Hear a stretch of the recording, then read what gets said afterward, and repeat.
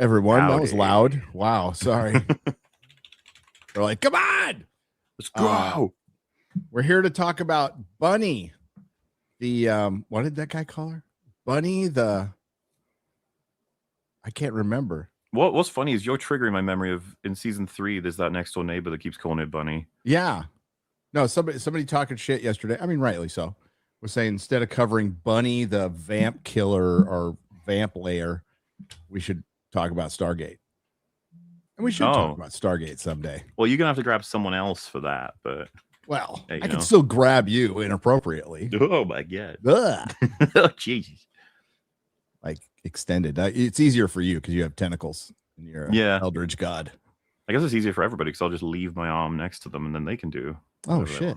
That's amazing. I know. Imagine the possibility. Never mind. We are here talking about Buffy season 2 part 3. Yes, we broke it up into like 7 episode blocks and just kind of worked out. It looks like structure, but it's not because we're just kind of going with it. But it's a structure that works for us, especially in this very busy time of year. Well, it's always busy. We're always busy. There's never going to be like, hey, I got a month of nothing to do. Let's nothing just, at all.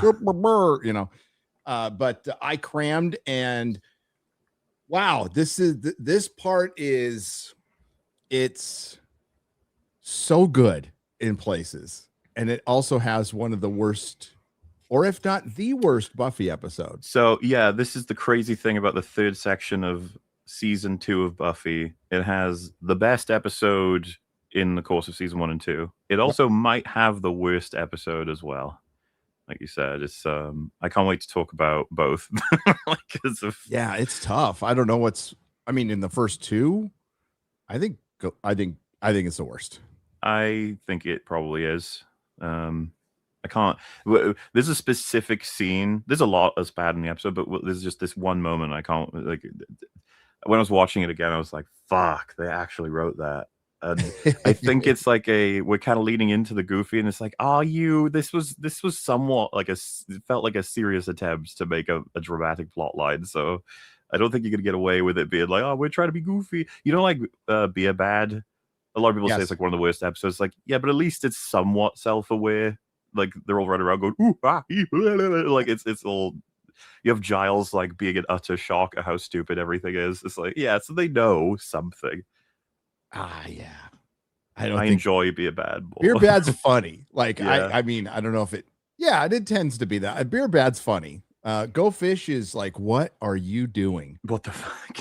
And it's weird because Go Fish has the special effects is some of the best in season 1 and 2. Yes. On the creatures. So, quick aside, I went and looked at an episode of the remastered version because I haven't really watched a full episode of the remastered version. It's really bad, and it's a shame because the quality of these episodes on Hulu are dog shit. They like it is so. Well, it's like 480p. God, yeah. You almost have to watch it on a CRTV to enjoy it, right? It's really sad, man, because the remaster is like they're sterile in terms of their grading. They've got the plasticky film grain removal. They're showing shit that you shouldn't even see, like which matters artistically. I know a lot of people think that widescreen just beats 4:3. It's not true. There's a reason it was filmed that way. They put everything in frame. So, but simultaneously, it's like, oh my god, how crisp the image is. And you're like, yeah, imagine a good remaster. Wouldn't that be nice? I think that's sorry, guys, but that's the one thing we're going to be able to thank AI for. AI will be able to remaster these things. That's. I know it probably doesn't make a lot of people happy, but the Buffy's never going to get a remaster by people that'll be good now. No, hopefully it'll be an AI that's like passable. I know this would never happen, but it sucks that there are probably a group of like 100 fans you could get that would do it for free if you gave them the tools. If you put Robert Meyer Burnett in charge and paid him a nominal fee, he could coordinate it because he worked on Star Trek: The Next Generation remastering, which is widely known as one of the best remasterings this side of X-Files. And it might be better. Might actually be better. Not sure. But knowing what I know of like what goes into, because that's when I worked in Hollywood, that's what I worked on was Blu-ray and DVD. It takes a lot of work, a lot of people. So this is going to be one of the first things AI takes, and I don't think it's for physical media. It's just for putting stuff on streaming that's nicer. I mean, they already have AI in the upscaling now, don't they? They do. Like James Cameron used it for Aliens and True Lies. So yeah, if he's using like it, shit on Aliens, by the way. I know, and that's the thing. If Captain Visuals Matter more than anything is using it, then it'll be everywhere. Another quick aside: who is more normie nip in the sense of catnip? You know what catnip does? It's like cat crack, right? Mm-hmm. Nolan or James Cameron? Oh, probably James Cameron. Yeah, I think I'd go with James Cameron. But like almost in a way that's baffling to me because like Avatar, I'm borderline tuned out on. But a lot of people accuse like Nolan and Nolan fans of pseudo intellectualism, like shooting a lot higher than it possibly could muster, which obviously I would probably be in the camp of accusing that for something like Interstellar. But at the same time, there's a lot to draw out of his movies that are really, really good. So I don't know. Maybe it's good just point. Miss thing. It's like Dark Knight Rises is like retarded, but Dark Knight, there's loads in there that's super fucking interesting. So, and Begins. Yeah, no, I mean, Nolan's made recently films I enjoy, as opposed to the last Cameron film I enjoyed, Titanic. I guess Titanic might be it, yeah. Because Titanic and then Avatar, right? Is that how that works? Yeah, Titanic was 30 years ago. Man, holy shit! Nearly 30, I think. Because I remember my sisters watching it obsessively, and I was like, "Cool boat sink scene." That's what I liked. Did it come out 97? I think Buffy was still on the air. Buffy was just started. Yeah, 97. Wow. Because it's funny, I was about to say I don't remember a world where Titanic didn't exist. However, I remember it kind of coming out. So it came out exactly when I was 4, which is about when my memories really start. The 90s were fun. So you don't remember the lead up. There was an internet, but it's not like it was now that everybody was convinced Titanic was going to flop. The budgets were going crazy. The budget would have been insane. There was articles in like these thing called the newspaper where they were talking about like how the runaway budget, all the problems Cameron was having. They were going to say this is the next Heaven's Gate. Like everybody was convinced it was going to be an absolute bomb. And then it wasn't. Dude, I used to absolutely. I've talked before, like coming down because we would go to the cinema once per week. That was a big family thing, and I'd love to look at the showings and be like, "What films are coming out? What have we got?" I've talked about this before. I hate that we've lost that cultural element of I could look at the listings, see the names alone, and be like, "We got to check out this one. We got to check." Like the confidence that you'd see something worthwhile was through the roof at one point, and now it's like 3 a year. Now it's like you need to pay me to consider it. Right? It's like, okay, jeez. Like with the Odyssey, somebody's like, and they were nice about it, MauLer. They weren't dicks. Mm-hmm. It's fine if they're dicks too. They were going, well, I hope Nerdrotic is honest about the Odyssey. It's like, what other way would I be? Yeah. Like, I don't understand. Like, when I say you have to pay me, I'm talking about like Hollywood, not like. Definitely. Is it because I'll take a chance on all kinds of random shit, but when it comes to a big studio being like, "Hey, we've got this film, want to come see it?" You're like, "Not really." Nope. I want a suite. I want a posh flight, and then I still going to rip it if it sucks. So, well, and that's the prospect. It's like when a movie is over 2 hours, it's like, oh, can I be bothered to go to the cinema for all of that? When is like new Marvel shit is an hour and 20 minutes, you're like, whoa, thank God. Get rid of that quickly. No, like I did it for the meme and just to make everybody on Friday Night Tights miserable, but making everybody go see Snow White. But then the act of actually going to see it in the theater by myself was hard. That's rough, man. That was rough. But you made it. You're still here. Like somebody should put me on a watch list for going. All All right. So we're going to start out with Oz. Oz is in the picture now. MauLer. Phases. Seth Green playing an autistic character, by the way.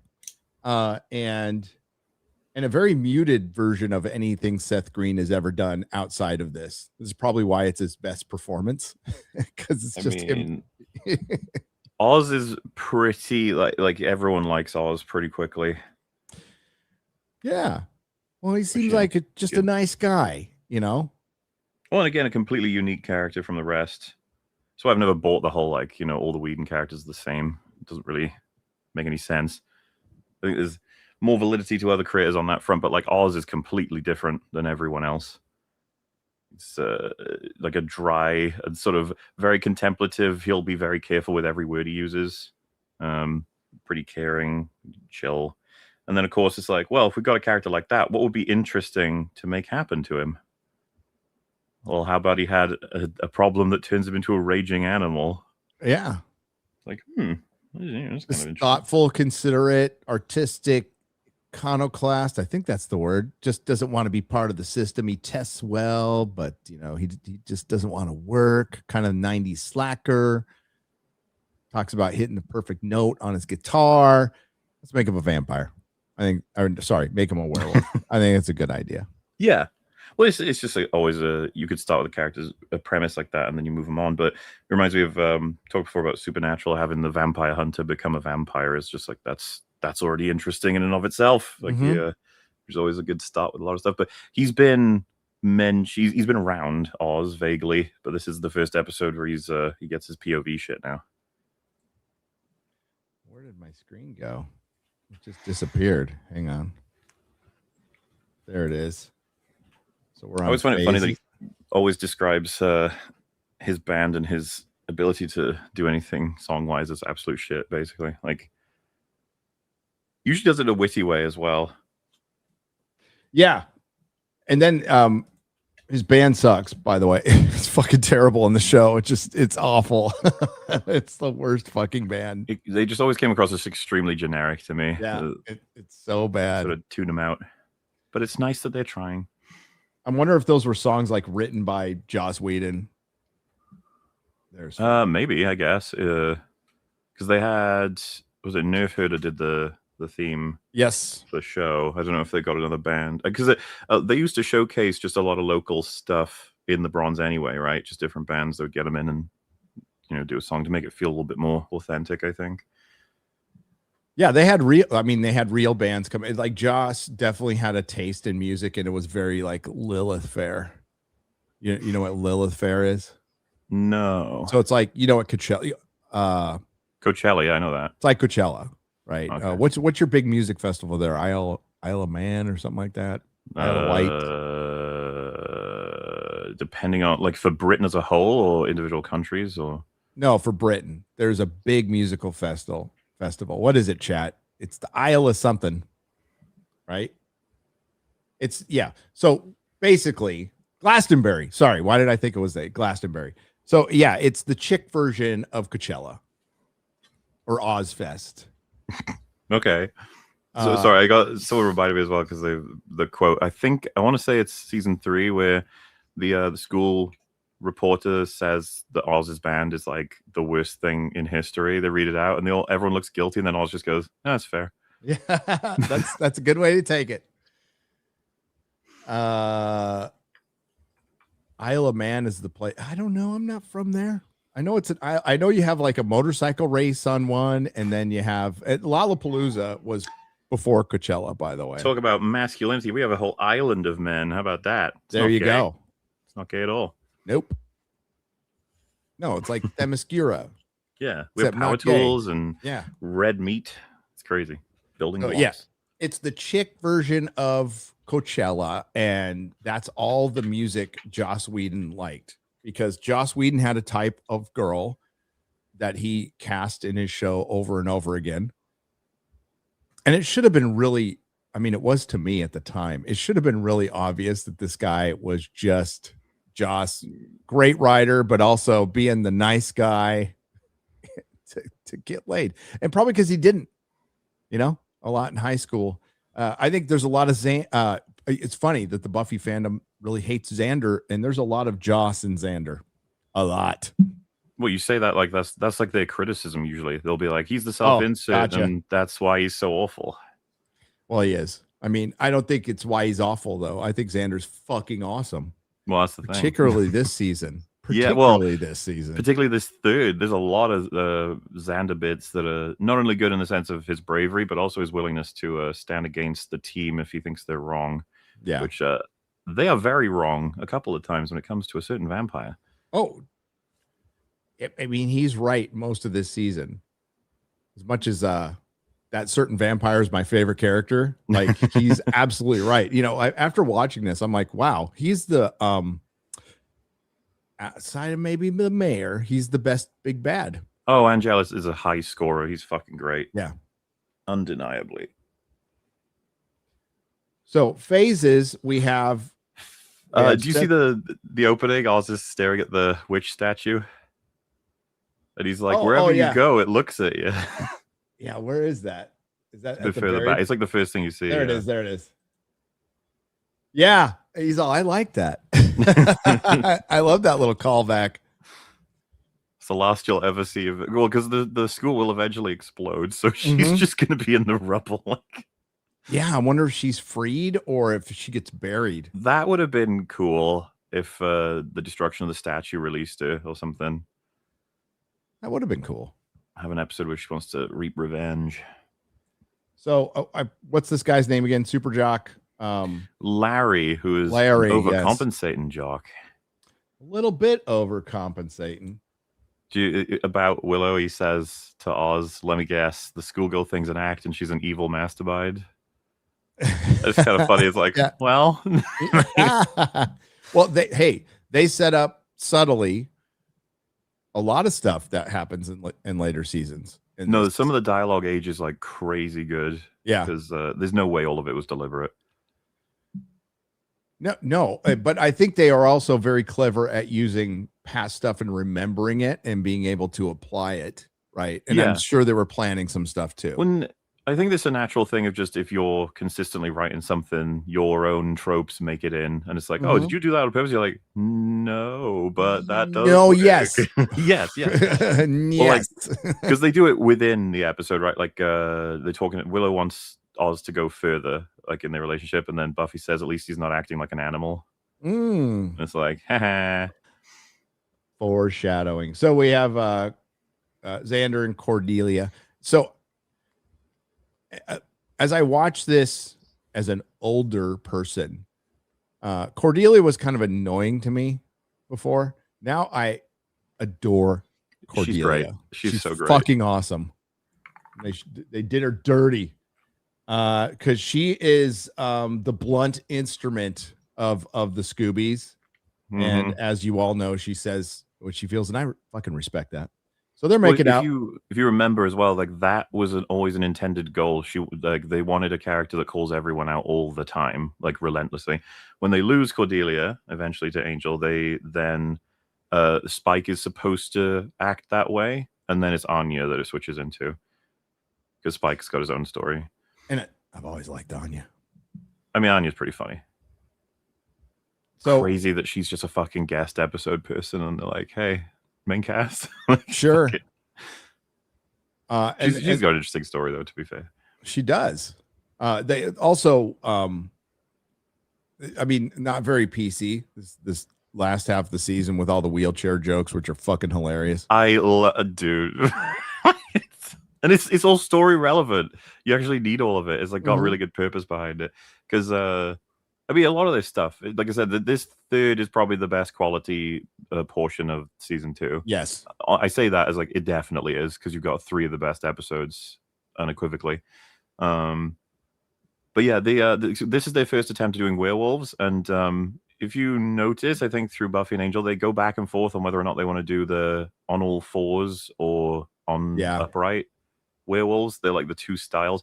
You can tell that the upright ones, they try to film very carefully because they're so rigid, while they like the on all fours ones because it's a guy in a suit and he can do anything and just run around, go blah, blah, blah. But I think it just looks a little bit sillier. It's just kind of interesting to see them decide back and forth, because if you remember, we go from this, the upright, to then, I think from this point on, it's on all fours until Angel season 5, where they go back to the upright again. Yeah, that's right.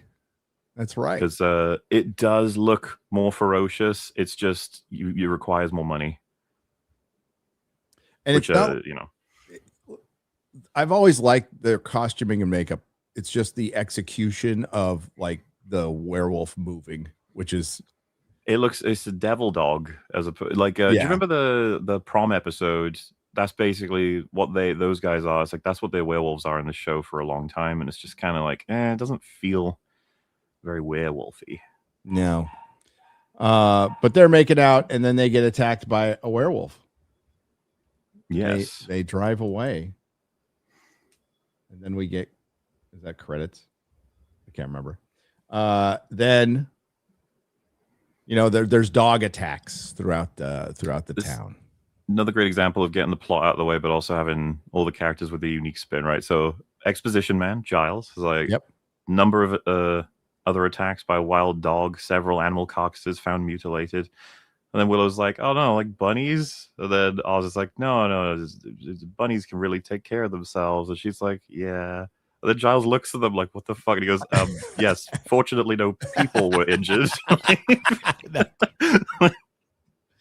And bunnies comes up later. Do you think they planned that? I don't think so. Who could say? So Larry, I mean, if you didn't catch the very subtle message in here, the A plot and the B plot, they're connected. Yes. Again, really subtle. But we have Larry, always. Larry's got a secret. He's overdoing it by sexing up the women.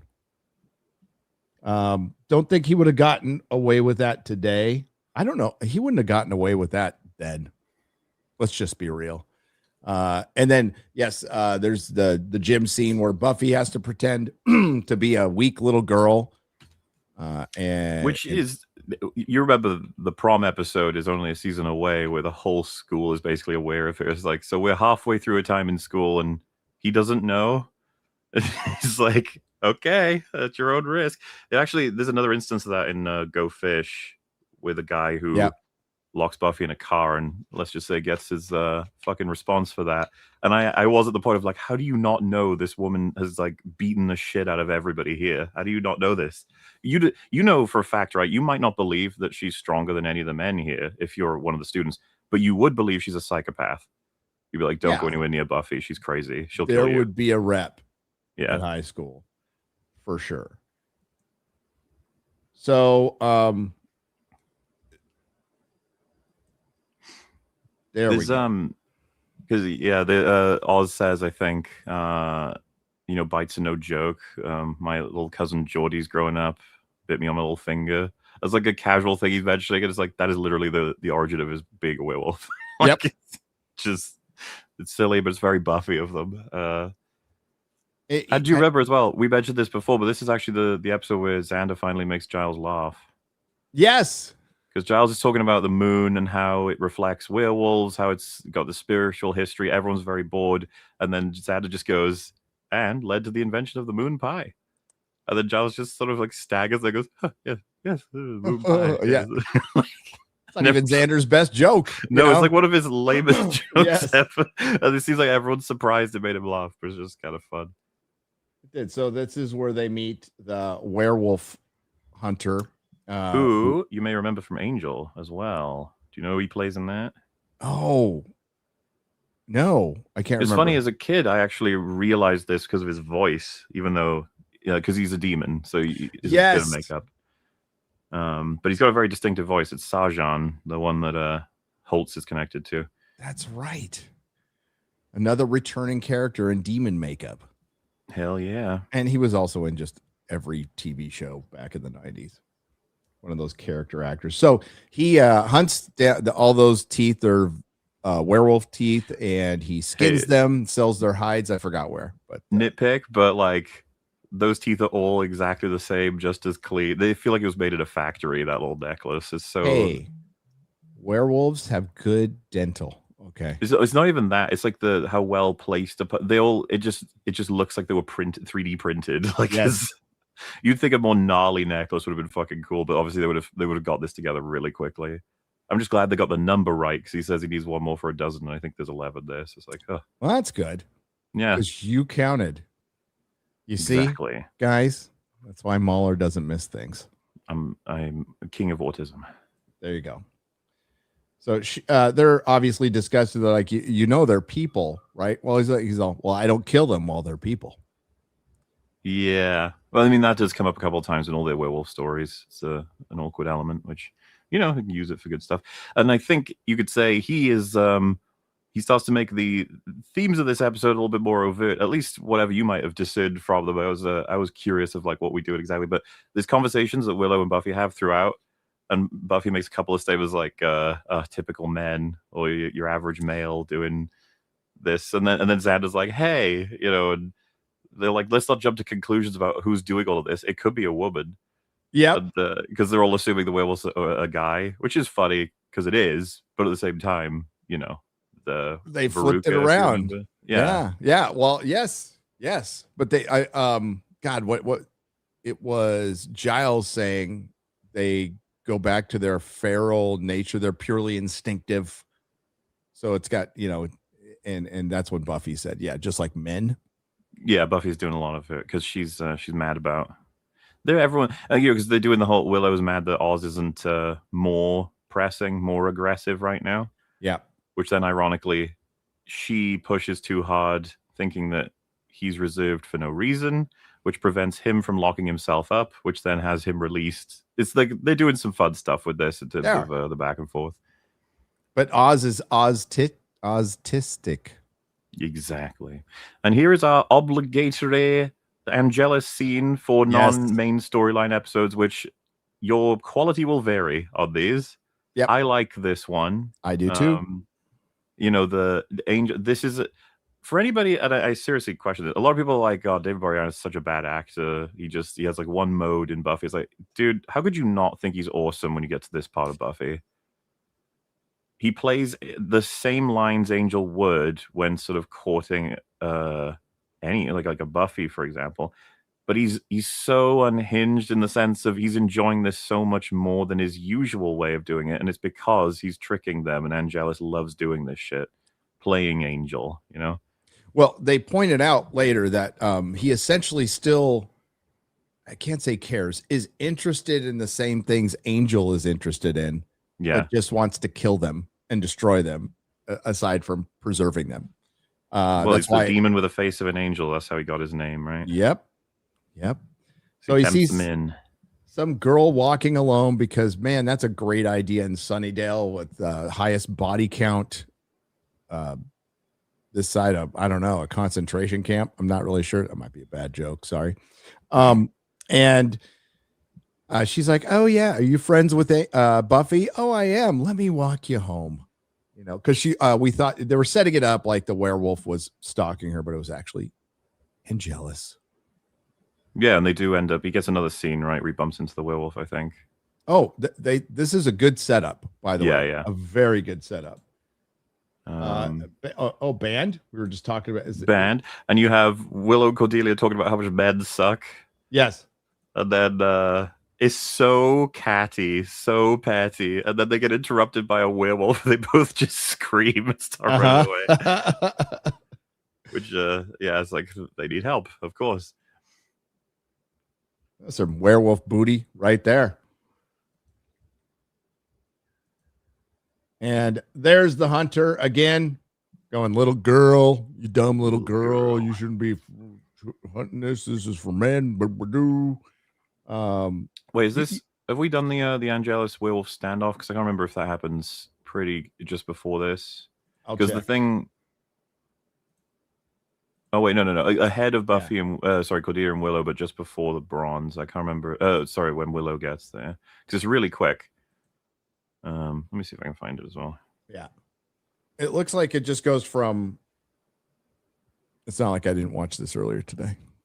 No, I mean I'm bad at it as well. Oh yeah, it is just after when Giles and Thingy are talking to him. Okay, that's all good. Yeah. But no, you're right. He's like, and to be fair, the hunter, he's a dick, but he says that you hesitated, you're screwing up, and now every kill it gets is on you, which is tied into how Buffy feels about Angelus in general. Every time she's failed to deal with him, which is going to be very relevant in an episode or two, actually. Yeah. Well, that's what Joss is very good at. Everybody focuses on the Whedon speak. It's like Joss is very good at setup and payoff. A very simple thing, you would think. But it's a lost art today. Well, I also, unfortunately, because things get twisted and turned in order to better communicate an idea quickly. The whole the Marvelisms or Whedon speak and stuff, it's just like a lot of stuff doesn't get appreciated for the wit of like a joke in a particular area, like that just happened. It's not like any of us think that's witty. Like, no.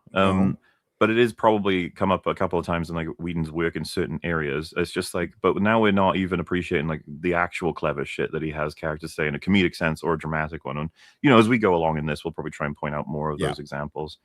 But it's almost been reduced down. Like his characters aren't just smart because they say they're ahead of the situation and say that just happened or any shit like that. So this is where we get the face off. The big thing for me here, I feel like this scene alone should make them understand where they should focus their efforts. Because on one hand, you have what is unfortunately a like stone-faced Halloween prop in the werewolf. Yeah. But then you cut over to Angelus. He looks fucking great here. And it's like, oh, I think I know what we should focus on out of these two. How come I can't see it now? God, I hate. You're getting unlucky with those previous. There we go. There we go. Like I think the vampire makeup and the lighting there, he just looks great. Yeah, and it's this is the first time a werewolf and a vampire have faced off in the show, and they're both just kind of curious about each other. Then he lays down the dead body of the girl, obviously as a setup. Because what's interesting about this show is their lore. I think almost every monster is like essentially demon origin, right? Because the Whale Giles says it is the last demon to exit this dimension bit a human, and that human became a vampire. Like, so it's a demonic origin. Yep. Werewolves lycanthropy. I don't know exactly what Giles says regarding the moon and everything, but they do tend to try to draw everything back to demon origins because the world was covered in demons once upon a time. Which is really cool lore, by the way. Yeah, I mean, the pieces you get, I feel like it's not something they cared about that much. I don't necessarily blame them, but it'd be cool to know more the more they went on. Right. So they have a little chit chat, and then Oz wakes up. He is the werewolf. And he just gets up and goes, huh, interesting. And then you later on, you see Oz like actually concerned as concerned as he can get, and he calls his aunt. Well, I like what prompts it is the fact that people are getting hurt now. It's not like if it were just him dealing with it, he'd be fine. But when he knows he's hurting people, he's like, oh shit.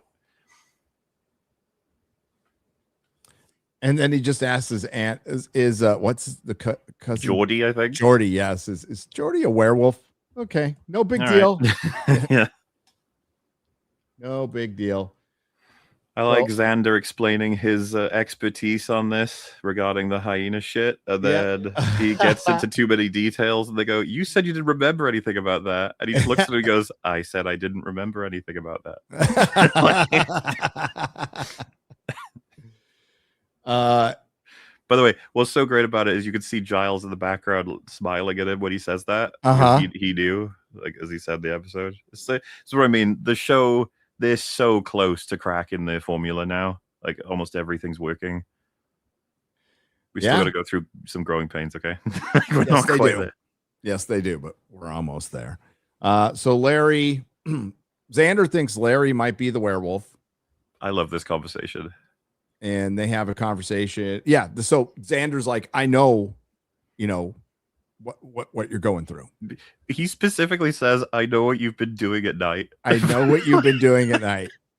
And he says, hurting me isn't going to make it go away. So Larry just admits, he's like, I'm gay. Oh my God, I feel better for saying it. Because he thinks Xander's gay. Yeah. And he's like, saying it to you. I felt like I could be honest because you've gone through the same thing. And he's like, what? No. So good. So yeah, once Larry says he's gay, he like becomes a nicer person and thinks Xander is gay, and Xander's like, I wish I didn't know any of that. But Yeah, thanks. then I think at one point Buffy says like, "How to go with Larry?" and Xander's like, "What's that supposed to mean?" Yep. So insecure is great. So they're trying to figure out everything about the werewolf and the dog, and Yeah, and she says that vampire angel sends his love. Again, Oh, we're keeping up the that's right. I the didn't guilt want to pass aspect of that, which is going to be a nuke soon. So the dead body of the girl, they're over checking it out, and she becomes a vampire. So they know it wasn't And or it's again, it's mature of the show because it's like, yay, she wasn't killed by a werewolf, and then it's like she was killed by a vampire. Like that's still terrible. Like there's nothing to gain here, and then especially knowing it was Angel as well. It's like, fuck. Well, so like all the guilt she had over not having dealt with the werewolf and it killing people is just flipped over to Angel, which again will come up more seriously very soon. No, like Angel's just lightly fucking with them, particularly on Valentine's Day, and then it gets worse. But yeah, she stakes her. And she's very sad that it's Angel and it's not. There's something a little something happens here that I always thought was curious, but it actually makes more sense considering the next episode. Is when she hugs Xander, and there's a moment where she backs up slightly and looks at him, and they're pretty close, and then he says, "My life's not complicated at all," because it kind of, let's just say, if you're a guy and a girl's that close to you, looking in your eyes, you might get a certain impression. Yeah. And that I think is on purpose because of something that happens next episode, which we'll talk about when we get there. Mm-hmm.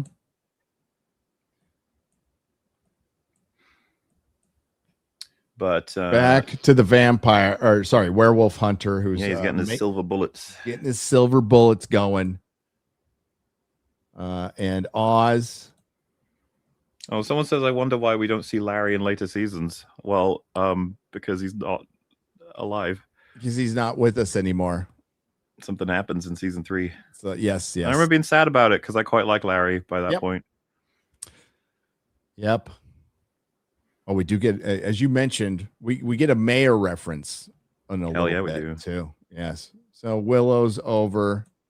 This is so Buffy says to, I think in a conversation with Willow, that men grow body hair and then lose the ability to tell you what they want, which is very ironic because of course Oz may be quiet right now, but the whole angle is that he's trying to figure what the hell he's supposed to do about this situation, which again is supposed to be like allegorical. This is all a high school show, but the Willow's decided the correct thing to do is to burst into his house and demand he explain all this situation, which makes it all much worse. Yes, because he gets free. So it's a nice bit of irony there of Willow being like, you're the person who's made the mistake here. And it's like, I think you could have handled it a little bit more chill there, but it's Willow. The irony of a woman saying a man can't tell you what they want. Yeah. There's that too. So earlier on in the episode, I think it's earlier on where Giles says, because they think a werewolf can only come on the full moon, but it's a 3-day period. So they have one more day to figure it out. Right. So Willow comes on strong and, it turns Oz into a werewolf. And as good TV goes, it's a pretty, it feels borderline like you've watched a movie that's relatively short because now you've got the Hunter Man is going for the werewolf. We know the werewolf is actually Oz. Giles and Buffy are also hunting him without knowing this. And then he is chasing Willow. It's like, oh shit, so we got all that happening all at once in our third act. What's going to happen? Yeah. There's no way she made it over this fence, by the way. She got help. Yeah. Because they cut. And then she fights him off with a trash can. Gives her a bit of time. Buys her some time.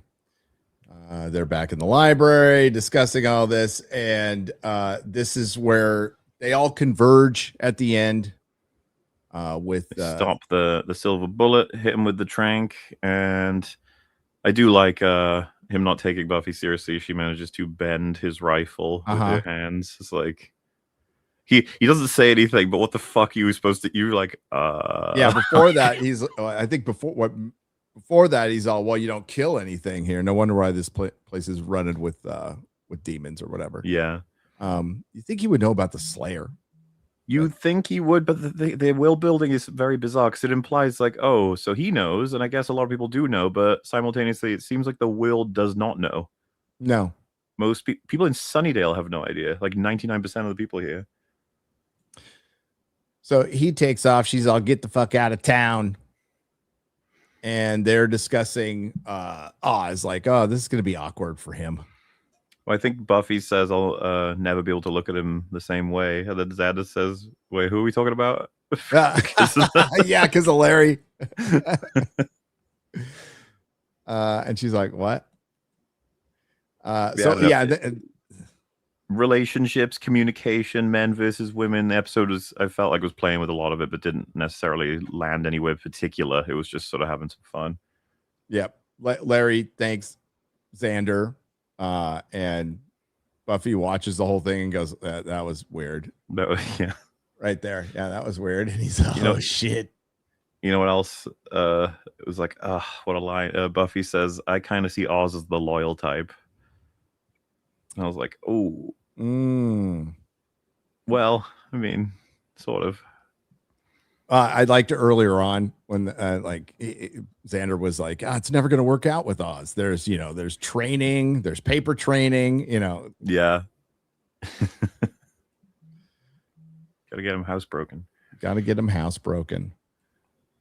So, and then, Willow talks to Oz and says, I still want to date you despite the fact that you're a werewolf. And that's that episode. Yeah. Nice and solid. A solid episode. A solid episode. It didn't embarrass itself. And people were bringing up Ted being the worst episode earlier on. Ted is better than... yeah. At least it's got John Ritter in it. Okay. Yeah. May he rest in peace. Ted is almost...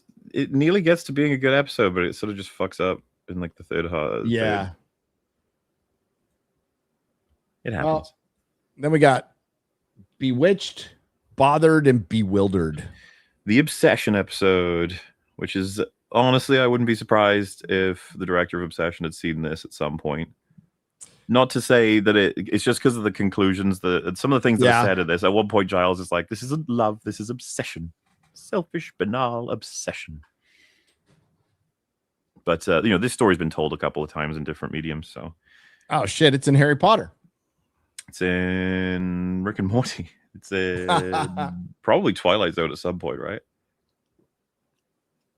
Yes. In a couple of iterations, early and later in the 80s. Mm-hmm. So the next episode is Passion, which I like this episode. It is not perfect.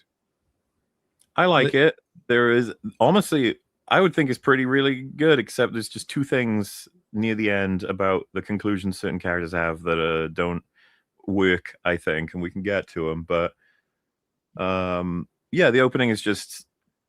which is important for this episode structure. Yes. Xander, among many things, is basically saying like he's preparing his gift for Valentine's Day for Cordelia, and in the middle of the conversation, he even says like, he still has his feelings for Buffy, but he knows that's not going anywhere, and that's fine, whatever. And so she's acknowledging it, which is important because of something that happens in this episode.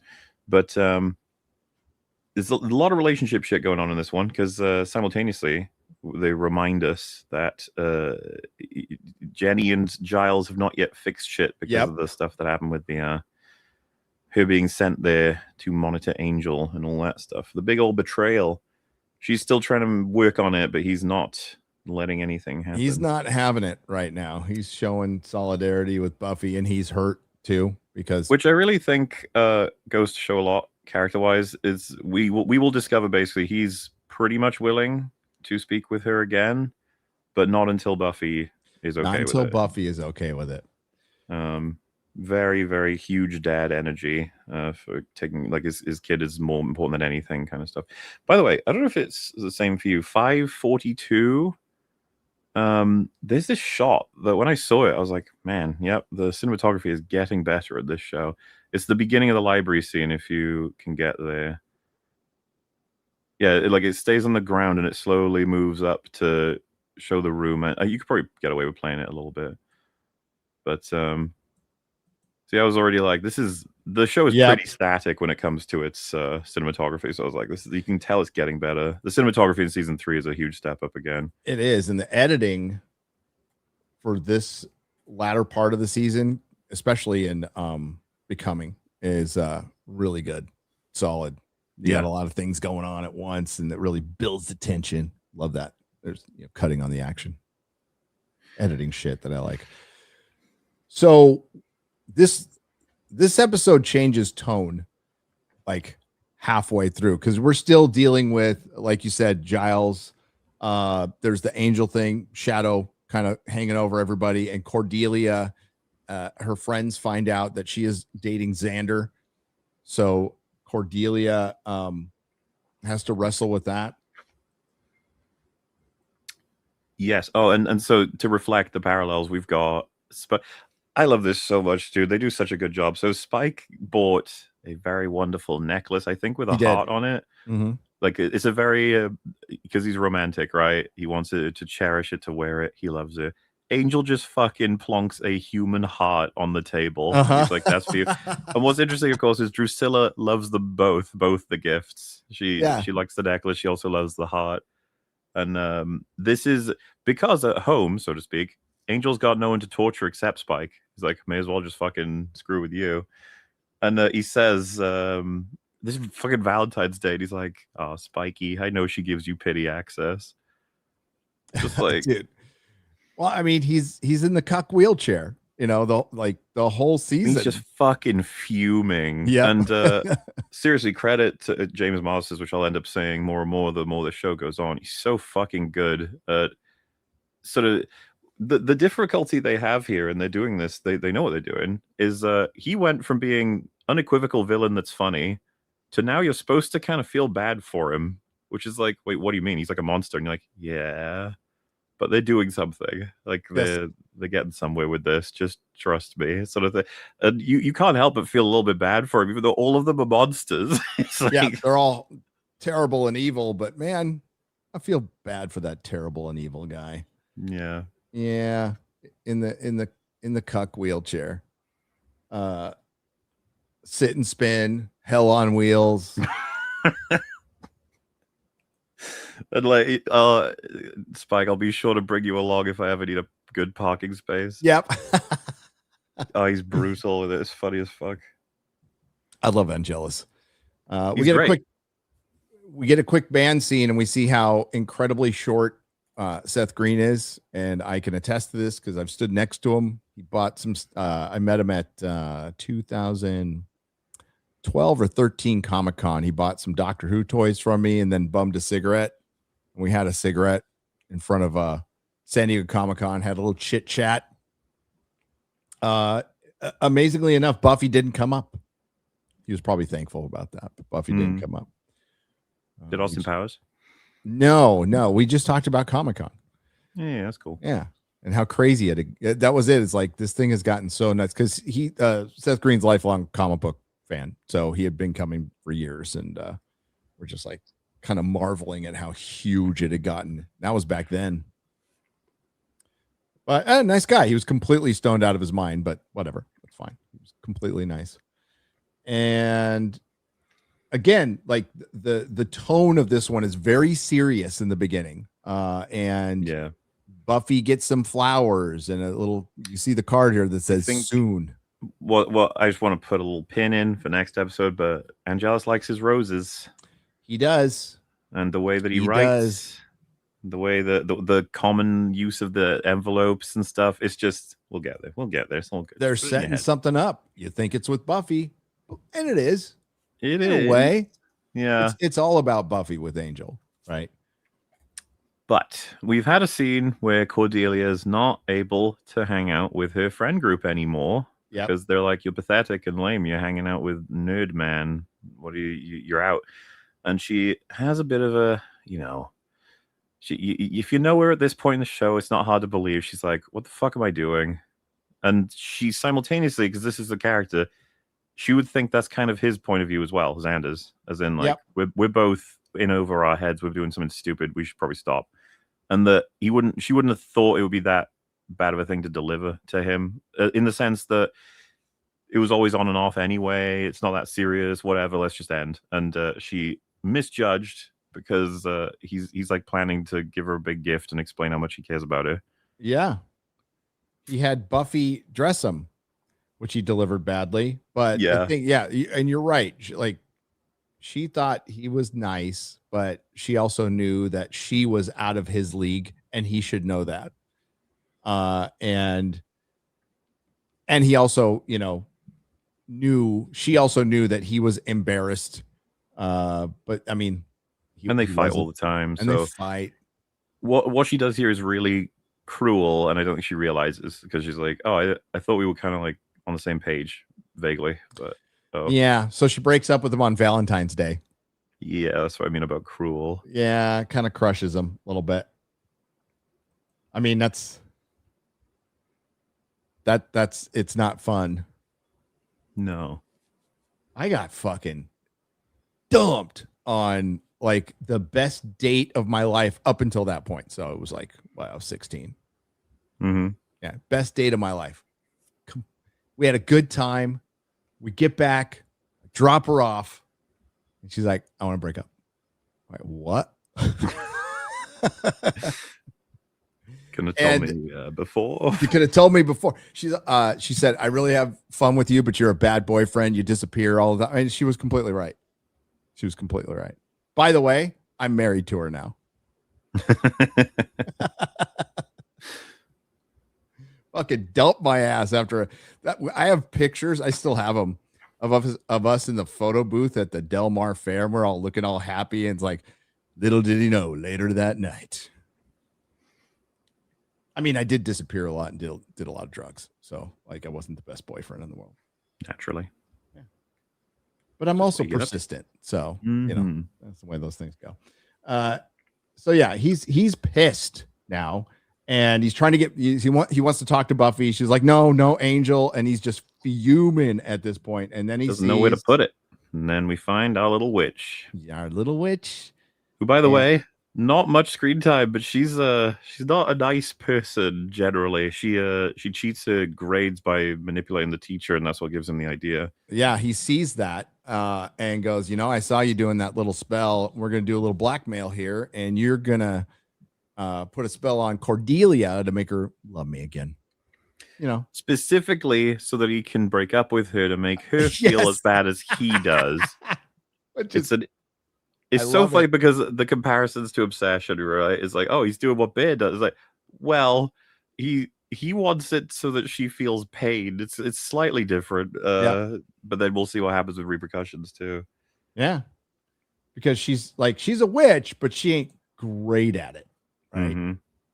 Oh, they set something up. They set something else up in this with Buffy when they turned Buffy into a rat. So. Yeah. So he convinces her to do this spell. She says she needs an item from Cordelia, and he had given her the gift in the previous night.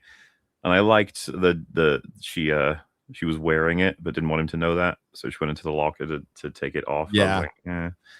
It's good stuff. It's not like it's a fucking hidden detail. It's just evidence the character, because Cordelia is quite caring when she wants to be.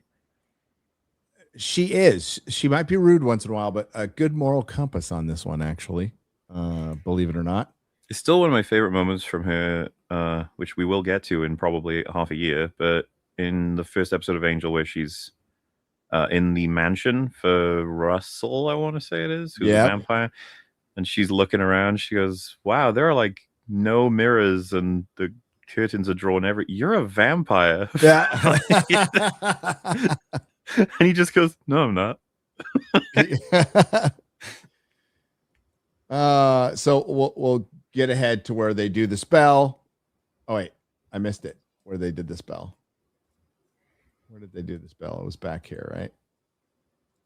I just thought there it is. So they do the spell. They sure do. They sure do. And something goes wrong.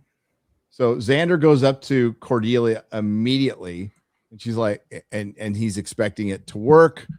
And she's like, "What the fuck are you doing here?" You know? And it doesn't. Like, well, shit. He's all, damn it. It doesn't work out, except it worked on every other girl. That is the backfire. Every girl in Sunnydale is now in love with Xander. And just like Obsession, they don't quite play it in the strictest sense of they just like him and want to be with him. They get out of control. Mm-hmm. And it's every girl who comes into contact with him, including Buffy. And then, like, the person who actually administered the spell, which makes it a bit of a problem. Yeah, well, because the interesting thing here is that Buffy basically says, like, how about we spend the night together? It's about time. Maybe we do something. You've always been there. And she says it's crazy how you can be around for someone for so long and not really see them. And like I said, I think because of that little moment in the previous episode and then how Xander feels, he is convinced by this, as in, like, oh shit, Buffy finally actually likes me. And then he goes outside for a minute and he keeps looking at her through the little window. Yeah. And Amy says, it's crazy how you can know someone for so long and only then really see them. And then he realizes, like, oh shit. Like, so Buffy's doing it and you're doing it. And it's not because Buffy actually cares about him like that. It's because the spell has fucked up. I wonder if I can get that scene because Buffy's like staring at him, eating something. I think she's fucking with her hair or something, but yeah. Yeah. And he keeps looking back. I don't know how much I can get away with it. Yeah, probably. Yeah. Just be careful. Be careful. There, right there. Yeah, Buffy's all, hey, sucking on her finger. Yeah, and then it's like a random girl. And as soon as he realizes it's going wrong, it's then it's Willow, and it's like, uh-oh. Yep. Then he goes home, and Willow's in her PJs, ready to get down. She's like, forget Oz. And he's like, no, this is bad. She's yeah. And then wait, does he say it's time for me to act like a man and run? Yep. Cordelia, now all her friends are pissed at her because she broke up with that wonderful Xander, and how could you do that to him? And then there's that great scene where he's just walking in to some disco music and all the girls are just like, hey, and all the dudes just fucking hate him. Yeah. Which, by the way, where's Larry? I want to know. Where is Larry? Yeah. Was he sick this day? I wonder how that affects Larry. Don't know. But the episode does not address that. But then he gets to the library eventually, and I do love how fucking mad Giles is once he understands what he's done. Yep. Especially in the context here, because Giles is finally getting a lot from Jenny that he's wanted to talk about, right? Like she's pretty overt with him, but then simultaneously keeps drawing herself to Xander, and then he realizes everything he said is true, like that he's done a spell and shit. Yeah. Well, and she's talking to Giles this whole time. She's like, we're gonna talk, and then she's like rubbing Xander's arm and continues to rub Xander's arm, and he's like, Jesus Christ. Giles. I think does he say, like, I can't believe you'd be the fool enough to have done this? And he's like, I'm twice the fool it takes to do this. Yes. So this incapacitates the Slayer and everybody else. And eventually women start getting a little violent. Well, so this scene where Buffy's actually like nearly naked in front of him and says she wants to do everything he probably would want to. This is obviously very deliberate from the writers. She basically lays everything out is right there, and he says no. And he says no because, and it's not just like I can't do that and runs away. He's very specific. He says, like, what it would mean to me for you to feel that about me is like everything. It would blow my life away. Like that would be so much. And it's like, but you have no idea. Like, you're not even. It's not something you're feeling, and so there's nothing actually happening here, which means it can't happen at all. Which is a more mature version of just saying, like, it's immoral, like I appreciate the writers gave him more of a deeper understanding of why this is wrong and why he shouldn't do it. Yeah. Which, by the way, of course, this is what deviates him from Bear, from Session. Which, by the way, have you seen that yet? I have not seen it yet. I want to see it in the theater. You gotta see it. You gotta see it. I know. But I could watch it on digital, but I want to see it in the theater. And what's amazing is even up here, it's not like they're sold out, but the showings are packed. Like there's a lot of people still going, which is good. So Amy and Buffy get in a fight, and Amy turns Buffy into a rat. Yes, which is nearly catastrophic because that is the Slayer, and she can now get killed by a cat if she's not careful. That is a bit of a problem. Then Oz comes in and punches Xander. He's like, I'm not sure why. I just felt the need to punch you. Which is very almost unusually emotional for him, but still very fair. So the women get crazier. Yeah, they become like a horde. They become a horde, and they start. And so Cordelia is not affected. So she finds out, by the way. I love that. Like, wait a minute. You did that spell for me? I'm not 100% sure if that would be her reaction or not. I think it's funny for a character to be like, you went all that effort to hurt me? You must care about me a lot. But Cordelia is like, she does get, right, that he was planning on taking her agency and then causing her to feel pain. Like, I never got, like, the way she has this revelation, I feel like she does not understand the situation at all. Funny line, though. It is funny on like a narcissistic sort of thing, which I get as a trait of a character, but I simultaneously could have seen her blowing up at Xander for this, being like, "You fucking idiot, psycho." Yeah, the Joyce shit. Yeah. So this is where fucking this is Angelus pops in again.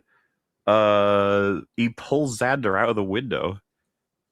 Yeah. Which, if you think about it, is pretty fascinating in the sense that it seems like he wants to kill, so to speak, an orbiter of Buffy's. He's not sure who he's going to do yet. And it seems like in this episode he's opting for Xander because it's convenient, I guess, that he's here. But then it's actually not convenient at all because Drusilla is affected. Yes. So even the vampires get affected by this spell. And Drusilla basically saves Xander. And there's the one thing where they kind of nerf Angel once in a while is he just stops and just kind of walks away like this. And I'm like, oh, no. I don't think Angelus would give up that easy, but he did. He's just because he doesn't know about the spell, and he's like, Drusilla wants Xander. What the fuck is going on? And I think he just backs away this because he does say like, I really did like make you insane. Your brain. Yeah. So saved by Drusilla. And then all the women attack at the end, and they pull the spell back. They reversed the spell, and they said, what was it? That was a crazy scavenger hunt. That was nuts. Yeah. Wow. Not the first time they've sort of used these bits of free, like a gas leak or whatever. And Oz finds Buffy naked. Which is probably a situation that he's been on the reverse end of now, or will be a few times in the future. Yeah. And they all go back, and Xander said, well, I'm just back to being unpopular now. And she's like, oh, well, could be worse. Well, yeah, and this is kind of for me where the episode drops the ball a bit. Like, Xander doesn't really get repercussions for this. Like, you could be like, oh, he handled the end result well. It's like, I don't disagree with that. But like, what he did was evil as fuck, man. Try to cast a spell to cause pain to someone because they broke up with him. It was like, that's really bad. And it went really fucking bad. You get Giles yelling at him in the middle of the episode, but it's like, feels like the end is missing a scene where maybe it's Giles, maybe it's someone else gets to like be like, what the fuck is wrong with you? Never do that again. And like him saying, I fucked up and there's a lot I need to do to fix this. I know they mentioned Willow, but it's like, well, it's everybody. It's not just Willow. It's Buffy. It's Miss Calendar. It's, all the named characters. But it's a fucking. It's like every woman in Sunnydale, basically. Dude, and he gets the girl back at the end. Yeah, he does kind of just win overall. Even Buffy saying is like, you came through. You did the right thing. It's like Buffy. on one aspect, sure, but I mean, like, there's some other bits and bobs here. No. Oh yeah, and Buffy does establish that she remembered the whole thing, which means everyone does. Right? Yes, they should. I guess everyone's too embarrassed to admit what they remember. I don't know. So we're probably gonna have to speed run through a couple episodes. Just saying, because we got very speed runnable ones coming up. Unfortunately, the next one is not speed runnable. No, this one is the best episode of the first 2 seasons. And would you put it top 5 episode of the show? There's too many good episodes to make it into the top 5. I don't think. Okay. Like, I'm not even sure it can get to the top 5 if it was against Angel season 5. Like, episodes. Well, yeah. If we're comparing Angel, okay, that's a different story. Once we get Buffy and Angel, it's in my top 20, and that sounds like an insult. It's not. It's really not. And there's a lot of episodes, but we're at Passion. Yes. So this is where the series turns. This is like a turning point for the series. This is the one when people watch it, I tend not to necessarily set it up this way, but once it's over, I'm like, so this is what you get when Buffy is at its best, which we're heading toward. Like, Passion is almost more good than these seasons would necessarily imply they could get. I don't know what happened when they made this, but like everything's locked the fuck in. Certainly the writing. The performances are amazing. The editing, the lighting, there's a couple of dynamic choices for how they portray the story. And then just the narration, the point it makes about passion, the nature of like living, and then how this intertwines differently with a bit of irony on which characters are affected the most. And then just some of the best scenes in the whole show. And I just have nothing but praise for how fucking excellent this episode is. And it just comes out of fucking nowhere. You're like, we just did the funny episode with Xander getting women. Now what? It's like, just one of the best episodes ever. Here we go. Yeah. Angel narrates too. He's the one narrating about the nature of passion. Big fan of the soundtrack as well. It feels unique for the approach. It basically, what I'm trying to say is it has no right to be as good as it is, and Buffy starts to do that a couple of times. We're like, I'm sorry, why is, because we'll get there in season 5, but it's what I consider one of the greatest, if not the greatest episodes of TV ever, and it's like, why is this in my high school teen goofy gothic horror show? Well, these are the kind of episodes that I think I can explain pretty well if you see it, like why I watch the high school goth teen cheerleader fucking vampire show. So Angel's watching her sleep. He's taking his time. He's playing with his food. Yeah, stalking her throughout the whole opening. It's just this is the statement of the episode of like Angel's making a move. This episode, enough waiting. And his commentary is passion, although unbidden, it will stir, open its jaws and howl. It speaks to us, guides us. Passion rules us all, and we obey. What other choice do we have? Which is going to be reflected in basically every character in this episode. Yes. Yeah, so she finds her little note from Angel and tells Giles. This is a little bit concerning. Now, in an earlier episode, I think it was Giles who said Valentine's Day, Angelus is known to like do horrific things. Gets real revved up. It's real revved up, but like that was just the beginning. So, I mean, basically Xander's like, we need to, he's just constantly, we need to kill him. We just need to kill him. Why are we not killing him? And that's so just adding your own writing to make the show good. That was a quote I read. That wasn't like my opinion. That's what Angel says. It's like I said, everything in this episode is kind of like it's just amped up. I don't know what else to say. They went crazy with it. But there's actually a really good comedic bit which you get in a lot of the dramatic stuff when they're in the library, because this is the reason they move out of it. I think it's Jonathan comes in, and Xander's like, excuse me, have you ever heard of knocking? And then he goes, we need some books on Stalin. Yeah. He's like, does this look like a Barnes and Noble? and Giles is like, actually, it's a school library. This is a library, Xander. And it's a funny acknowledgement to me because like they constantly talk about the end of the world shit in there. Nobody ever comes in. It's like, well, somebody did this time. Well, it's a library at an American high school. I mean, it's actually well thought out. So they go out and they're what are they arguing over here now? They are discussing. Well, a big thing that happens here that I think is important. Cordy says, "Why has an angel just killed Buffy already?" Yeah, and you know, very very mean, very rude question of her to ask, but it is actually a really important one for the audience too. Why doesn't Angel? And it's like, well, because they've written a way better villain than Standard wants to kill, and it's over. Angel wants to torture her, cause her as much pain as possible. So killing her kind of is antithetical to that until you can take advantage of some other options. And he's been deciding on how and when to do certain things, which they've shown in the other episodes, and that's kind of, you know, like the playing with your food thing is kind of what you're getting at as well. And yeah, Giles says it's classic battle strategy to throw your opponent off their game. He just wants to provoke you, to goad you into a mishap. And as the Slayer, that you don't have that luxury. You can't be a slave to your passions. You mustn't let Angel get to you, no matter how provocative his behavior may become. Which good advice, Giles. I can think of a character that might need to hear it at some point in this episode. Yes. Well, and we get a great payoff later, which we'll discuss on like that. Really, we've been hearing about the character of Angel and how much he loves to torture, and then we get to see it pay off pretty well. So, well, and Buffy says back to Giles, "This is easy for you to say because you don't have Angel lurking in your bedroom at night." Again, so many, like the episode is just so fucking tight. When you hear that line, you're like, yeah. So Miss Calendar is on a mission, and she's going to let Willow take over class, and she wants to work on getting Angel's soul back.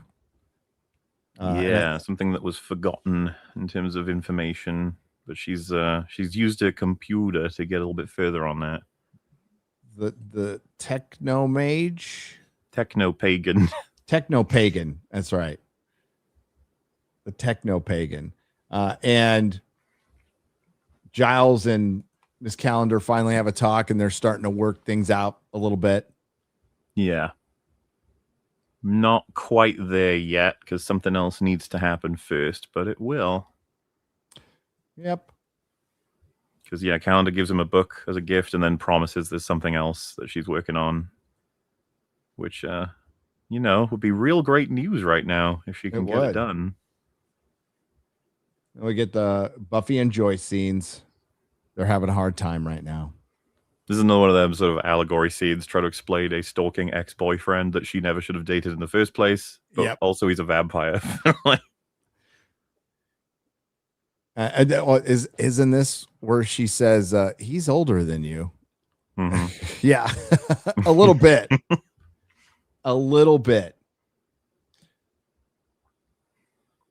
Oh, and then Willow sees that her goldfish or her fish have been strung up.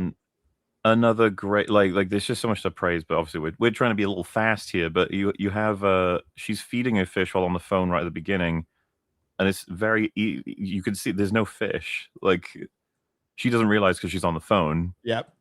But, you know, if you're just watching, and then the shot where she pulls them out of the envelope, the camera goes behind her tank so that when she pulls them up, you see them through the tank. I was just like, dude, this show doesn't usually, like, try this hard with cinematography, like I said.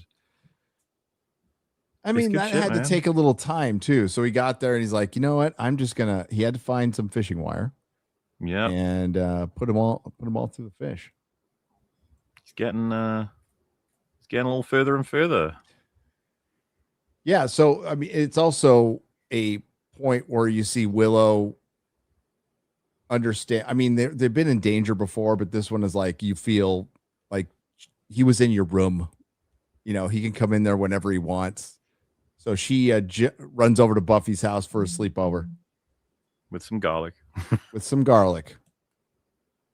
And keep in mind that Angel has been invited into Buffy's house so he can go in. And Willow's house. And Giles's house. So we have Spike still getting mad. You just Yeah, need she to tries to kill feed the him this Slayer. cute little dog. Yeah, I know. And I think what's notable is his makeup is getting less and less severe. He's healing. Mm-hmm. He's healing up. And is this where Spike chews out Angel for, like, you know, you don't want to be upsetting this. Like, all we need is an upset Slayer. You're just supposed to be killing her, not fucking with her and making her angry. Yeah, which is an interesting, again, dichotomy between them. Spike, when season 2, he just kept trying to go at and fight and kill Buffy. That was his plan. Angelus is like, nah, it's like an art form. I gotta do all kinds of different things. This is wonderful. I gotta do it all my way. Which another way these two have conflict. Oh, it's great. I mean, does he say, like, have you forgotten you're a guest in my bloody home? Yeah. It's like, you seem kind of mad. So funny these two are back together again in Angel season 5. It's honestly the way when I watch it with people who don't know, I usually try to foreshadow. Like I'm like, it's a shame these two aren't in the same show because their back and forth conflict and chemistry is top tier. Be great if they were, and then you get a whole fucking season of this absolute gold. Miss Calendar's not wearing a bra. I just noticed that in this scene. She's going to a shop. Yeah, it's like there's actually a fun line in that shop where he like drops his accent and his salesmanship because she actually knows what she wants, and he's like, "Oh, you're in the trade." Yeah, actually, he says like Ouija boards and rabbit's feet are what keep the lights on. Yep. And then he mentions he knew her uncle. Yeah, he's a good customer. So she knows what she's looking for. He's like, all right. I was gonna say as well, this is like found out, or rather the bad guys get twigged on because Drusilla has a vision regarding it. Yes. Which again, I like they've fully set that up, and it's still just the bad guys have a vision to have her on the team, you know, and Spike is very interested in like a caring way, like, you know, what do you see, love? What is it? And while Angelus is just like smiling usually when she's borderline suffering with it. Yeah, because it's something that he chose to make, sort of thing. Well, and then later on in the season, Buffy has a bit of a. Remember, she was having the dreams of the Master in season 1, and they never really did anything with this. But she has a little deja vu scene, if you recall, that's being set up here. They do keep up the Slayer visions for a while. This season 5, they're quite relevant, I think. Right? They come in and out. Yes, they don't do them as much as you would think, and maybe because they didn't want to lean on them. But Miss Calendar is talking to Buffy, and Buffy's like, "Okay, we're getting to an okay place." Yeah, Buffy basically just says, "I hate you, but you and Giles should probably be together." Yep. This shit's funny. I think Willow says, Ira Rosenberg's only daughter nailing crucifixes to the wall. I have to go to Xander's house to watch Charlie Brown Christmas. Yep. Which they do reference again in season 5, actually. Because again, they apparently rewatched their show as they were making it. They paid attention. Thought. Yeah. Well, it kind of helps when you have the same good writers on for long periods of time. So Cordelia notices there's no fish in the fish tank. Yeah. Yeah. And then they find this is for you. No, it's actually for you, Buffy, and it's Joyce sleeping. Oh, dude, I love this scene so much. Him, Angelus playing into being the psycho ex-boyfriend who's obsessive. That's all he's doing with Joyce. Just because he knows how much it'll scare her, it'll cause problems for Buffy. You know, again, he could just kill her right here. He doesn't want to. It wouldn't be as fun. No. That's what makes him such a fucking interesting villain. This is way more fun. And then we have Joyce and Angelus. And like he plays him just unhinged enough to match like how an ex-boyfriend who's become a stalker would come across. Like when she drops her bag and he starts like frantically picking it up and saying, you know, it's like, I need her. You know, we've got to be together. Yep. We're meant to be together. It's just like, just fucking playing with him. Oh, that night I slept with her. And she, so he just ratted out Buffy. Just to drop the grenade in, sort of thing. Yep, and he's about to go inside, and he gets stopped because they got the spell up and running. They got the spell up and running. The counter invitation. Yes, and we see Willow starting to administer spells. Yeah, more. She was looking into it thanks to this, that, and the other helping out, and we're going to see more of that by the end of the season. And this is the big scene. This is the big scene. What I love about this already is that, from the beginning of it, he's just in the corner of the room watching it. Mm-hmm. Oh, well, I mean, soon. Obviously, you get the Giles conversation first. Which is really sad because they basically... She wants to share what she's found with him, and he's like, you can come over my place. That she's like, will do. Will do. Like, oh. Once I'm done with this, lickety split. Yep. So she's working on a translation, basically. So they have the little talk. First, Drusilla had that vision. So she goes over. I love the shot of her standing in the doorway with the little dog. The little dog. She kept it. You and the mean teacher. She's gonna get him. Yeah. They're on the trail basically, which is gonna take them right to Jenny. Which they're not exactly long-winded about this. We cut over to her. Mm-hmm. She's got it. She's printing, and then you get that shot that reveals Angel's just been there the whole time watching her. Yeah, let's see how far ahead I am. Come on, she says. And she's got her disc. She's got it. I'm gonna have to pause real quick. You got it. But yes, he's enjoying every bit of knowing this, because he would have gotten all the context from Drusilla and the shopkeeper of exactly what she's doing. I think he says the local boogity store. Which they have. Of course. There's probably several in Sunnydale. Yeah, the shot's coming up. There it is. He's there the whole time. Uh-oh. And again, could kill her at any moment very easily. But it's just not what he does. No, he's got to build up an appetite. That's what he says. God, the lighting's so much better in old TV. It is. Well, that 480p on this helps. And he gives her a chance to run. Well, so you could do somewhat of a play-by-play, right? He does a whole scary speech of exactly how he's going to stop her. He knew exactly what she was doing, and there's nothing she can do about it. Even smashing the orb, which looks pretty good. And then smashing the orb in the computer. I like the building up the fire in between shots, switches into the vamp face. And so she can't get out. He's basically won immediately because the door's not even available. And so he has to throw her through it to give her a chance to even run. Yeah. I already love that as a choice. Like he's like, I do want you to run. So, all right, we'll get the door open. Let's get the door open. I'll just use you. And already smiling. Like he stands there for a while as she gets back up and starts running. It's like kind of how like a Michael Myers ends up, but not because Michael Myers is supposed to fucking get you. He just stops every once in a while. It takes ages. Angelus, they very explicitly show you, is letting her run away several times. Even when she's going at full speed, he's like sort of power walking at best. Just because he'd be too fast otherwise. It's like, okay, I gotta look like I'm coming for you, but simultaneously, could you speed up? Like you make it a little too easy. But then when he gets to the outside and she actually gets a door locked behind her, he gets a bit angry because it's like actually gotten in his way. He's like, oh, fuck. But then once he gets it open, which isn't too hard, he's chasing her through the hallway. And then he does like a really silly pratfall into almost like janitor equipment. And it's so obvious and so bad. For a second, you might be like, well, that was stupid.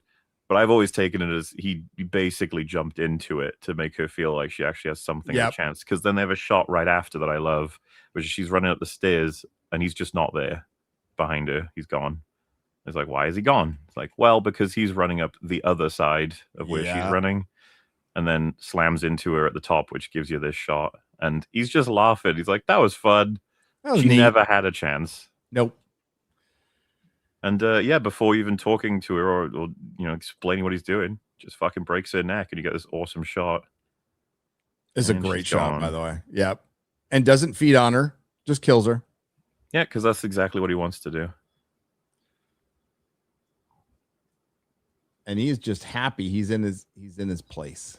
This to me makes so much sense too, because he's wanted to take out someone close enough to the group, but this is also very pragmatic. He's got to get rid of her because she's getting close to actually fucking everything up. So it's just two birds with one stone. He gets to be really happy, and he gets to undo any attempt at the restoration. So a really tension-filled scene for something where, if you pay attention, she never had a chance at any point. He was puppeting the whole thing. I just think it's excellent. She was dead the minute she walked in that school.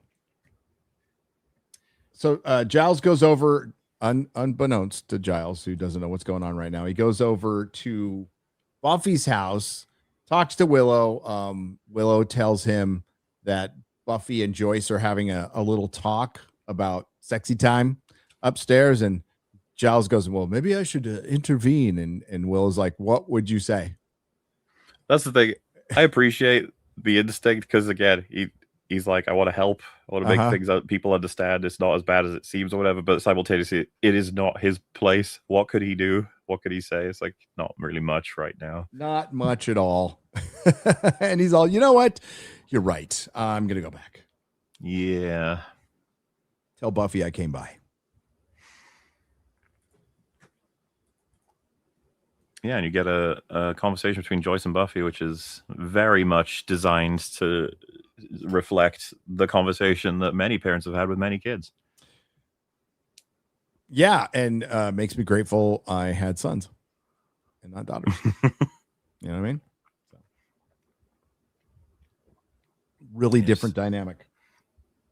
She said, I made a mistake. I can't tell you everything. And then Joyce is like, how about you tell me anything? So, their relationship is never super easy, certainly in the earlier seasons. Not enough communication. So this is brutal. Yeah, this is where the scene where Angel kills Miss Calendar is just really good, but the scene where Giles goes back home, I think, is borderline masterful. Yes. There's nothing about this that doesn't work. It's so perfectly paced. Every piece of detail is right there. You know exactly how tragic this is for everything that's been built up to this point. Even him getting to his front door, and he sees the rose is on the door, and he thinks, oh, wow, Jenny got here before me. Oh, yeah. I went to Buffy's, instead of, because his brain is not quite there. It's like, wait, who uses roses? No, it's not. No, he's like, I'm going to get laid. I mean, he's just, kind of loves her. So it's like, yep. Takes his glasses off. He's like, let's go. Well, again, the note next to the wine, it's the same envelopes he's been using for like everybody, but it's just not registering. He just thinks that's Jenny that's done that. Yep. But we know. There, I can see the note. There we go. There's the note on the wine. The sheer effort that Angela's put into this, like the placement, the candles, all of this shit just to fuck with Giles's head. Look at how happy he is. Yeah, I mean, he's had a bit of a tough existence, our librarian here. Yep. About to get tougher. The music, cinematography, the fucking acting, man. Boom. And just like, he's not even check the body. You can just tell from the way that she's lying there.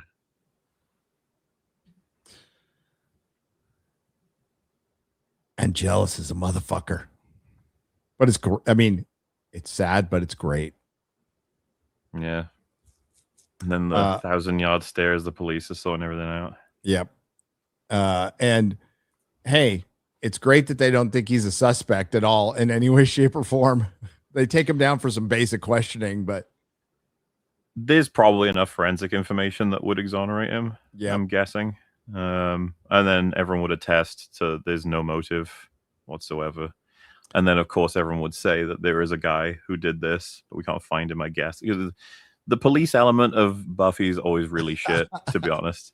They even have like some lampshading on that. That's not great. Well, I mean, Snyder comes out later and says they're basically deeply stupid. Yeah. Yeah. So Giles says he has to make a phone call, and they allow him to make this phone call. And this is your big payoff. This is what Angelus has been waiting for. And we get more of a voiceover at this point. He says, passion.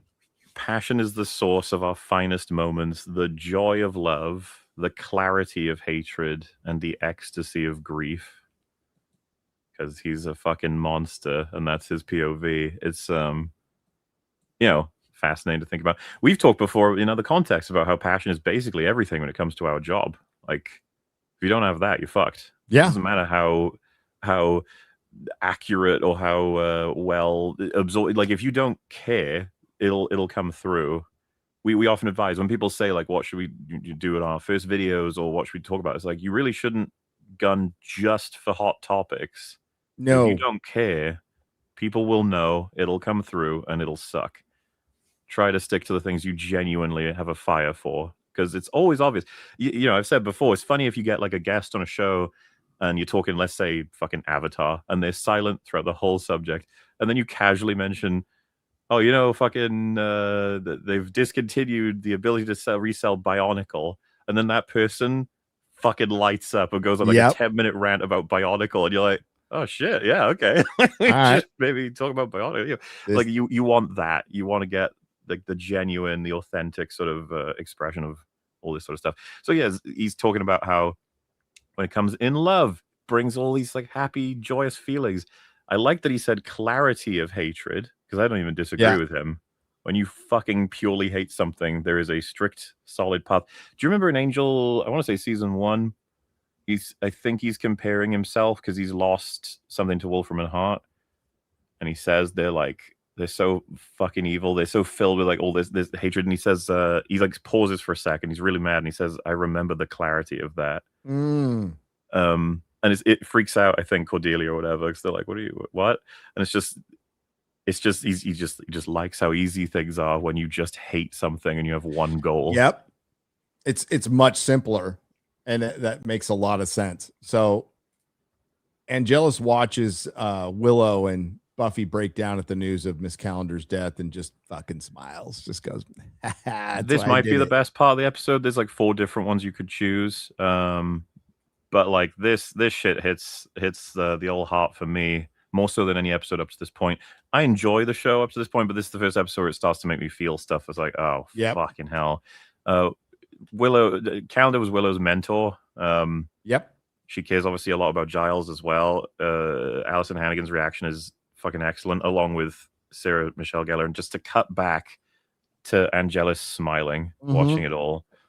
And this actually gave me some vibes of Infinity War, in the sense that Angelus is kind of the protagonist of this episode. Yeah. And he has a mission and he completes it like pretty well. It's borderline artistry, as this is what you were saying earlier. All the stuff they've said about him, we've got it all now in this episode. He's done it. They've shown it. It's extremely fucked up what he did, and you get now why he has the reputation. He was doing this to people for like 100 years. Yeah, so he killed Miss Calendar. Not that he gave a shit about her. She was close, but it was. I mean, the payoff was he killed 2 birds with one stone, as he said. He was able to do that, but also get that icing on the top of watching Buffy and Willow and Giles suffer. Right, that's just a good day for Angel. Enjoyed every bit of it. Ripper's back. He's gonna go kick some ass. Oh, I love this scene because the camera feels like it's moving like we would be in this scene, in the sense of what you've got, that's there, these weapon boxes open, you're holding a canister of gasoline, and if you watch him on his body language, he's so sterile, like a robot bordering on. He's got one fucking, it's the thing, the clarity of hatred. He has one fucking interest right now. And then to end the little movement on the image that Angelus drew of Miss Calendar dead on Giles's bed. It's like, fucking hell. Because this show is still rated for teenagers, and they find ways of being really dark without breaching any like overt lines, if you know what I mean. So the Scoobies are worried about him. Buffy particularly, she's like, Willow says he probably doesn't want to, want any company. And she's like, I don't really care what he wants right now. I know what he needs, basically. Yeah. And they notice the roses and they're like, yep. So, well, and Xander's the one, again, yeah, representative of the heart. He's coming through on specifically, like, one, obviously he wants to kill Angel, and two, good. Like, fuck it at this point. This is ridiculous. Angel needs to die, which I would absolutely be like, yeah, he's right. Obviously, it's not even close. And then Buffy says, yeah, okay, fair. But there's one problem with Giles trying to kill Angel. It's like, what? It's like, he's not going to be able to do it. It's gonna get him killed. So Giles is taken back, or Giles is on his way back to go kill. Well, this is where he says we're supposed to kill the bitch, not leave gag gifts in her friends' beds. Yeah, which is like, what are we doing? What are we doing? Shot, the wide shot with them behind the table, and it just fucking bursts into flames because Giles is here. Which again, it's funny. This is not the most badass Giles will ever be, but it's up there. No,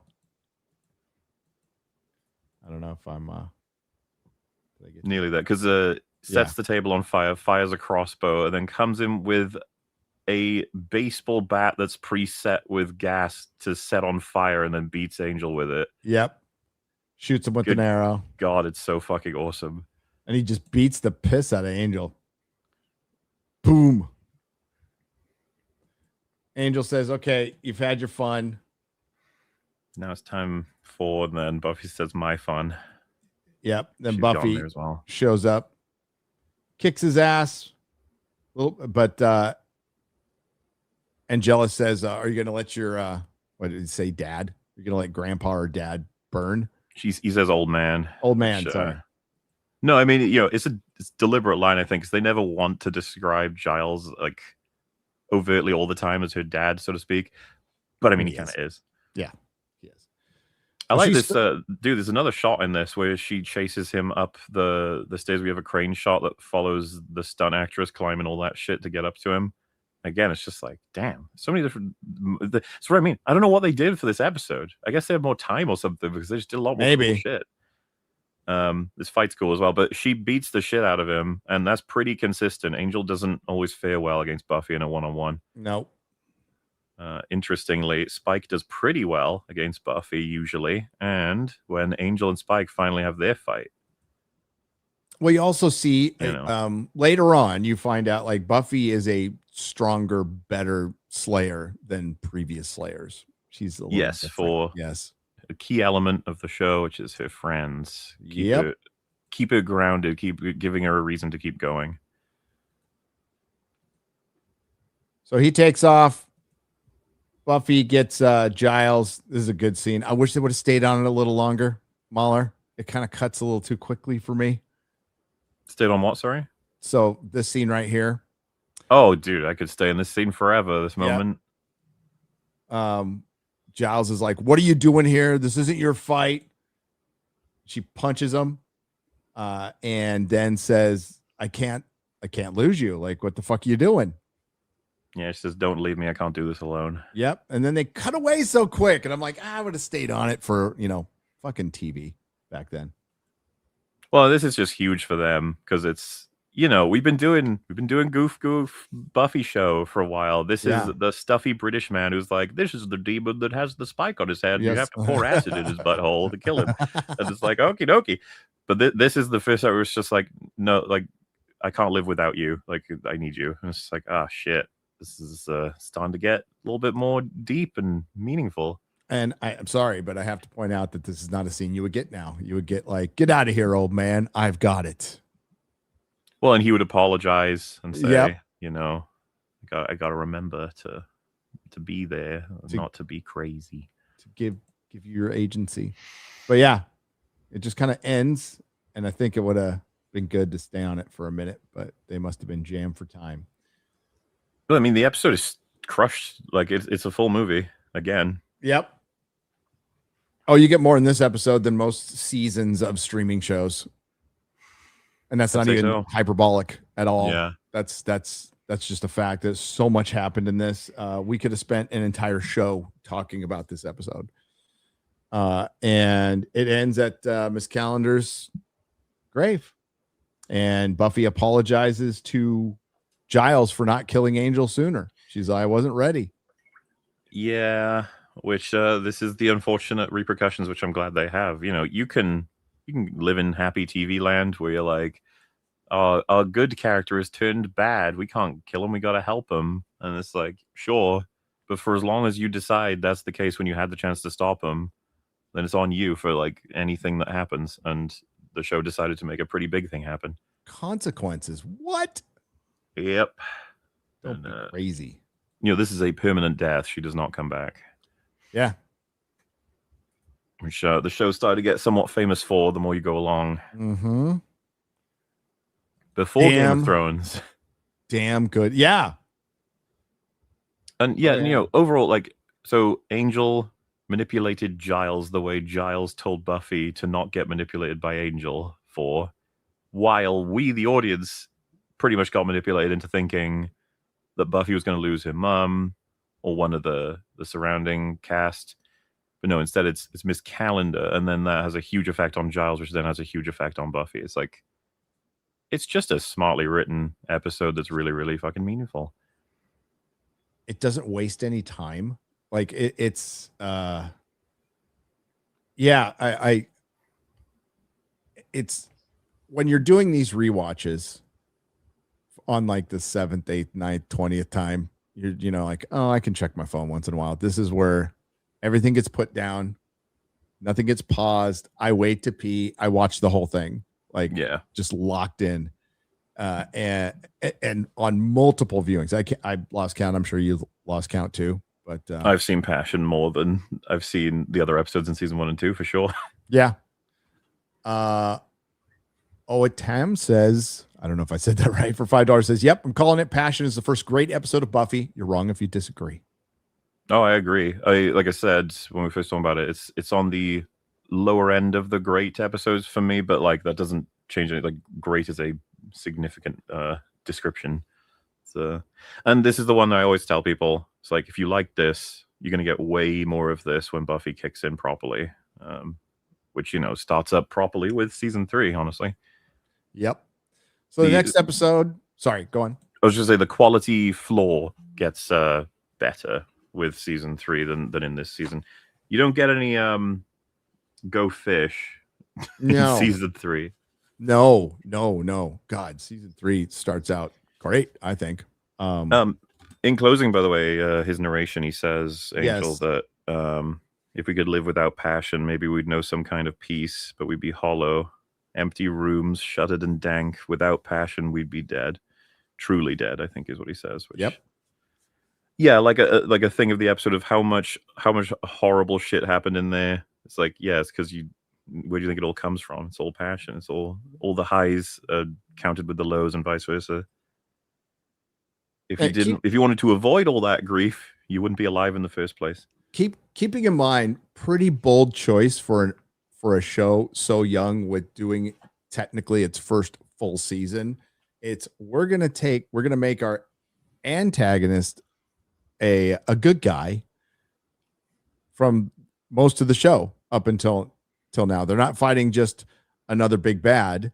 They're fighting somebody they were fighting with just last season and the second season of a show. Like, this is kind of unheard of shit at the time. Now this episode, killed by death. It's not the greatest follow up to something that we just went through. It's like, you watch that, you're like, fucking hell. Then you watch this, you're like, oh, right, okay. Look at what Go Fish proceeds, and you're like, good God. Yeah. So this episode is they had the permit to shoot in an abandoned hospital, presumably. So they got a bunch of actors and they're like, what story could we have? And it is so obviously we need to fill an episode. It's a bottle episode. bottle filler, whatever word you want to Yep. use, vestigial. You don't need this. You can very easily skip this, and it wouldn't make much difference. No. It's bordering on weird bad theater right at the beginning for me when they basically having a because like Buffy's she Got the isn't she flu. like she's ill and they're in the middle of the cemetery and they're just like, man, I sure wish Angel wasn't here. And then he's like, hey, I'm I'm here. Angel and I'm here. Yep. Oh, And this Buffy, is you how don't they seem like follow you're it on your up. game. Yeah, Yep. it's what I mean. After Passion, you're like, fuck, dude. It almost feels like a episode that was meant to be earlier on and they placed it later, which Yeah. does happen once in a while. Yeah, this would have been better if it were placed. But the thing is, there is a Jenny acknowledgement in this episode, I think, twice. So, you know, what can you say? Yeah, there is, and you could tell like Giles is still like distraught, like throughout this episode. He's pretty distracted and distraught. So Buffy had a friend who died. She's cousin. Sorry. She watched die in the hospital and it's given her like a fear of hospitals. And you're just like, I'm sorry, when did this ever come up? I don't remember yeah. And it will never come up again. Nope. It's one of those episodes. I don't know, if you watch your cousin die in the hospital, might be something that comes up in conversation. Might have at some point. But something is now this is I like this little scene in here. This scene when she enters, by the way, and she's delirious and she says, we've got to kill the vampires. And then you have Xander and Willow both like, wow, she's delirious. Yes, she's hallucinating. That's why she says that. Totally. Doing a really bad job of, because Giles does the best job of goes, oh, yes, we'll get those vampires. Don't you worry. And he's like, best to play along, yes. Yes. So Buffy's in the hospital and something's harming the kids. They think it's the doctor at first. Xander's watching over her. Angel shows up, and this is I like this little. It's a really good moment again for his character that I feel like just never gets recognized. He basically calls Angel's bluff and stands in the way of Buffy. To, again, one of the most scariest guys in history, according to the books, charging them. After he's just done what he did to Giles, Xander's like, no, you're not going to move any further. And Angel's like, I could just kill you. And then he's like, yeah, I maybe you could, but I don't know that you could take everyone here. Yeah, which he could, by the way. He could. Angel could easily take everyone there. But Xander stands his ground and gets in his face and goes, I'd like to see you try. And Angel backs off, and you can see Xander kind of breathe a sigh of release and maybe check if he peed his pants or not, but it was a fucking good scene. But again, appreciation for the. It's not like a scene later Xander says, hey, I stopped Angel from getting in here myself personally, Buffy. Aren't you impressed? Like, I did that for you. He just does it. This is something that, like, again, obviously I'm fueled a bit by how much hatred there is for Xander. It bugs me. Which I know several people in chat are like, what are you talking about? It's like, not you guys. Not you guys. No. In the more extreme weird parts of Buffy fandom, they fucking hate Xander. Yeah. They hate him. Which makes no sense considering how big of a part of the show he is. Right. And also, I think Angel says it must eat you up that I got to like have Buffy before you. And then there's like a pause, and Xander just says, "You're gonna die, and I'm gonna be die." There. Yep. So it's good shit. It was good. Like within this episode, you're like, "This is your standout scene, right here." Yes, this is. We talk about this. All of the episodes that are skippable or even bad. There's always going to be something that's worth seeing the episode for. Usually one or two scenes that are like, "Oh shit, that's good." Most of this is Buffy being wheeled around and worrying about the kids and them thinking it's the doctor, and it's not, it's not the doctor. A bit where they're all in the room where they have presents, and then Cordelia says like, I didn't know I was supposed to bring gifts. And Giles just goes, it's tradition among people.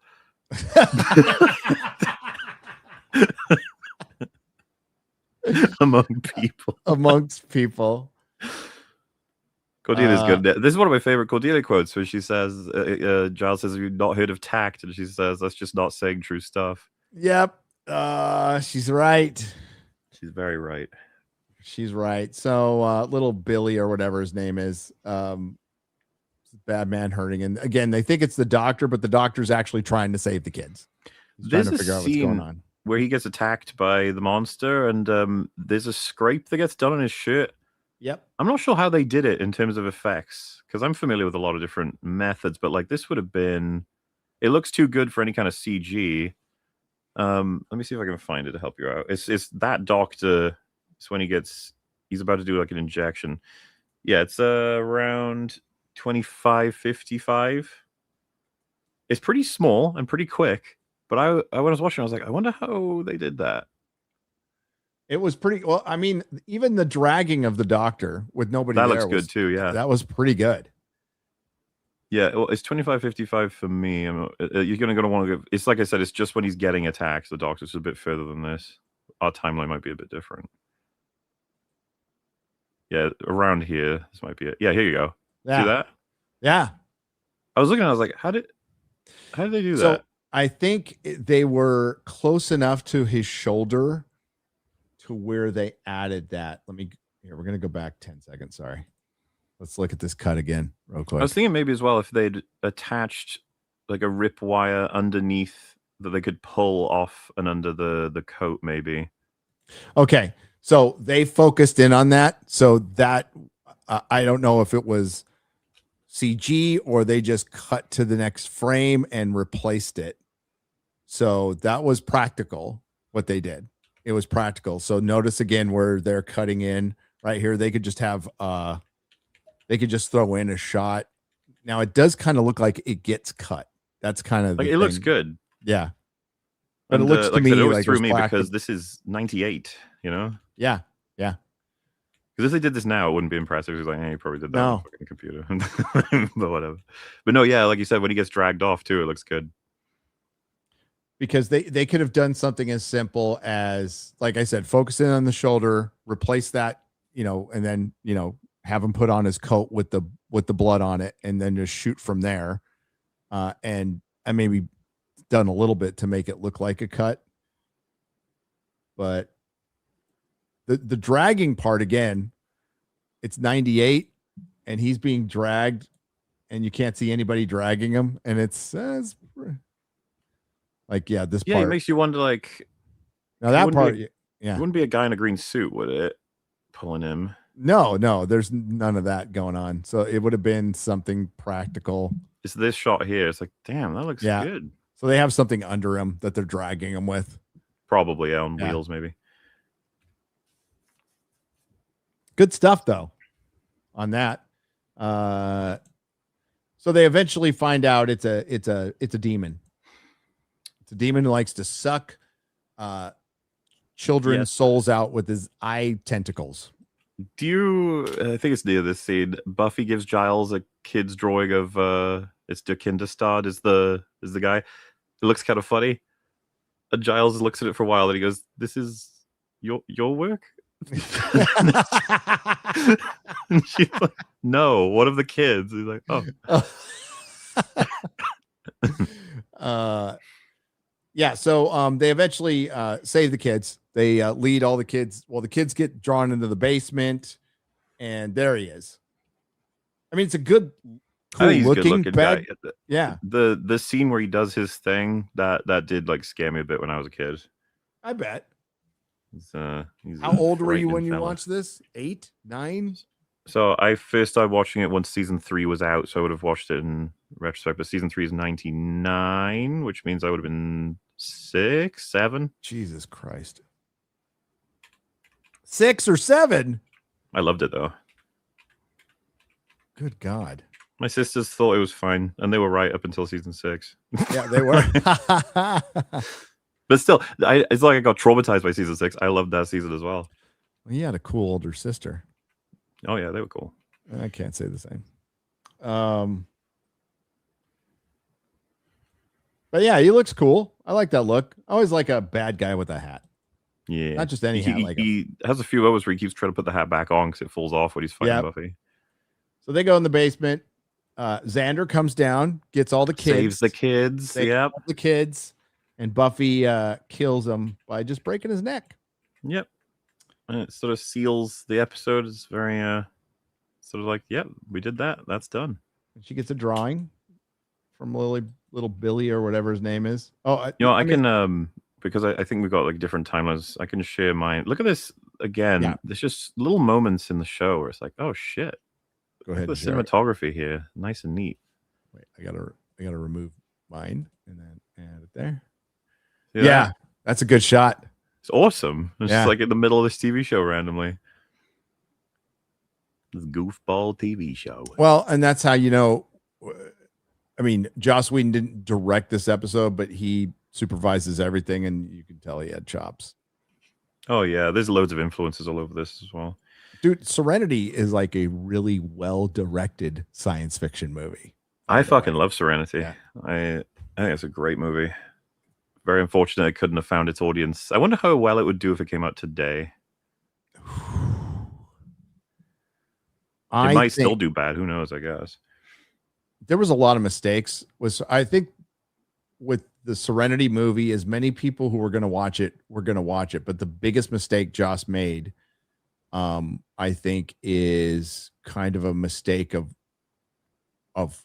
judging popularity off Twitter. They judge popularity off of Comic-Con. Because if you went to Comic-Con, Serenity would have been a $1 billion film. It looked like the most popular thing ever. Problem is, you're in there with your audience, right? And not the normies. And while there was a passionate fan base for Firefly, it wasn't enough. That's why it got canceled, because there weren't enough people to watching it to justify the cost and dealing with Joss Whedon, right? So they had shown free screenings for Serenity multiple times, over a dozen times before the movie came out. So all your ardent, passionate fans went and saw those. So by the time Serenity was released, I had already seen it twice. So, and I know that was Joss like looking out for the fans because the fans made it happen, right? Yeah. The thing is, it paid off in the end. The thing is, absolutely, in the secondary market, it made its money back. It's one of those few, kind of like, so Austin Powers comes out, does pretty well. Doesn't do great, but does pretty well. But it absolutely destroys in the secondary market, becomes one of the best-selling DVDs at the time, and that's why it got a sequel. Matrix did very well. It was a hit in the theater, but it was more of a hit in the secondary market when the DVD came out. So it made more money in the secondary market than it did in its theatrical run, which was good. And that's what led to The Matrix getting whatever the fuck it wanted, right? So that used to happen once in a while. And Serenity, I wouldn't call it a cult classic. It's pretty appreciated across the board. So it made its way, but it's still not enough to convince anybody to go back there. And if they were going to go back to Serenity, they should have done it 15 years ago when there was still a lot of passion. But Joss was then doing Marvel stuff. The time Joss would have gone back, or a normal person would have gone back to Buffy or Serenity, was the time he went to Marvel. And now he can't make anything. Nope. There it is. Those are the eyes. Yeah. Gruesome. Have you ever seen any of the Serenity panels from Comic-Con? Yeah, I think so. Yeah, they're good. They're some of the best panels I've ever been to. And they weren't flashy. There wasn't even an image behind them. It was just the actors sitting on the stage, and Nathan Fillion working the crowd like nobody else can. The dude's a showman. He was fucking hilarious. And Joss is hilarious. He was funny as hell when he was, they would just shoot the shit at each other, which was really good. It was really good. Sarah Michelle Gellar did one Q&A for Buffy at Comic-Con, and it was like, this was a big deal. And Hall H was full just to see Sarah Michelle Gellar, and it was terrible. It was utterly terrible. You could tell she was uncomfortable, and the questions from the fans were all like, it's all people who hate Xander. Okay, it was just really bad. I'm sure that's on video somewhere too. So if you go to the Comic-Con from 2000, I'm guessing 6, 7, 8, something like that. If you want to see some horrible fan questions, watch that. Glad I got to see all that stuff though. That was it was fun. My wife and I, there was a brown coats meeting at Comic-Con and like some, it was as like, hall 6H, which is like a room basically. We went in there for 5 minutes and we're like, oh no, I can't hang here. It was a little too much for me, dude. Mm-hmm. And I like all fan things, but it's just, think of your strongest anime fan. That's what it was like. It was a little too passionately, I know what you mean, yeah, autistic for me. I was like, okay, I like it, but but you guys rock, and they're all dressed up, and it was great, but it's not my thing. Not my thing. I only have eyes for you. Yes. And Go Fish. We don't have to spend much time on these.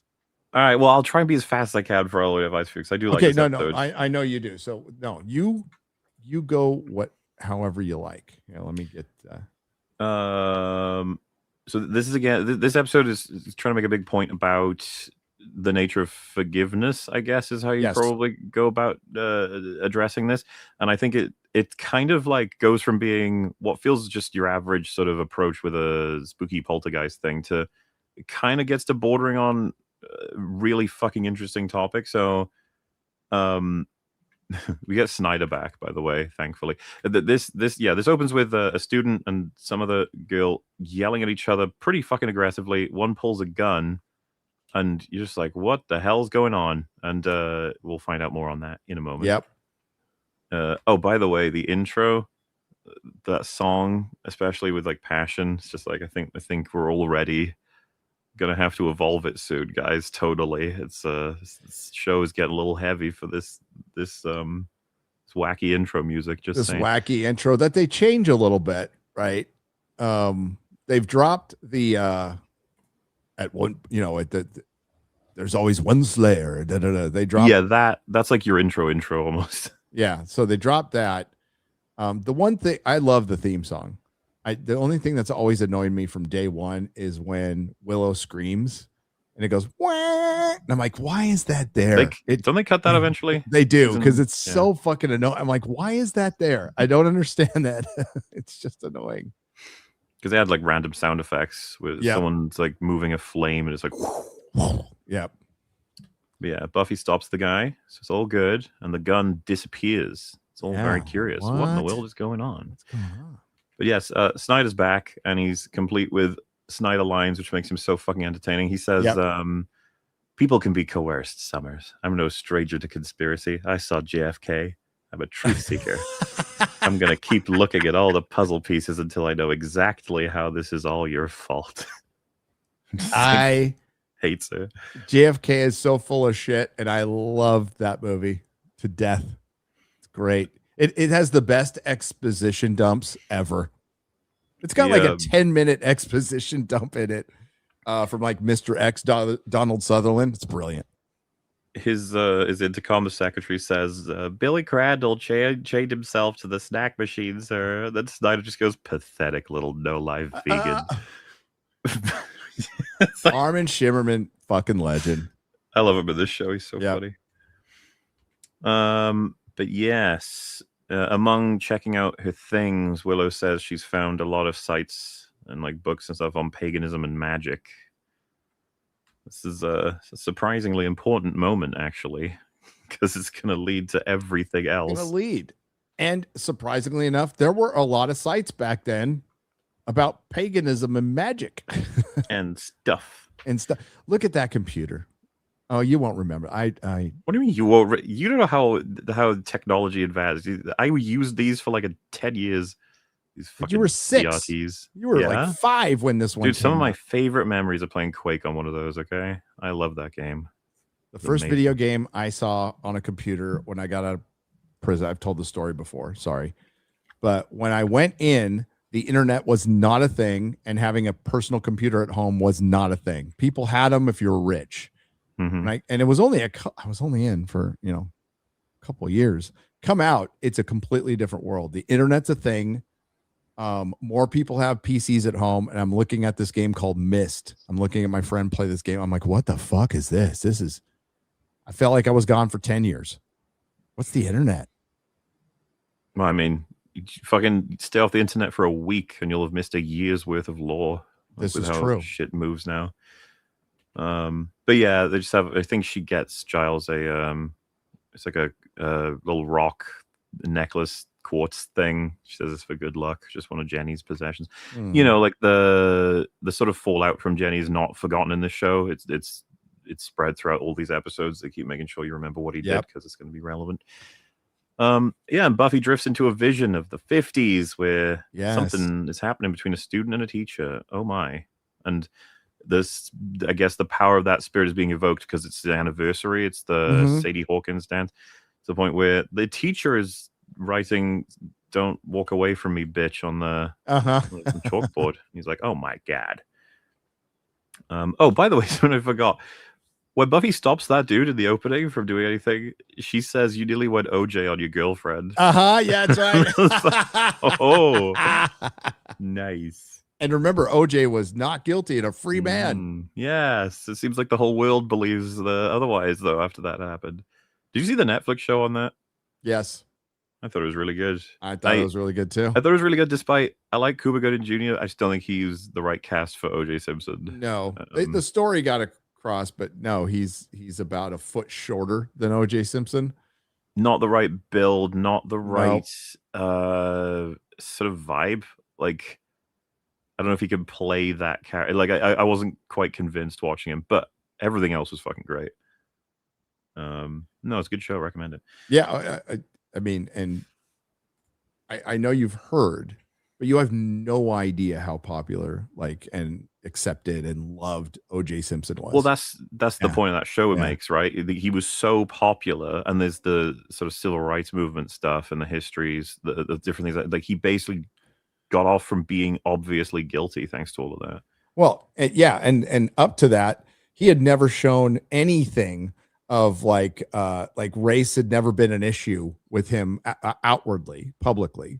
Like, he had never said it's been hard for a black man. No, he had never brought that stuff up. And even black people at the time were bringing up, it's like, oh, now you're using race. You never used it before. So a hand grabs Xander. Yeah, a hand. Vending machine. That's not a vending machine. A fucking locker. Weird shit's happening. Really wacky, weird shit. Did you have lockers like that in school? No, we mainly just, we did have lockers and you could get them if you wanted to. I just mostly kept my stuff in a bag and just brought it in school bag back and forth. I don't know how did you have to wear a uniform to school? Yep. You did? Didn't like it. You guys got to be freer out there in the land of the free. We did. In the land of the free. That's what my lockers looked like. That's what my high school looked like when I went, But the library wasn't this cool. No, that's true. Yeah, so Giles is convinced it's Jenny. He thinks that she's the one that's doing all this. It makes sense. She died here in tragic circumstances. And then they're like, but why a gun? He's like, gun doesn't matter. It's about the violence of the whole thing. Yep. Which is pretty obvious. Unfortunately, Giles is struggling with everything, and he's just trying to fit something that it doesn't work. Very sad. Like, we need you. You're our guide, and you're kind of being silly right now. And so the janitor, I actually like the way they write this. She walks out and says, "Oh, is it okay to walk here?" And she says, she basically implies she's forgotten his name because he's relatively new. And then he drops the thing, and they start playing out that same moment from the prologue, and you're like, "Oh, very definitively, it's a way of telling us what's happening." Is like poltergeist shit. Unfortunately, he manages to actually complete the scene and shoots her before Giles can stop it. Which, by the way, this guy's probably going to jail. We'll never see him again. Yep. Kind of sucks. It's going to be a tough defense. It wasn't me. It was a ghost and a ghost gun. Yeah, and Giles, unfortunately, would have to be the witness to be like, yeah, well, it's almost a story in and of itself. What does Giles do when he finds out that he was possessed? Do you testify against him? Yeah. Oh, this shit, dude. When Spike is like, sort of, pissing off Angel says, hey man, hit the stairs, go take a stand. You got to roll with the punches. Oh my God. It's every joke I make about my governor here in Texas. He just keeps rolling about, and then Spike's just like, very funny. Like, he's so fucking done with Angel at this point. And you don't stand for anything. I want to say this is the scene, making it very clear that Angel's just moving in on Drusilla, which again they back up in the flashbacks later on in the show. As the thing. Some of mine, and particularly Mrs. Nerdrotic's favorite parts of both Buffy and later on Angel are the flashbacks. They're really fucking good. You'd expect them to be maybe annoying, lame, or exposition-y, but they end up adding so much fucking flavor. So yeah, Giles is kind of losing it on the front of it, thinking it's Jenny when all of them are trying to figure out what's actually happening. It's kind of sad. And Buffy describes all this as just more fallout from my love life, i.e., she's constantly feeling all of the guilt for not dealing with Angel. Which it happens. The writer, by the way, sorry, I just noted the writer of Passion. Is that director or writer? Hang on. I think are they about Marty Nixon? Yeah, Marty Nixon. Noxon, right? Isn't it? Noxon. My bad. Marty Noxon. And then, no, it's Ty King. Mm-hmm. Ty King, and then Marty Noxon does this one, and then Joss Whedon does the last two. Yeah, it makes sense. The people who made Passion made fucking, I think, Some Assembly Required, which is a pretty bad episode. It's just like, what the fuck, guys? Yeah. I mean, you know how writers' rooms work by showrunner comes up with concept, lays it out, and then they have to write it. Yeah. So they get the context on this thing that happened in the 50s, and Buffy says about this. So the story now is the teacher, got involved with the student. She tried to break it off. The student shot her, and that's what's caused this poltergeist spirit. And she says he couldn't make her love him, and so he killed her. What a psycho! Like, Buffy's opinion of this is very definitive straight away. She says he's a murderer and he should pay for it. And they say in regards to like what ended up happening, he shot himself right after shooting her, is how the story goes. And Xanarillo, like, he should die. And then she says, no, he should be in prison for life, making friends with Roscoe the weightlifter. Which is just like, she's well, I mean, and she was bad too. Let's not forgive the female. This is what I mean. We'll get there. I do think this episode does actually approach all this with nuance that not even Buffy gets by the end of it, which I think is a cool decision as well. Yeah. I don't know if you remember, but Cordelia's mad at the idea of the Sadie Hawkins death. She says the girls have to ask the boys who came up with that. And Xander says probably some hairy-legged feminist. And while that's happening, snakes and assorted creatures and mishaps start happening. Yep. All the food gets replaced. And Snyder's like, this is fucking insane, the things I have to deal with. And then this guy is like, hey, the city council was told you could handle this. Perhaps you want to take it up with the mayor. Yep. Boom. It's just fun. I'm just like, mayor's on his way. This is the second reference to where they are fully aware of what's going on. And I think it's good that they acknowledge that. And you could connect that to a lot of things, but it's good that they acknowledge it. And it's a good explanation of why the cops are so fucking stupid. Well, and the mayor is going to have a couple of lines in season 3 to retroactively be like, I was here the whole time and I was making sure certain things happened. Okay. And you're like, okay. Still not great, but it's better than nothing. It's better than nothing.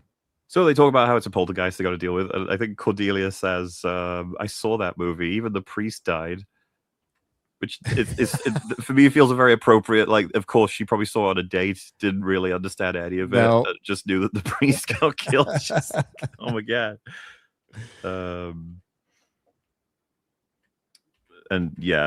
They're setting up this spell to try and counter it.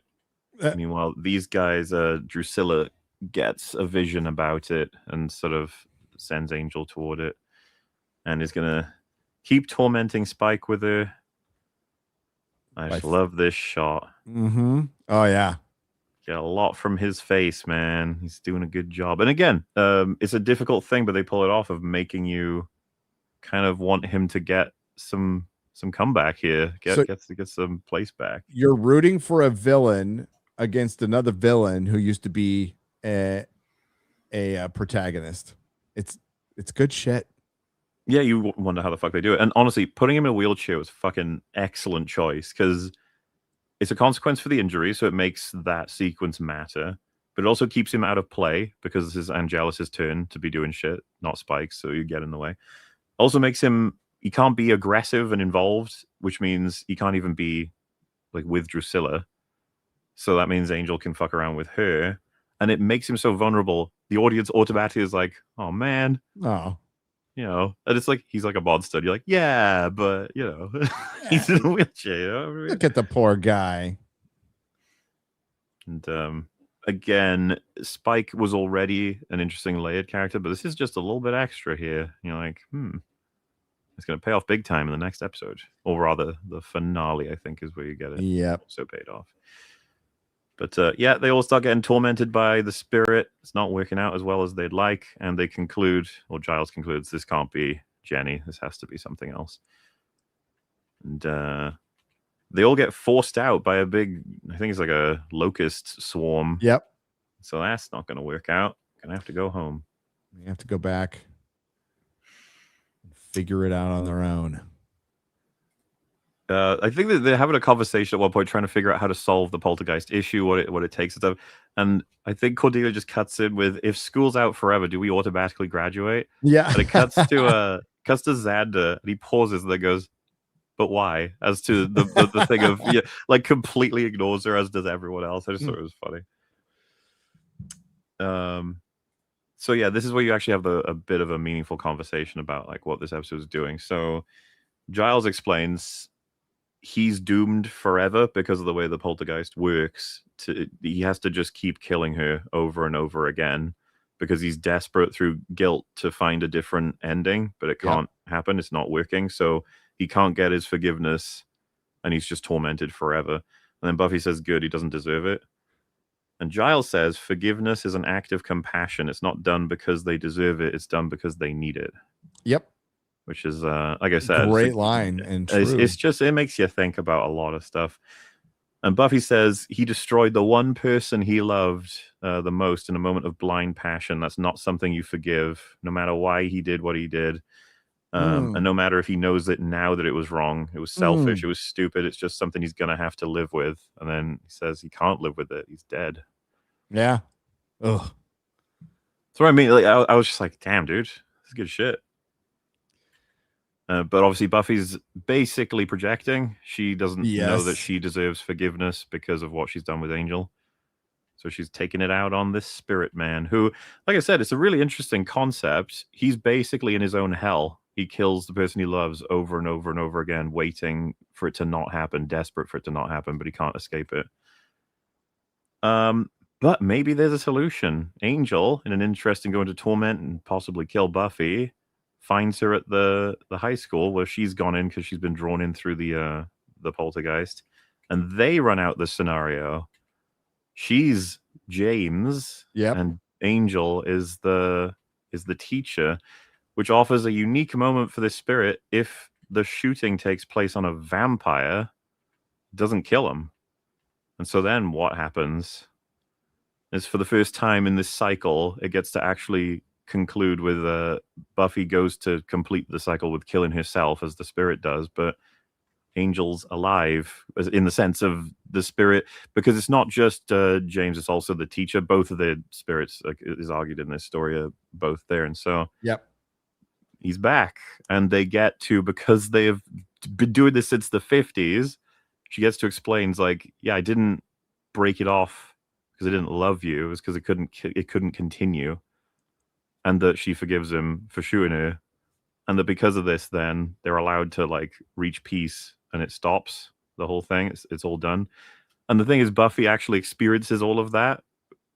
And so obviously, what's funny, get it out of the way, Angelus fucking hates all of this. He's so pissed. He goes like immediately washing, like desperately. Yeah. Yeah. He's just like, that was fucking disgusting. Like experiencing like love basically and Ew, forgiveness. love. But you know, I don't know. I think there's a lot of gold to the episode for like Buffy just got to experience all of that and understand it. Like, and she says like, why would she forgive him? And Giles says, you know, like, does it matter at this point to need to understand it? But it's like, just try to imagine 50 years of watching the person who shot you basically experience like a torment guilt spiral for that many decades of the mistake they made. And Buffy gets to experience like he pulls the trigger borderline accidentally, like a nervous reaction sort of thing. Yeah. Regrets it immediately. And yeah, it's just tough stuff, man. In terms of like, would you ever forgive the person who killed like, you know, someone you loved or whatever? It's like, maybe not. But at the same time, if that person knew it was wrong, regretted it for decades and tortured themselves over it forever, it's like they just need to be given that closure. It's like, would you? I mean, as well, Gandalf says, like, could you give it to them? It's like, I don't know. Yeah. You could take a life, but can you give it? No, and just the brilliance of taking what could be just a monster ghost of the week episode and tying it thematically so hard into building up to what happens in Becoming 1 and 2. And what's been going on now is that's why this show was great, dude. So she experienced all that, and she is now, you know, her wheels are turning. Yeah, on what needs to happen, what needs to be done. Yeah. And we had the episode with he's fucking with Spike again. Yes. This is like the most significant part of the episode where he gets out of the chair and he's like, oh, he's back, baby. And this is the thing, it's like, all right, finale time. You're like, well, nope, not quite. We have a little break before the finale. This is so totally the episode to come after Passion and before the finale. It does everything it needs to do. It's you know, pretty dramatically relevant and stuff. But it was like, we had to have those other two that just sneak in. Unfortunately. I'm gonna see if I can find if he's in here. Because I know somebody. I've talked about it before. I know somebody. Where's the full cast and crew of Go Fish? Where's Aaron? Give me a second. Talk about. Well, I mean, I can set up the next episode if you want. Yeah. Go ahead. Go Fish is iconically one of, if not the worst episode of Buffy. There's a couple of reasons for it. It doesn't make it. It's funnily enough, as worst things go, it's easy to watch. It's just silly, stupid, and there's a particular thing that happens that we'll get to. That's just like, good God, they wrote that. It just starts out as there's the swim team. They're a bunch of jockey swim guys. They're bullying Jonathan, and then Buffy's kind of like potentially going to date one of them. She's trying to start getting back into the field, and it's whatever. And then there's a weird, mysterious, like, oh gosh, there's something strange and smelly going on over there. And then you see like someone's been either horribly killed and turned into a pile of skin, or maybe something else is going on. But there's a creature from the Black Lagoon type creature thing going on there. Oh my God. And it's like, what is this episode going to be? And this is what I mean about like we're almost closing out the attempts to do all of classic monsters, but our own versions in Buffy. And with season 1 and 2 ending, you'll start getting much more original monsters because they just don't have a good track record with doing classics, which is funny considering the vampire is like one of their best things. It's just, I guess I'm hitting them for Frankenstein, for Creature from the Black Lagoon, obviously. Mummy was, you know, like a lot of different attempts. Even the werewolf, they're not amazing with. They do some good stuff, but it's when they get to design a creature that is in and of itself more plot and theme and character appropriate, because they can make it up, right? It's like, oh, this thing, like the episode where she ends up thinking she's in an insane asylum. The creature in that episode is just a made up thing. But yes, Snyder wants Willow to edit scores such that the swim team people get better shit. He's kind of notably boring in this episode, Snyder, than any other, which is another reason why Go Fish is terrible. Okay, you can't have Snyder be boring. Willow's still subbing in for Miss Calendar. This scene, this guy locks Buffy in the car with him and gets pretty aggressive, wanted to do shit with her, which she ends up, I think, spraining his wrist and breaking his nose, which again, I was like, why would you, do you not know who this is? Like at this point, really? It's risky move, and he gets in trouble. And Snyder is annoyed with her for this because he's important on the swim team. And by the way, every character keeps mentioning how important it is that they win the I forget how they keep referring to like the fucking championship, the state championship, I think it is. And it always sounds like shit every time. It's like, we got to win the state championship. Everyone's got to get ready for the state championship. It's like, who the fuck cares? Yeah. Why'd you keep saying that? But it's just for this episode. It's so important that we get that state championship, everybody. But no, they're trying to work on who's getting mutilated. The guy who got his nose broke, he ends up dying as well, quote unquote. The mystery of the episode is that they're not actually dying; they're turning into the monsters. Yes. Which again, up to this point, is fine. You're just like, where's this going? Though I will say it would probably count as a death, I guess, for these students. And the death count at this point in this school is insane. They got to do something about this, you know? They really do. That's Prison Break guy. Wentworth Miller, yes. Yeah, Wentworth Miller. Who ends up finding Buffy kind of weird and stalkerish, avoids her. And then Angel tries to eat him. But he's like, ew, you taste like fish. Yeah. So that happens. And he ends up hanging out with Buffy more until he turns into a manster as well. Xander joins the swim team in order to try and see if he can find out a bit more. You get a rare time of Willow and Buffy objectifying Xander. How about that? Yep. There you go, Xander. How does it feel, you monster? You thought you could improve your reputation by putting your life on the line to save people, and then maybe you should stop making rude comments. Yeah. Otherwise, they'll get them made about you. But no, I think this is where they figure out it's actually the guys are turning into the creatures. Like, oh dear. And then eventually they figure out it's the coach that is having this happen because he puts some kind of mixture into the sauna, which spreads into the guys. He also just decides to feed the school nurse to them. Because he's absurdly, hilariously evil, the swim coach man. And yeah, they sort of zero in on him being the guy. And this is the scene that I was just like, Jesus Christ. So you want an explanation for all of this? Why is it that coach swim team man has turned his fucking teammates people into the fish people? And how did he even do it? What is going on? Well, Buffy wants to know. And so the camera settles on him and he's like, here is my life story. And it begins with him saying, after the fall of the Soviet Union, like that's the first sentence. And I was already like, Jesus Christ. Like what in the world explanation could come after you saying that? And how the hell did they manage to write this without being like, maybe this isn't making sense, guys? But he says, in the Soviet Union, they were apparently doing experiments to splice DNA with humans and fish, and he mentions like sharks and other creatures and stuff, and it just didn't work out. They were trying to make like the best Olympic swimmers ever, crazy, things. They just couldn't crack it, Gary. They couldn't crack it, the Soviet Union. However, I did. The local swim team coach managed to crack splicing human and fish DNA where the Soviet Union couldn't. Like, what? I don't even know why they mentioned the Soviet Union. What does that have to do with anything? Why? It would have made more sense if he was just like, yeah, I'm obsessed with gene splicing in my free time as the swim coach. And of course, you start thinking about it and you're like, how does this help you win the championship? You turn them into fish men. They won't be able to compete. But he's like, oh, I'm making the best swim team ever. We're getting the state championship. He's like, no, none of this makes any fucking sense, man. No. And then he just pulls a gun out and he's like, I got you now, Buffy. And drops her in and says, so they ate the nurse, but they have other needs. Mm-hmm. Oh, yeah. It's such a like, what the fuck are we doing?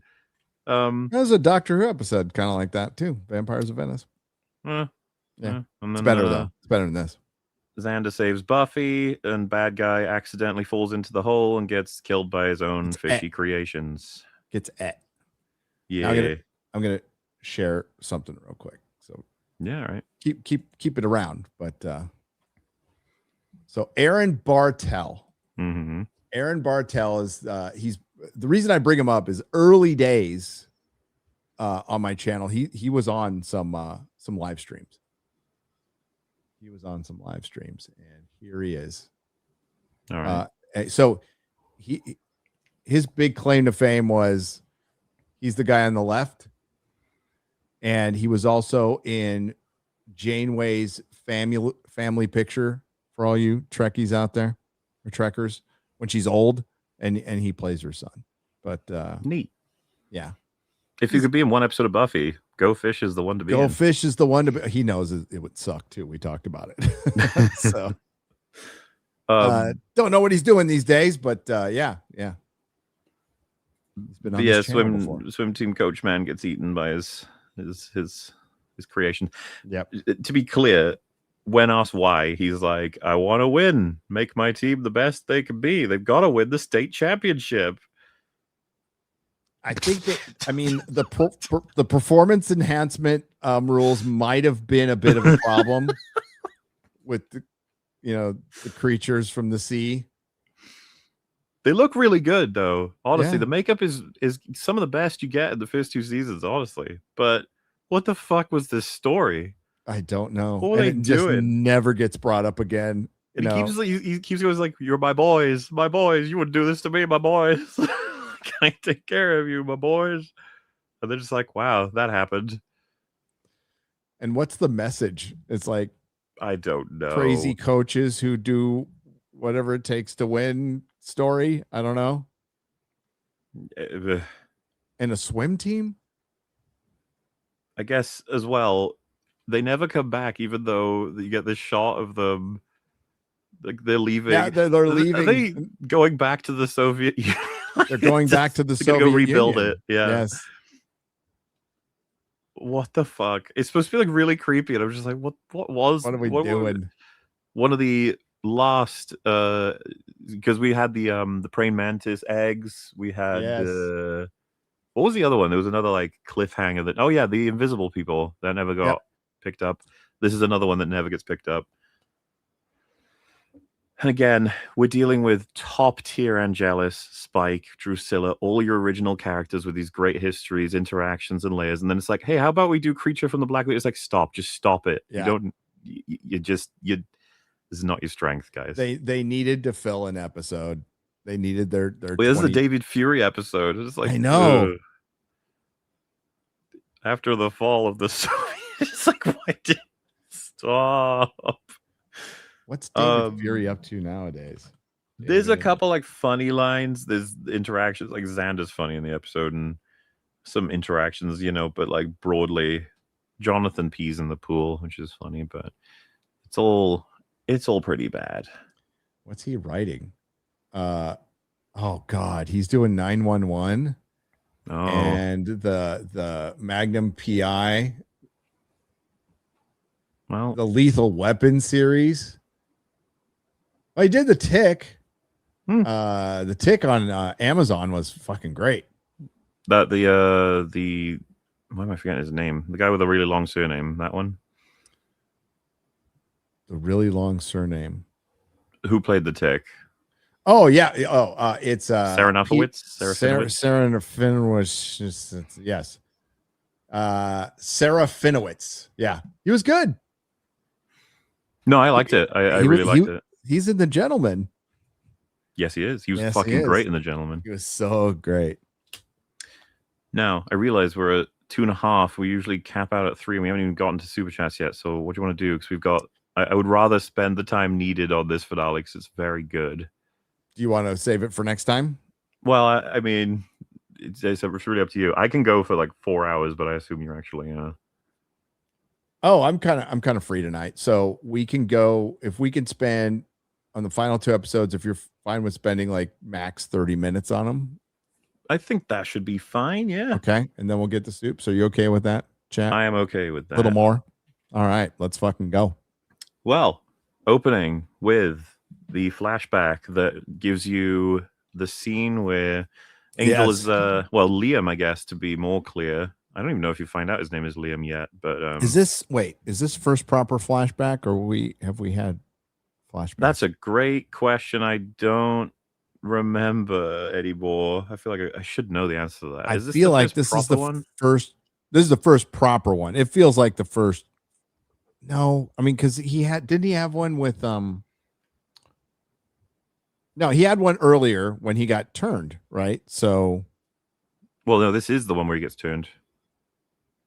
is it? Yeah. That didn't happen. Oh, okay. Yeah, this is this is the first proper flashback. Yes. But yeah, just drinking and whoring. That's what he's doing, having some fun. Boys will be boys. That's what they did back then. Spots Darla. Who wouldn't? I mean, especially back then. She's got good teeth. And then a big old surprise for him. She's a vampire. She's a vampire. And I don't know. I think it's deliberate to go from this is the woman that changed his life forever in a big way, and then we cut to modern times, and it's the other woman that changed his life forever in a completely different way. It's fucking blondes, man. I'm very fond of the cut over to the modern version of him because it's like especially the flashbacks, and this works the same way for Spike when we start getting loads of them. It adds so many layers to be like, oh shit, that's what they've all been through. They're still at this point. Yep. It's a completely different creature. Like, how did you get there? But you know, that's how he got sired, and you're gonna get more context on that the more time goes on. Oh, a lot more. The flashbacks are a lot of fun. And yes, this is very much a like, okay, everybody, we're at the end of the season. I think Joss Whedon's on record as saying they save somewhat budget and effort and time for the ending of the seasons because they want to end on a bang. So the fans are like, shit, man, that was fucking great. More, please. And it gets them the next season then. Yeah, it makes all the sense in the world. Which is funny because ignoring all of that context, I think you should just do that anyway. It's so much fun to know that the end is going to be a big deal. Here come consequences. Everyone's on their A game, sort of thing. Because it's okay for any season of TV to have weaknesses as you go, as difficulties. But it would be nice if everyone can, kick it into the highest gear, whatever it may be at the time. Yeah, and people, I mean, that's expected for the most part. But yes, the horror they got big tests, finals are coming in for school, and also a horrifying ancient vampire is going to kill them all. So, yeah, I'd rather deal with the vampire. I mean, yeah, it's only fair. So getting our plot stuff out of the way, we got some big rock has arrived in Sunnydale, a big chunk of slab. stone. And they've ordered in Giles to get his opinion. And he's like, oh, this is a very fascinating big stone. And it looks like it's sealed in a way that can be opened. Whatever might be it. What is in there? Not a big demon. I'm sure it's not a big demon. It's probably fine. And yes, think... What am I looking for here? I'll try and be careful with copyright to make sure I don't go over anything. But yeah, Sander does a reenactment of the initial scene, but... quite amusing. And I think, as Oz says, I thought it was riveting, but I wasn't sure about the themes. That Zada says, "Buy American." So funny shit. But he says, well, it might have got lost in there a little bit. Yeah. And Snyder turns up because they're getting a little too close, and he says, "These public displays of affection are unacceptable. This isn't an orgy, it's a classroom." And Buffy says, "Where they teach lunch." Which is what I mean about, like, it's a witty line. It's funny. It's not the kind of wit that you can repackage and just slap on everything. It has to be somewhat clever. It's very specific to this show. Yeah. Cordelia calls him a tiny, impotent Nazi as well. Yes. Which I think is fun. Here we go. I think we've talked about this scene a couple of times before we actually got to it, but this shit's crazy. So this is Drusilla before she was a vampire, trying to explain. She goes over how she had a vision of men being in trouble in like a mine. She tried to warn people, but they didn't take her seriously. And then what she warned came to be. And so now there's like a concern of her in some way being responsible or feeling guilt about it, not knowing what to do with her visions.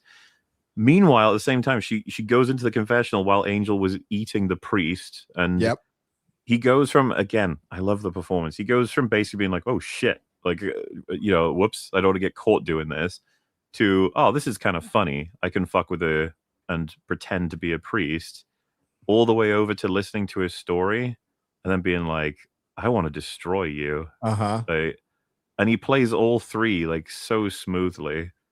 And yeah, she's like begging him for help, and he's like, "No, you're a child of Satan. Like you have to sort of accept that. You have to deal with that." And she's like, "No, please." And he goes, "All right, 10 Our Fathers and an act of contrition. Does that sound good?" She's just like, "Yes, Father." And then he says, "And child, God is watching." And you get this shot. It's like one of my favorites for the season, because Drusilla is just, he made her, and it's. Honestly, it's such a fucking shame that we're nearly done with Drusilla. As being a good character, yes. You get some other stuff, but this was her best time in the show, and you just don't get much more, like screen time even.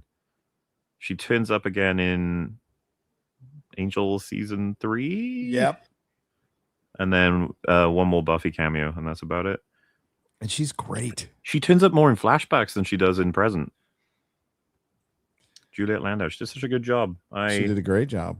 Do think she deserved more, especially with just how much of an interesting character she is and what she means to Angel too. There's a lot more to be done there. I'll just say it, weird hot. That's okay. Yeah, you're allowed. Yeah. Always nice to have more flavors. Yep. And Spike.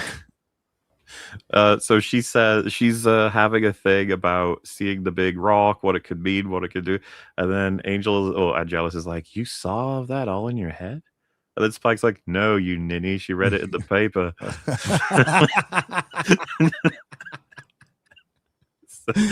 Oh, it's so funny. Again, it's shit that you have to be clever to write, and then you need the delivery correct, but it's also completely different comedy to each of the other characters. And I know that Anthony Stewart had advised a lot of the British sort of, like, ninny is very funny and very British, despite Spike not being British at all. What's the other insult? Let's later on starts with a P. I can't Pratt remember. or no. It's like not pickle, but it's prick. He calls Angel something. Prick? Not a prick. He calls him something British. I can't remember. Is it in this episode? It's in one of these two. Not a pansy. No, it was. I'm sorry, it was Pillock, and it was Giles who calls him a Pillock. That part's awesome. Yeah. We'll get what the fuck's a Pillock?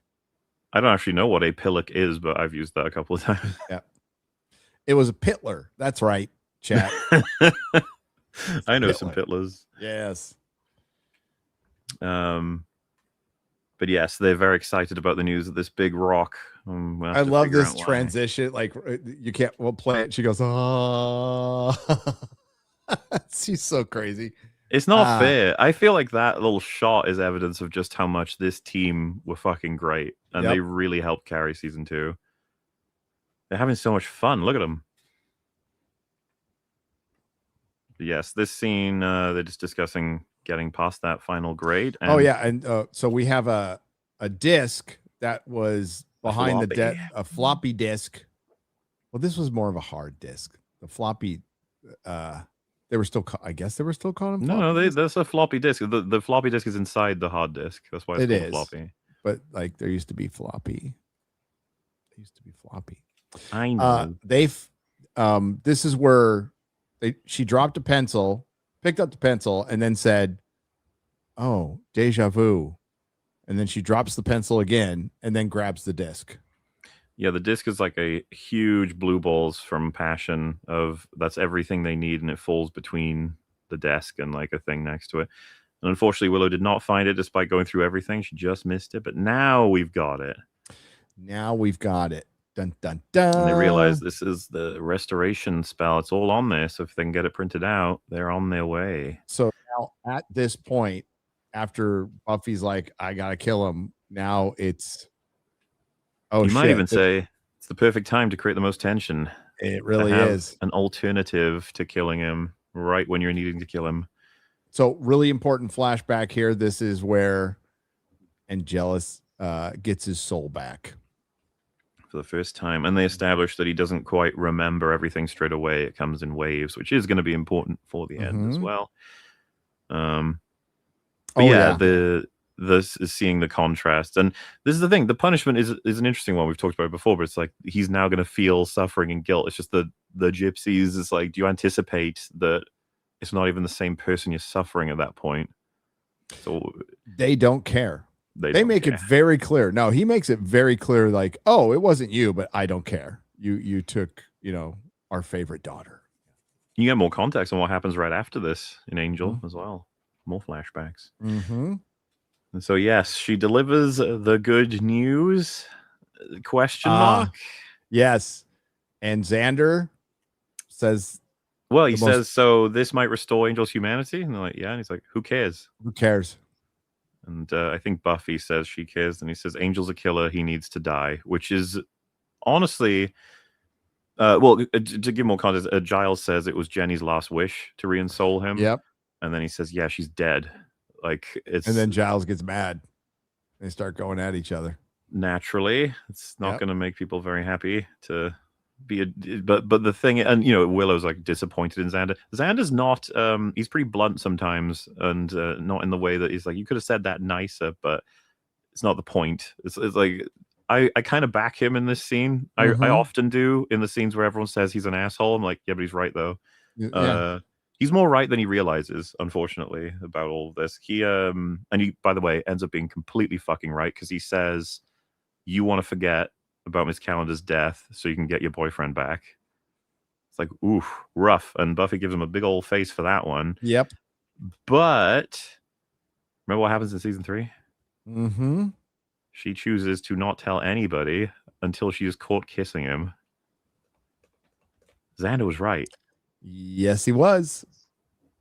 I like when he's yelling, and then Cordelia agrees with him. Yeah, and then he starts going against it. He's all, "Oh, I'm sorry, you're agreeing with me, so I'm just going to move on to the next thing." She actually. Now, it's not to say he's an asshole. I'm not going to disagree with that, but the thing is, he's defending an extremely unpopular decision, which is just get rid of Angel. He's the fucker that has caused so much issue. What we want to do is get his soul back, so that he stops being too overtly murdery, as opposed to just kill him. Where else do we offer this for any other vampire? It's not like we say, oh no, this vampire, if we just get this soul back, it's like, he died.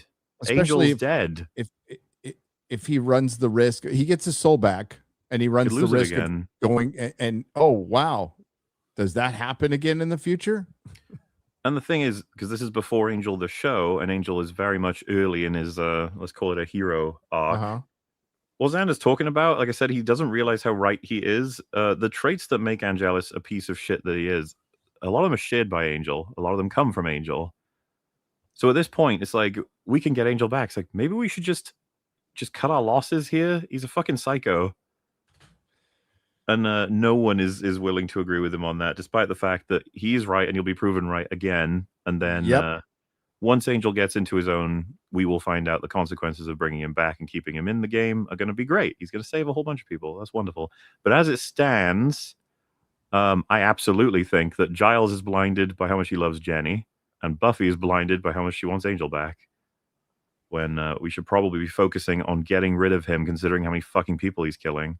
Even when he's the good guy, and they were bad guys, but he does something pretty brutal a little later on in Angel too.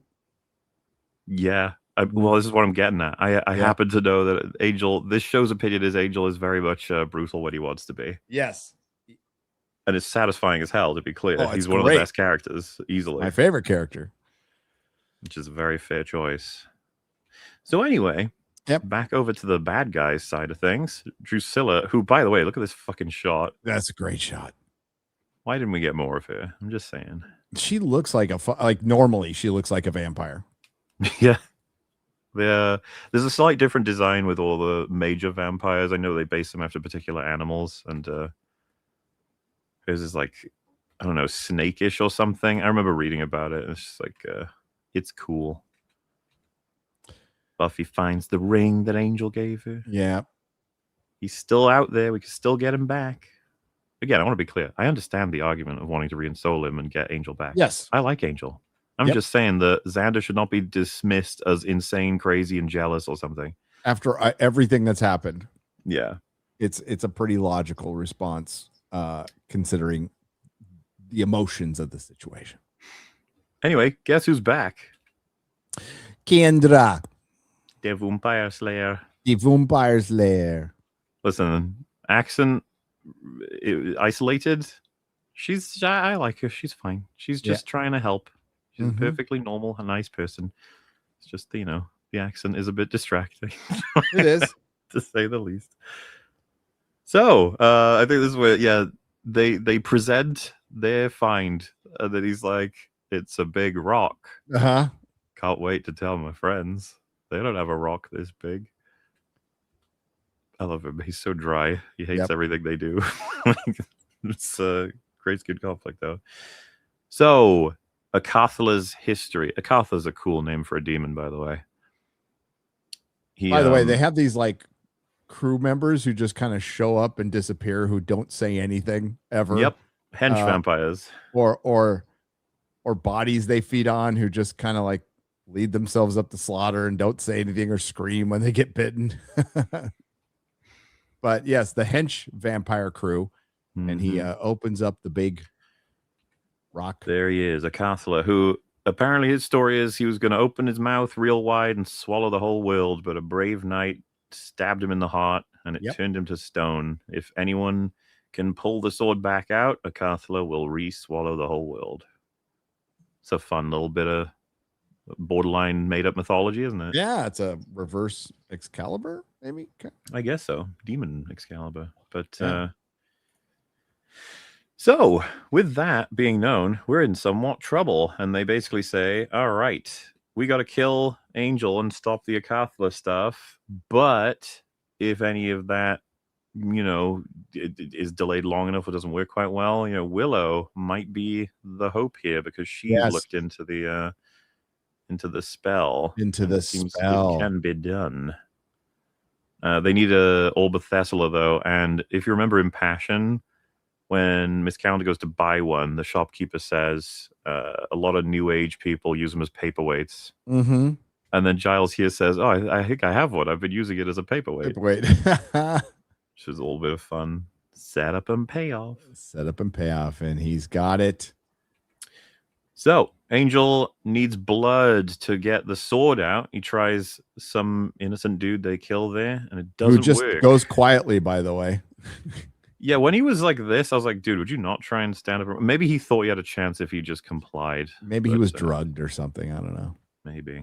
But it doesn't work out for him. Nope.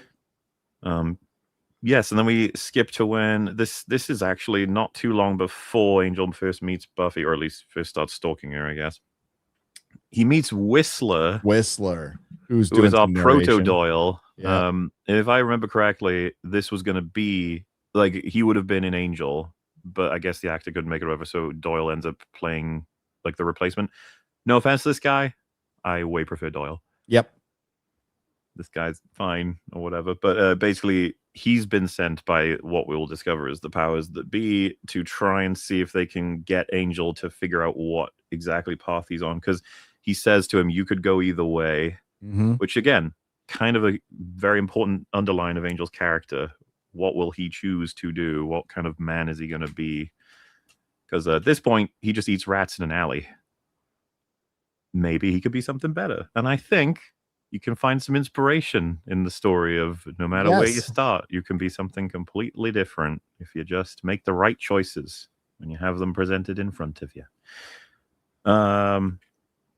So, it goes through like that, the sorts of things with Angel, get him set up of like, there's something you should see, and basically introduces that this girl is the new Slayer. Also, we get this dude. I wonder if this is supposed to be, this whole sequence is like a mini version of the movie. Yeah. And that you're supposed to kind of fill in the blanks with the events of the movie. Yep. Like this is Donald Sutherland, sort of. Not but necessarily, from Office Space. Like like alt reality version of the movie that took place? Because this guy, we never find out what happens to him. No. Well, he went out and worked in an office and started a game called Jump to Conclusions, and then got in a car accident and got an insurance settlement. There's the rest of his story. But he introduces Buffy to vampires, tells her you got like strength to take them on, and it's going to be your destiny to do more about that in that way. Then she heads home and listens to her parents basically rip each other apart before her family falls apart before she goes to Sunnydale. Yep. And so Angel sees this and he decides he wants to help, which I'm all fine with. The one thing I'm not a fan of is when this dude says she must be prettier than the previous one. It's like, dude, she's like fucking 14, 15. Yeah, dude. Maybe don't. And I way prefer that Angel realizes you've got this kid who's basically going to save the world, and that her family is falling apart as well, and that he's like, I could help. I do nothing with my life. You know, that's all way better than the other angle. Yep. But no, tries to activate a Kathla, does not go well. Oh, I love this. I got to use this clip in a fucking video. I'm so disappointed. He's getting real fucking mad because Angelus does not like being humiliated. He wants to open it up. And there's only one person he can think of that would be able to help them figure this out. And unfortunately, it's one of those things where you're like, why didn't they tell us? Like, because you could probably guess who he's referring to. Oh, easily. But it's good that they didn't say, just in case you don't figure it out, because it makes for a little twist when you get to the later action scene. So this lady, I always thought this was kind of funny. Angelus says to one of his hedge people, yes, like, go to the school, send a message to Buffy and incinerate yourself, which is pretty unusual considering how, you know, self-preservation-y vampires are in nature. But yeah, this was a zealot. She really believes in the cause. Yeah. So yeah, this must have been like a big Angel fan that we just never saw. Mm-hmm. Off screen, she was just worshiping. Yep. But basically, yeah, come fight me, Buffy. It's time for us to have our final battle. Which, if you look in the past episodes... And how's the school explain that one, by the way? But some lady came in and burst into flames. I don't know. It's another day that ends in wine, Sunnydale. Exploded. Everyone... It was a gas leak. Don't worry about it. Yeah, it was gas leak. That's it. So yeah, basically just we need to have our big final fight, and we're near the end of the episode, but it's a two-parter, so what in the world could happen? The team decide, okay, Buffy go fight Angel, because at the very least you stop him from killing anyone else, and we will re-ensoul him. Yep, and we've got another Slayer staying back, so we're like covered. We're good. Should just work in case out, anything happens, right? And Kendra gives Buffy her lucky steak. Don't ever give somebody your lucky steak. It's basically signing a death warrant, this scene. And it's clearly they were like, I'm not sure what else we're doing with Kendra. And it's a good decision, I would say, for a couple reasons. But one of them is that we get Faith out of this. So we get Faith, and Kendra wasn't great. No. So to be fair, she already had like an episode's worth of time. They didn't really try with the accent is awful. But, Kendra in my new steak. Yeah. Mr. Faith. Pointy. Here comes Angel. Yeah, so they basically just toy for a little bit, and then they have their fight, and it all seems a little like, is this it? Is this how it's gonna go? It just doesn't seem right. And in the middle of the spell being cast, bunch of vampires attacking. Like, oh shit. Yep. I'm quite a fan of this in terms of how they build the choreography. You have Willow tries to go behind like the stacks or whatever, and she gets knocked out and crushed by one of them, which puts her in a coma temporarily. Yep. So it's nice and consequential. Giles fights off a vampire until he gets knocked out. Xander does. He does okay, gets his arm broken, and after that, horribly, by the way, saves Cordelia and tells her to run while he doesn't do as well. He gets knocked out, which takes out all of our main cast, you know, like sort of neutralizes them, and all you have left is Kendra, who, you know, does pretty well. She's a Slayer. Yep. But then Drusilla. Yeah, this is like one of her biggest moments of being able to do something, because they have built her up, so it's time for a payoff. The only I'm chill with this. The only thing I think is it would have been nice if it was a little bit harder. She's a Slayer, like Yeah.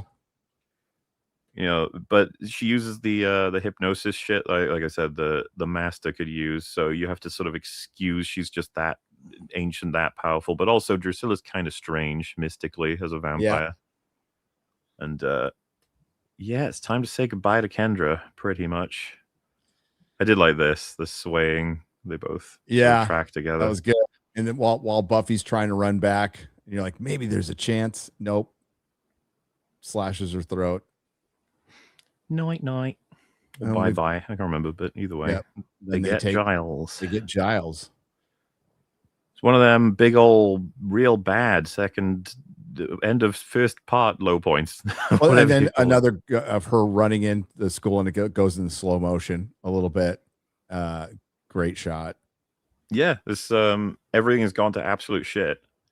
The spell's not working. Angel is more than alive. They've now got the guy who could possibly end the world with a Catholic. It's as season finales go, I'd say season 2's ranks pretty highly. They get a lot of shit right with this. And you get, I think it's Whistler saying that no matter what you do in life, the big moments are going to come, and it's what you do afterward that counts. That's where you find out who you are. And she sees dead Kendra. Not to mention, the police are here. Oh, yeah. Boom. Freeze! So basically everything that could go wrong has gone wrong. Has gone wrong. Completely gone wrong. I did like when she's fighting with Angelus and he says, "You never learn, do you? This wasn't about you. It's never about you." She starts running. He's like, "You fall for it every time." But it is about her. But it's not about her in this situation. No, and it happens. It does happen a few times of drag Buffy away and then take out her support system, basically. Which, it's very much a character flaw of hers. She isolates a lot, even though she needs to not do that ever. But I mean, people do that. And we start right where the action ended there. The cops coming in, arresting Buffy. Snyder's like, yeah. Snyder called him. He's been waiting for a chance to get rid of her the whole season. He's not been hiding that shit. And he says, she says, "You stupid little troll. You have no idea." Which he does, by the way. Yeah, he says, "If there's trouble, she's behind it." Yep. It's a little serious, though, because she does beat up the police and run away. And you get this lady actually shoots her and says, "Homicide suspect, female, blonde, approximately 16. Suspect is very dangerous." No. Again, the show's getting all serious, dark, and deeper, and then it's that theme is just not capturing that tone. No. This is the last season where it feels more appropriate, I would say, because you remember season 3 gets real fucking dark with Faith's story. So yeah. So Buffy goes incognito by looking super suspicious, drawing more attention to herself. Yeah. She used to do the MCU thing of shades and a cap. Shades and a cap. Yeah, trying to blend in looking like a bank robber. Incognito definitely works. But yeah, Giles is missing. Willow's in a coma. And they're just trying to pick up the pieces because everything's gone to shit, as mentioned. Yep. I think soon after... Oh, yeah. This is... Angelus is just ready to have so much fun. Which is like, dude, haven't you done enough to Giles? It's so mean. It's like, no. So basically, open up, give me the key to how this works, or I'm going to hurt you. Yep, I'm going to torture you. And he even says, like, I kind of wish that you don't tell me so that I get to torture you. And he does a good job at that. Yeah, we'll come back to it. But Joyce is being told, like, so your daughter's insane? She kind of beat up some cops. She's, I think, killed a bunch of people. And it's funny, he says she has a history of violence. It's like, oh, he's referencing Ted. Because this is the guy who was there in that episode. Yep. Ah, yes. Look at that. Ted comes back. Beautiful. So Buffy goes to Giles' house and meets up with Whistler, who he's kind of like I don't even understand he's kind of cryptic with it. I was just like, do you want to be more specific? He mentions earlier that like he can't be specific, like that's part of his thing. When he first meets Angel, he does kind of go over that and say like, hey, yeah, that's kind of my lot, like keeping your hand off the scale but still trying to nudge. Yes. So he's trying to decide how much information he wants to give at any time, because he tells Buffy about this. There's another sword, or the sword needs to, and then she's like, I already know that, and he's like, yeah, why do you think I'm telling you? Which is it's like, okay, but like, why the fuck am I even talking to you? Well, and she even gets frustrated, and she's like, fucking, if you're not gonna like tell me, then stop wasting my time. Yeah, the second conversation she has with him is a bit more for the episode, but this scene is where you realize we're going from a good finale to a fucking great finale. Police bump into Buffy. They're about to get her, but they're beaten up. What's going on?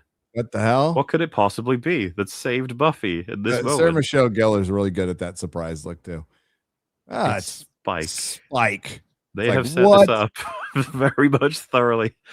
Oh man, this is where it goes into being such a fucking entertaining show, and the kind of thing you can only get from some shows. This unique chemistry, because it's like, what the hell are we doing? This is the guy who tried to kill her in the first third of season 2, and now he's like, "Hello, cutie, I want to save the world." It's like, how do we get here?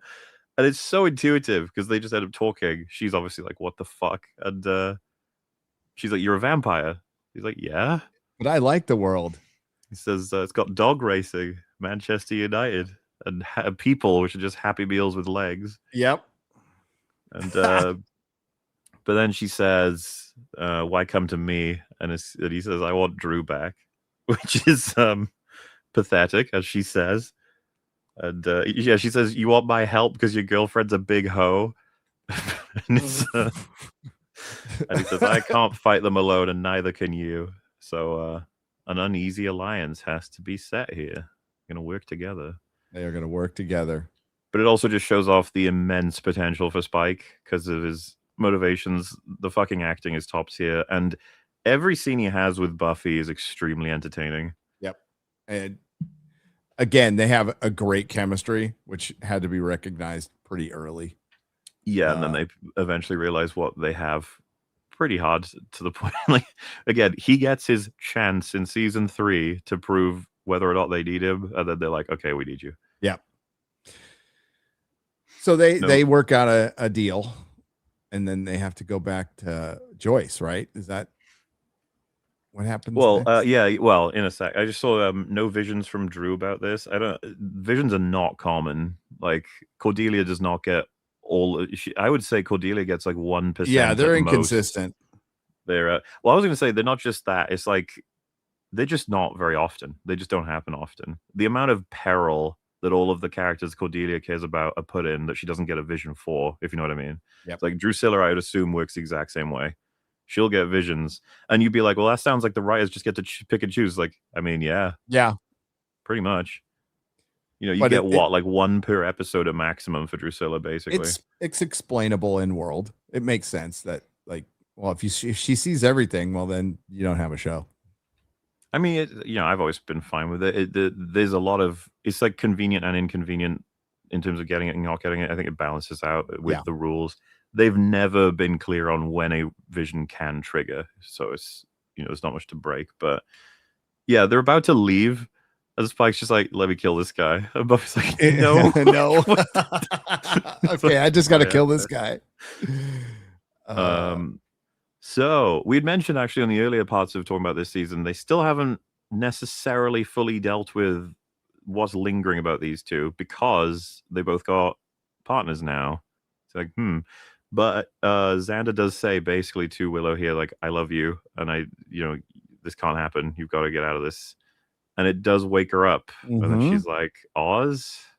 And he's like, and it's complicated. And this thing, season 3 rounds this out, the Xander and Willow stuff. We'll get there. It's just like complicated, needs to be sorted. But the thing to take away from this, as far as I'm concerned, is that Xander cares immensely about Willow, more than anyone else. And I would say if you just wait, 4 seasons, you'll get your huge payoff for this. That gets proven.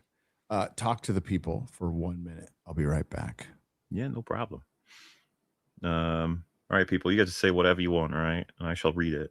Cordelia was a sprinkler for a bit, I guess. Well, I mean, we see what happens with all that, unfortunately. Which, by the way, ties directly in with Spike. So there's that. She a number of potential futures would be tough to account for. Yeah, the visions do necessarily, like, they account for warning, but also, yeah, they do present, like, what's going to happen if you don't do anything about it, sort of thing. Pee poo poo. That's fair. I don't disagree with that. Friday the 13th or Elm Street versus Halloween. I probably, honestly, in premise, I like Elm Street the most. In execution, I think it's Elm Street or Friday the 13th. Like, what's better? Franchises, I mean, not just single movies. What franchise is better? Like, I love Elm Street's premise. Yeah, Nightmare on Elm Street's better, in my opinion.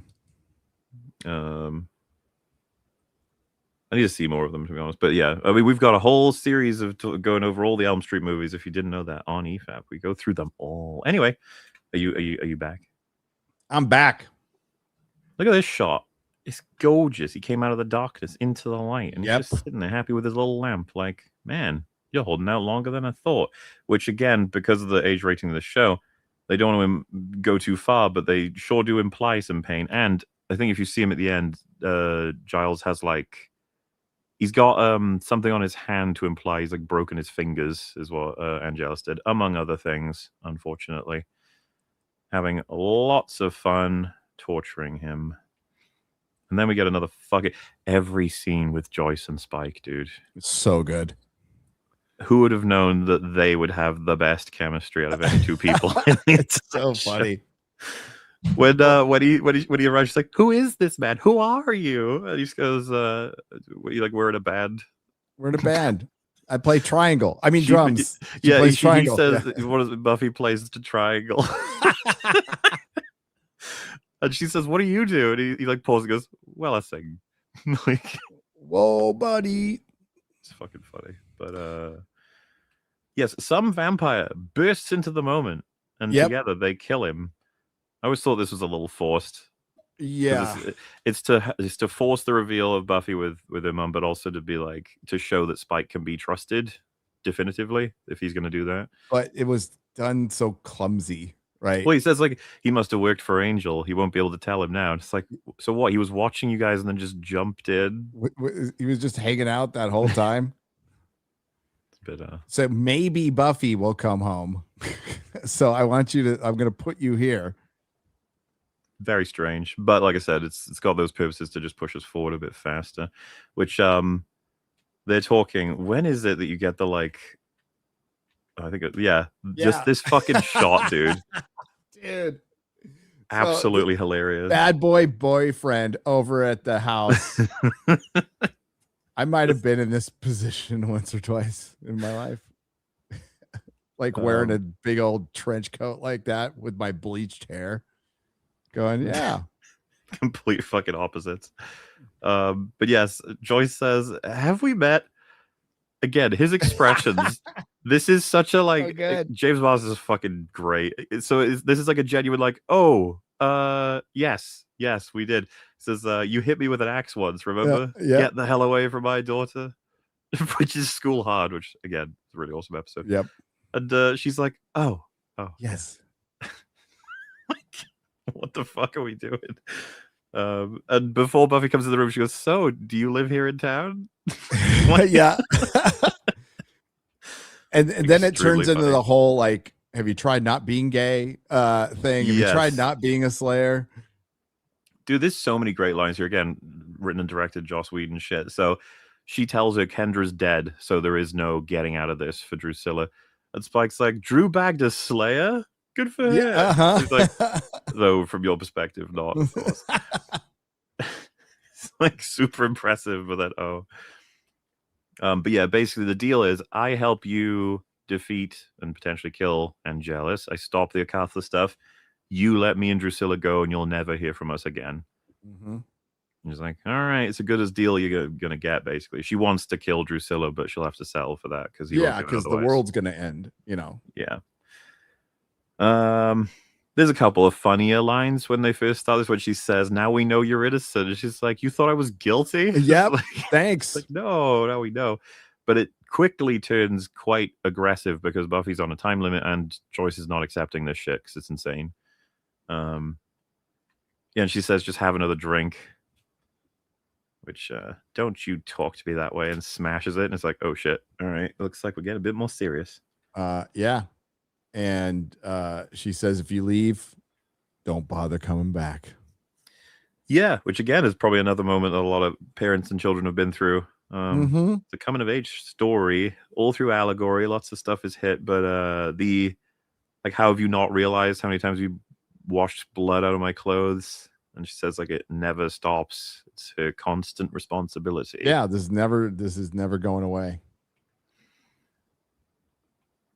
But yeah, and she leaves. Which, if things weren't bad enough, they're just trying to pile on at this point. Yeah, it's mean. It's mean, but man, it's good television. Well, I mean, all of our pieces are pretty much good to go now. Giles is in peril. The world is about to end. She's lost her familial sort of safety net and connection, and the friends are still recovering. But I love that hospital Willow's room. feeling like, oh yeah, looks like a bedroom. It's not what a hospital room looks like. No, it looks just like this. What do you mean? Yeah, but totally. Yeah, Willow says she wants to try it again, so she's sending everyone out to get the pieces. It's just like, oh shit, yeah, everything's happening. We're back. Oh, Willow's gonna start doing more spells. Oh, okay. Mm-hmm. And then the torture continues with Giles. This is where Giles is like, okay, you got me. I can't take this anymore. Okay. Then he's like, in order to be worthy, you must perform the ritual in a tutu. Pillock. So fucking awesome. Yeah, then Angel's like, get the chainsaw. Yep. And awesome balance from Spike. Again, intelligent writing, right? He's got to come across as though he doesn't give a shit about any of this, but that he's also trying to help Angel get his goal complete. But simultaneously, he has to keep Giles alive. Buffy says deals up if Giles dies. So he's like, hey, whoa. We've got other methods. We could do other things to get the information out of him. Chill out. And unfortunately, Spike is more right than he probably intended to be. Yeah. We'll see the results of that in a moment. But Buffy needs to get some supplies.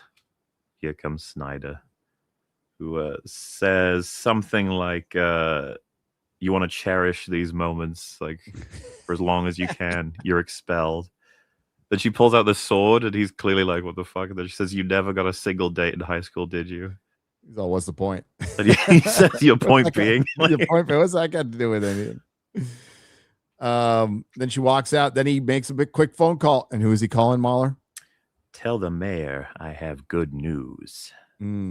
Because the implication is that she's nothing but a troublemaker, and they want to keep everything as quiet and chill as possible in this crazy town. The mayor, obviously, we'll find out, he likes being here for many demon-related reasons, but also doesn't want everyone looking. So the idea is he uses his sort of very corrupt powers in politics to keep everything quiet as best he can. And it stretches any oh God, what's the word? Credulity. Yes. But the mayor is, again, what we mentioned earlier. It's used suspension of disbelief. It really stretches that too. Yeah. But he is used to explain a lot of things. He's an attempt to explain the will building as best they can. As best they can. Now here's Drew and Giles. This is a great scene. It's cruel. She uses a sort of, again, more mystical side of his psychic vampire shit to make him think he's talking to Jenny. And she just leads him into the conversation, just being like, oh no, hopefully Angel isn't figuring it out. What should we do? Should we keep him away from this? Should we do that? And then he says, we got to keep Angel away from Akathla because of his blood. And that's already enough. It's Angel's blood, not the blood of some random person. And Giles realizes way too late that they got him. Oopsie! Now he's now kill him. Yeah, and he said, well, what if he's lying? Which, good point. He says, I like having you around. It's like old times. And you can tell they're having fun, but God, Spike is so ready to kill him. It's so funny. Yep. And yeah, Giles realizes too late, which I appreciate stuff like this. The weakness wasn't he gave up on the torture, it's that they got him through people he loves, sort of thing. No, cruel, like you said, absolutely cruel. Giles gets just fucking destroyed. Yes, this season. So yeah, the broad thing with this scene is just, talking about the whole situation, kind of reestablishing what we're doing. But Buffy despairs a little bit. Things are not working out, and she says that she knows what to do. She's going to do it because she's got nothing left to lose. And then Whistler says as she leaves, "You got one more thing." Yep. So without kind of big time. So without being overt, is this the first introduction of something connected to the powers that be? Oh, Whistler, yeah. I mean, Whistler is Doyle, basically. Yeah. And Doyle, there's been no mention of like people of other gods basically watching. This has just been demons. Yeah, no, angels. It's funny. Not even Buffy the show really explores that. It's Angel that gets into that more so, because Doyle has the direct line with the like those. Remember the guys in season 1? They kind of look like weird statue people. Poor Doyle, an actor. Yeah, I love Doyle. So that's going to be not going to take a lot. That might even be in our first section in total, depending on how the episodes work out. I think is it episode 7 or 8 that he makes it to. Dude, imagine if he had stuck around. Yeah, completely different show. The actor died of a drug overdose. Yeah, and that was a way after that. He was just too unreliable on set. He wasn't turning up. Yeah, so they had already let him go, and then sad, very sad. But we get to one of the most cited, controversial moments of Xander's whole career. He manages to catch up with Buffy. Yep. She gets a mistake because he came with a rock. And then before they go in, she says, like, I want you to save Giles and get out. I'll sort out, Catholic Angel and stuff. And he says, wait, Willow, she wanted me to tell you. Yeah. Like, tell me what? Like, kick its ass. Yep. Doesn't tell her that they can do the spell, and they're trying it again. Which is seen by many as a strict, evil, selfish thing that he does. I've never had this view. I've always thought, and it's to do with the prior scenes as well as how Buffy has dealt with Angel over the course of this season, that she needs to be very clear on what her goal is and telling her, hey, in the middle of this group of 6 vampires with 3 mega vampires, if you just lay off on Angel potentially, you might get him back in the middle of the fight. So I think telling her this is fucked, kill him, is actually better for her. Looking out survival rate for her. She is clouded by love, as the audience is for Angel.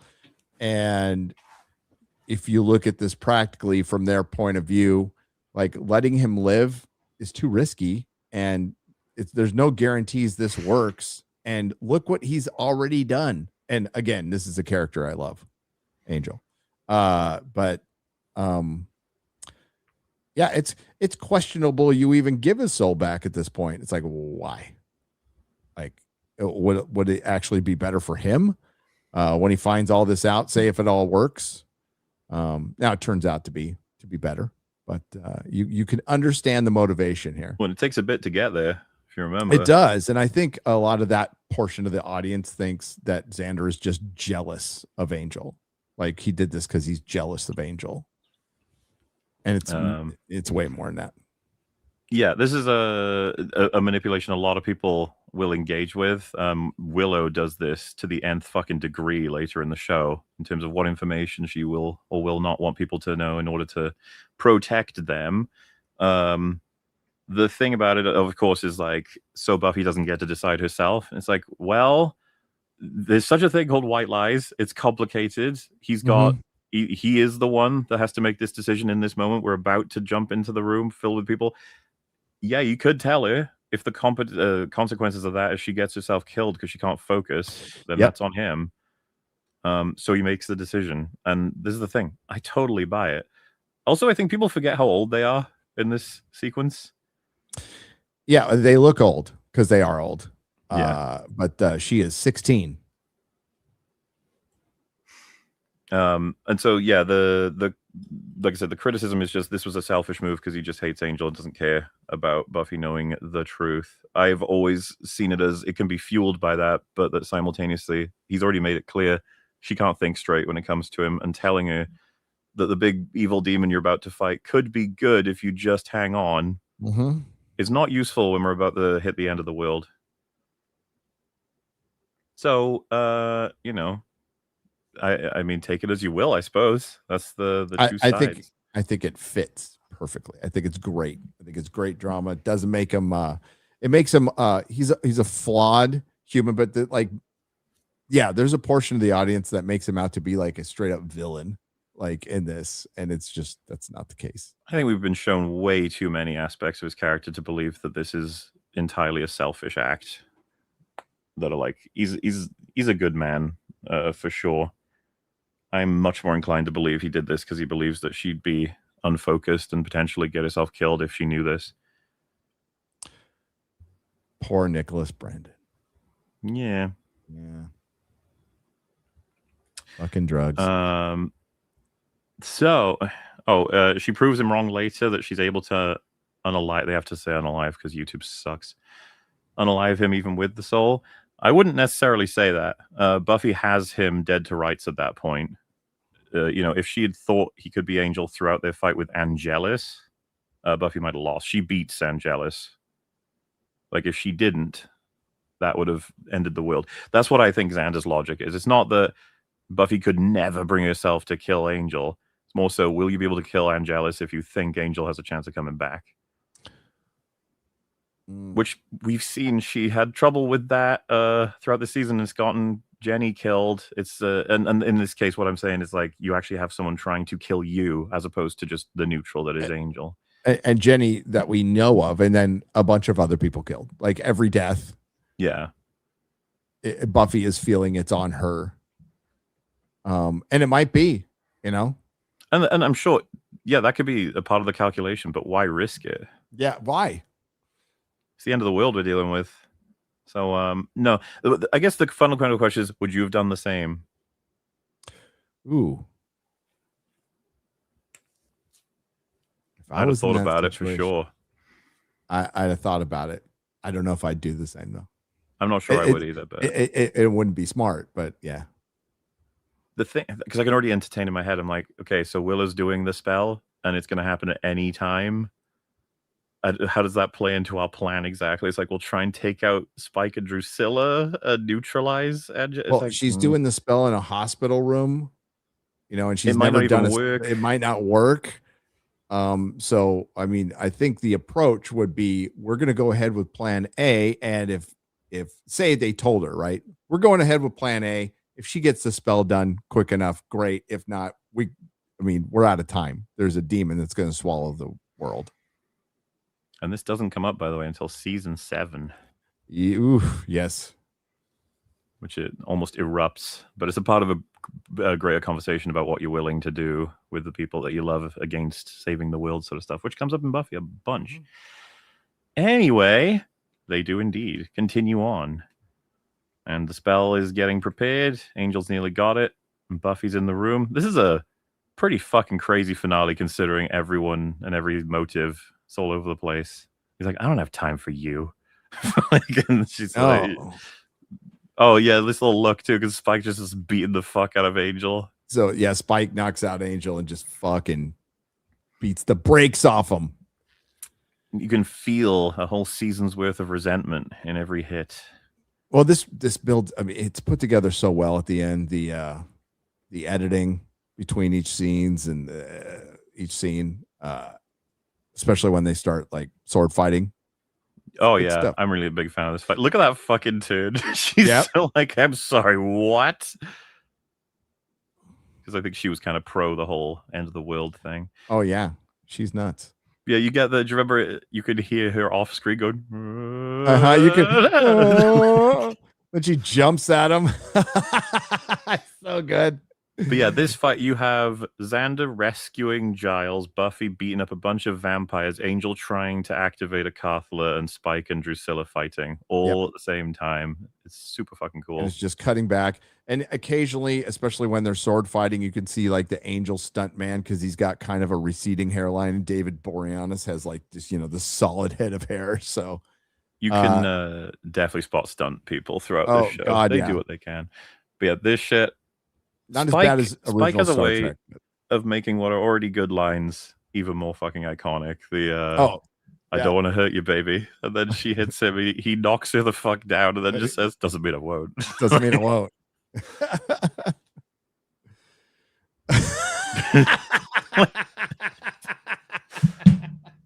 Oh, he's so fucking funny. And as if it wasn't already funny enough, right? So Xander's like, Giles, he says, you're not real. It's a trick. They get inside my head, make me see things. And then there's a pause and he just goes, then why would they make you see me? Good point. All right, let's go. Let's go. Oh, it's so fucking great. Oh, Anthony Stewart head's gone. That's so sad. Yeah.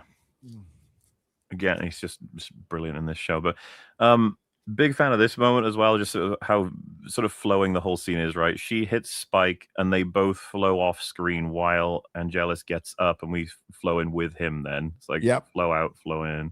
That shit's cool. Like the tiny pieces of it. Season 2 is coming in. Season 1 there's nothing really crazy good in terms of cinematography in it, but 2 has all these little moments. You're like, they feel like they know what they're doing a bit more. And you're under such restrictions directing TV. You don't have a ton of time to line up a fun, creative shot. You can't be Stanley Kubrick and fucking do 99 shots. So it's that, knowing that, it's even more impressive. But a Cathla is activated. Drusilla's distracted, and that's where Spike manages to do this, which puts her in a chokehold. The thing is, you remember we talked about how it was dumb that Angel said, "I have no breath." It's like, obviously fucking Dukes, you talk. This one is the reverse for me. A lot of people will be like, how can you like do this to a vampire when they're not even alive? There's no. I was like, well, vampires bleed. They have blood flow. Their muscles work. Like, if we're being, I don't know, autistic about detail here, there's got to be something going on with blood flow for vampires. And they do die when they like run low on, or rather they become husks. I think they talk about at one point. We never see it, but Spike makes a very fucking funny reference to it in season 4. We don't need to say that now, but there's something going on with blood flow. So if you cut off or squeeze tight enough that it doesn't go to their brain anymore, maybe they get knocked out. I think it's possible. That's good. Somebody needs to do like the science of vampires. Like, the thing is, vampires don't make any fucking sense. No, but if we're going by, does it make sense to chokehold her such that you're squeezing so hard that she just like fucking faints? It's like, does that match anything? It's like, I mean, not from lack of breath to me, lack of blood flow to the brain. That works for me.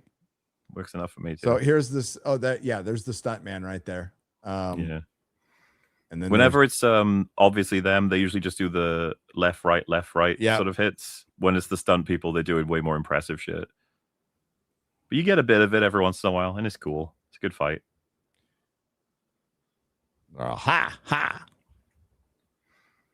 Yeah, Buffy's not doing too well, and neither is Willow. She starts struggling. You're like, oh shit, what's happening here? And then she locks the fuck in and gets a little scary. This is a very fun shot. It's in the witch mode, and it up a bit. Yeah, Oz is like, is this good? Like, what the fuck? Again, really cool shot. Really good shot, panning across. And what's crazy, of course, is you watch this for the first time, you're just like, oh wow, Willow's, the nerdy tech friend is actually doing something really significant. You watch it when you've seen the whole show, and you're like, oh fuck. Ooh. This Giles says, I think earlier in this episode or the first part, that's a door that if you open, you might never be able to close. Yep. And she's speaking some Latin, I'm guessing. I think so. They always do it because it sounds way better. It is better. We should have never got rid of it as a language, but whatever. True. I kind of wanted to see this guy become real, but it would have been like claymation. So probably, yeah. So This is Spike realizing he's got Drew. They can get out of there, and Buffy's clearly about to lose her fight, and he's just like, "Oh God, he's gonna kill her." They just goes. Eh.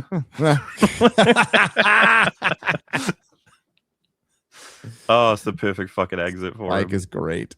Gets in his car and just leaves. But yeah. So this is where like Angel says, "You've got no weapons, no friends, nothing."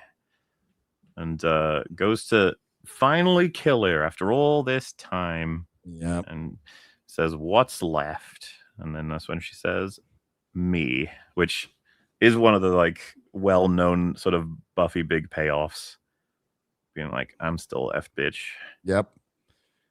Then hits him with the hilt. That was freaking great. Well, yeah, she gets like a full second wind, and I love Spike's car, by the way. That's great. I don't know how the fuck he sees out of that thing, but whatever. Vampire instinct. Yeah, I guess you could probably see through one of the little holes at the front. I don't know, but it's got to be really shit broadly. I used to have a big car like that. But yes, they've successfully exited those two so that they can be used in future. And you have to know, they were like, "We can't kill Spike. We might want him again. He was fun." And my God, did they use him again? Oh, do they? It's fun because a lot of characters that are like the best ever maybe have introductions where they haven't quite gotten to where they're going to go, i.e. Wesley will, for a lot of people, be extremely annoying until he's not annoying anymore. Yeah. Meanwhile, and I don't mean, if people are going to think I'm talking about fucking Star Trek, I'm not talking about Star Trek. I'm talking about different Wesley. No, not fucking that. Fuck that Wesley. But Spike, he's just 11 out of 10 the moment he's introduced. Yep. And it's rare to find characters like that. But Will is getting really into it, and Buffy's nearly got the execution, and then the soul comes back. Well, and that should show you. So this show, predominant female audience. It's 50-50, but leaned a little more female, and they all watched it for Spike and Angel. That not makes for sense. Buffy. I mean, we've talked about this before. How many people say Buffy is their favorite character in the Buffy show? I've not met anyone who said nobody. Buffy's their favorite. Nobody. And that's not even, she's a good character. She's a good character. You need her. She's the main character, but she's just not the best. So, yes. So the soul is back in Angel, and he doesn't remember anything. No, he's not going to have enough time to get all the context. And she knows he's not faking it. She knows right away. She's like, oh shit. Well, you get the thing in the eyes, which is hard to miss. And then you just, all of his behavior and attitude is completely different. Yeah. She's like, fucking hell. And again, performances are top tier here from both of them. Yeah. That was the best work she's ever done. Well, oh, you mean Buffy? Sarah Michelle Gellar. Like a whole, because I was going to say in the show as a whole, not this episode. Yeah. In the show as a whole, she's never done anything close to this. No, and same can be said for several people in this show. I don't know what the directors were doing, whipping these people to make sure they give the best performances ever. But David Borean is my wife's out in the other room watching Bones right now. Yeah, like all over the house. Well, like Alison Hannigan, she was in, like, I think it was Date Movie. She was in How I Met Your Mother. There's another show, I think. But like, she'll never do any of the performances like she does in this. It's fucking crazy shit she does in this. No, thank God she did this, or she would be forever known as that time at band camp. Yeah, which she is known still by that for a lot of people, but obviously she's Willow to me. She is a sitcom actress. That's what Sarah Michelle Gellar is. And they wanted to give her control of the fucking Buffy show that thankfully got canceled. That was so bad they didn't even give them the season. They didn't even give them this, and they didn't even find David Fury or somebody. Yeah. I just wonder how much those people even want to. Like, I wonder if they were contacted at this point and they were like, no. I know that some of them are loyal to Joss, so they wouldn't do it. Well, I wonder how many of them are loyal to the notion of like, I don't want to ruin my old work going back after this long, Especially the ones who are just working right now and they wouldn't need it. This okay. Don't want to talk over this. This is great. So she says goodbye. She says, I love you. and she fucking kills him. Stabs the sword into a Cathler, but also killing Angel because that's what his blood is connected, so he gets put into the portal. It's like a sacrifice, and it closes it, which is a pretty bitchin' payoff for the season, all things considered. Yeah, it's the big moments that show you who you are. She did it, and she feels like shit naturally. And yeah, it's just the most drama you could generate out of this. He gets the soul right before she has to make that decision. Every thread has been wrapped up. You just have to sit with it. That must be the end of Angel. He's off to hell. That's where he's off to, hell. Yeah. Mentioned filled with demons. I think they say for everything other than a demon is basically just a death sentence. Mm-hmm. Well, he's still kind of. Oh, he is a demon. Yeah. So she's sad. Her 200-something-year-old boyfriend went to hell. She sent him there. That would require a lot of explaining. The other Slayer is dead. They never even show like who her watcher is or anything. No, I think Mabuto was like his surname in the What's My Line episodes. Mabuto, I think. Mabuto. And she wrote a letter. She's run away from home, and the Scoobies are just like, I don't know, maybe she'll come back. Well, yeah, I think like they speculate on maybe the soul was put back and that everything stopped in time and everything worked out kind of happily. And they're alone right now. They're getting it on or whatever. He didn't even get to all of Giles' fingers. No, but he got two of the important ones. Xander's arm break was pretty hardcore for a TV show. So they bent it down. Yeah. Poor Willow. I think, funnily enough, Xander's line here is maybe she had to kill him before the spell could work. Yep. Which, again, I think gives you insight on what his decision was. It's like, yeah, the spell might work. Mm-hmm. But if she has a chance, she needs to take it. Which, again, I don't even disagree with. Again, there's stuff in this that they deal with what MauLer just brought up in season 7. Well, it's meant. I don't know if they don't get to have like a round table, but it's under the topic of, if you remember, would you kill someone if it meant protecting others? And Buffy says like she did. Yeah. No, that's why you need to watch Venture Brothers, because Venture Brothers has canon and they remember, because the same two guys wrote it, so they remember everything, and it is tight as hell. The chat will back me up on that one. So yeah, she's running away. She's packed it up in her 90s jeans or overalls there, which are very baggy and look very 90s. And you are now leaving Sunnydale. Which again is crazy. It does feel like season 1 and 2 are kind of a package of almost like a, do you think this show should have more? And you're like, you know what? I think by the time you hit the end there, it kind of earned its way into wanting more. Yes. Oh, definitely. Because with, like we said, the with Passion and the 2 becoming episodes, it's like, damn, this could be really good if they can figure that out. So when was the first time? I mean, you were watching it randomly with your sister, or were you watching it in order? And where did you pick it up? I have a memory. I'm pretty sure this could be false, but you remember Faith accidentally does something really serious in season 3. Yep. That's the first episode I remember watching through the doorway. Okay. Because I didn't understand anything that was going on. And then once I'd seen enough, I then was shown, I'm pretty sure they showed me season 2, then 3. Like they just ignored 1. And then I went back and watched 1 myself. Because even my sisters at the time were like, 1's kind of, it's not as good. It's a bit clunky. But, they loved season 2, which again, is probably the Angel Buffy stuff. But I was like, ooh. So bit gobbled, but then I started watching it all in order from 3 onwards. So yeah, like Halloween was the first full episode I watched. Then I watched it in order. I remember 1. Yeah.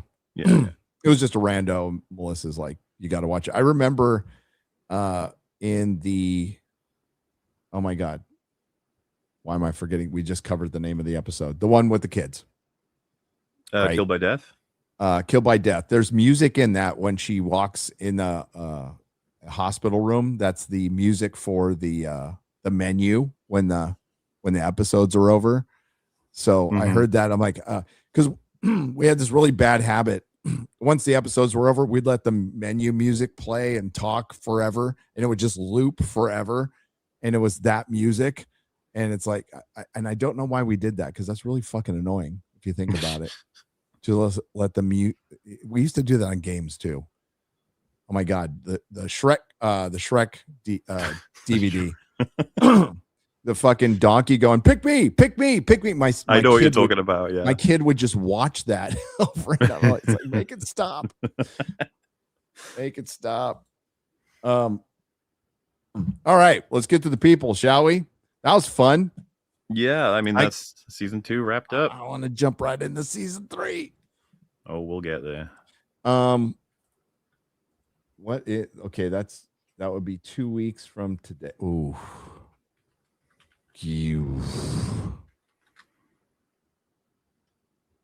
I'm watching. We can't do it because I'm watching Spider-Man that day. All right. I mean, we'll figure it out, I guess. And we can't do the 29th because I should be home by then.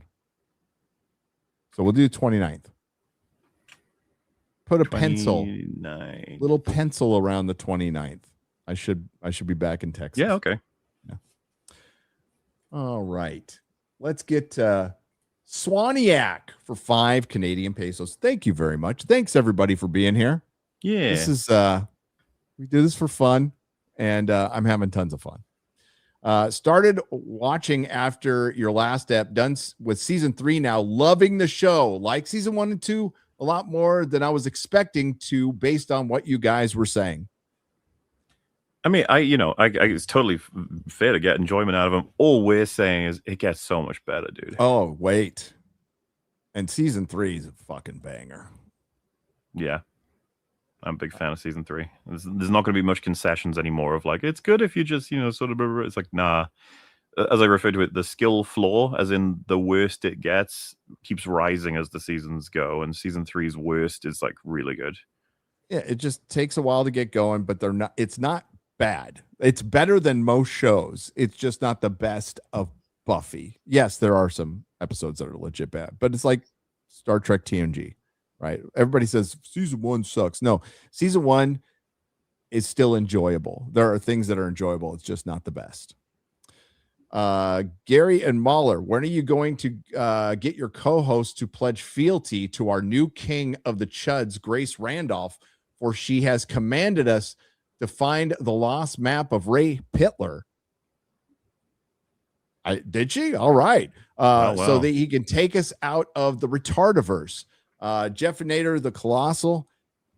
Grace Randolph went back to being Grace Randolph with her House of the Dragon take, like a couple of mere days later. I can't wait to see the episode that made her think, we're nearly there. We're almost there. Half a week. Oh, this is the one that fixes it all, right? Grace, listen, Grace is an idiot, but Grace, I'm glad she's on the internet. I'm just going to say that. Grace can be entertaining. We give her a lot of shit, and she deserves a lot of shit, particularly, this is one of my favorite EFAPs, when we covered the Suicide Squad. Her thing on the Suicide Squad was fucking hilarious, dude. Yeah. That was good times, man. But I wouldn't want her to be anywhere else. I'm glad she's on the internet. Sty Games 5450 for 5 Canadian pesos says YouTube didn't notify me of my previous stream, but final super cat will be moi this time, or MOI. Moi. Moi. Also, calling super chats should be illegal. I agree. Sure, why not? Why the fuck not? Hail Grace Randolph, by the way. Like I said, we give her a lot of shit, but it's all in good fun. I don't know if she sees it that way. She deserves some shit for the Tourette's thing, at least. Oh, some other stuff too. She's fucking been retarded. And the Tourette's is, I think, the worst. Yeah. Absolutely worst take she's had. But keep in mind that she had based James Gunn takes because she hates James Gunn because James Gunn fucking called her out by name. Yep. How often do you have a director call you out by name? I read somewhere that James Gunn is considered an A-list director, MauLer. Okay. By who? By what standard? Even if he didn't do DCU, I wouldn't call him an A-list director. I mean, not anymore by any stretch. I'd call him like maybe before DCU, it's somebody you can rely on to maybe not deliver complete shit, but that is not the case anymore at all. Captain JPS47 for $2 says Gary and Jeremy tax. Is Jeremy streaming right now? I mean, I assume he is, but I don't think Jeremy's talking about Buffy. That would be my guess. Probably not. Probably not. Oh my God, how do I say this one? Dupayasha for $10 says, greetings, long man and Papa Incel. Any thoughts on Sony ditching physical? I switched to PC after The Last of Us 2 fiasco when Az and Jeremy were getting striked for negative coverage on the leaks, and Ryan too, and Vera Dark, and many others.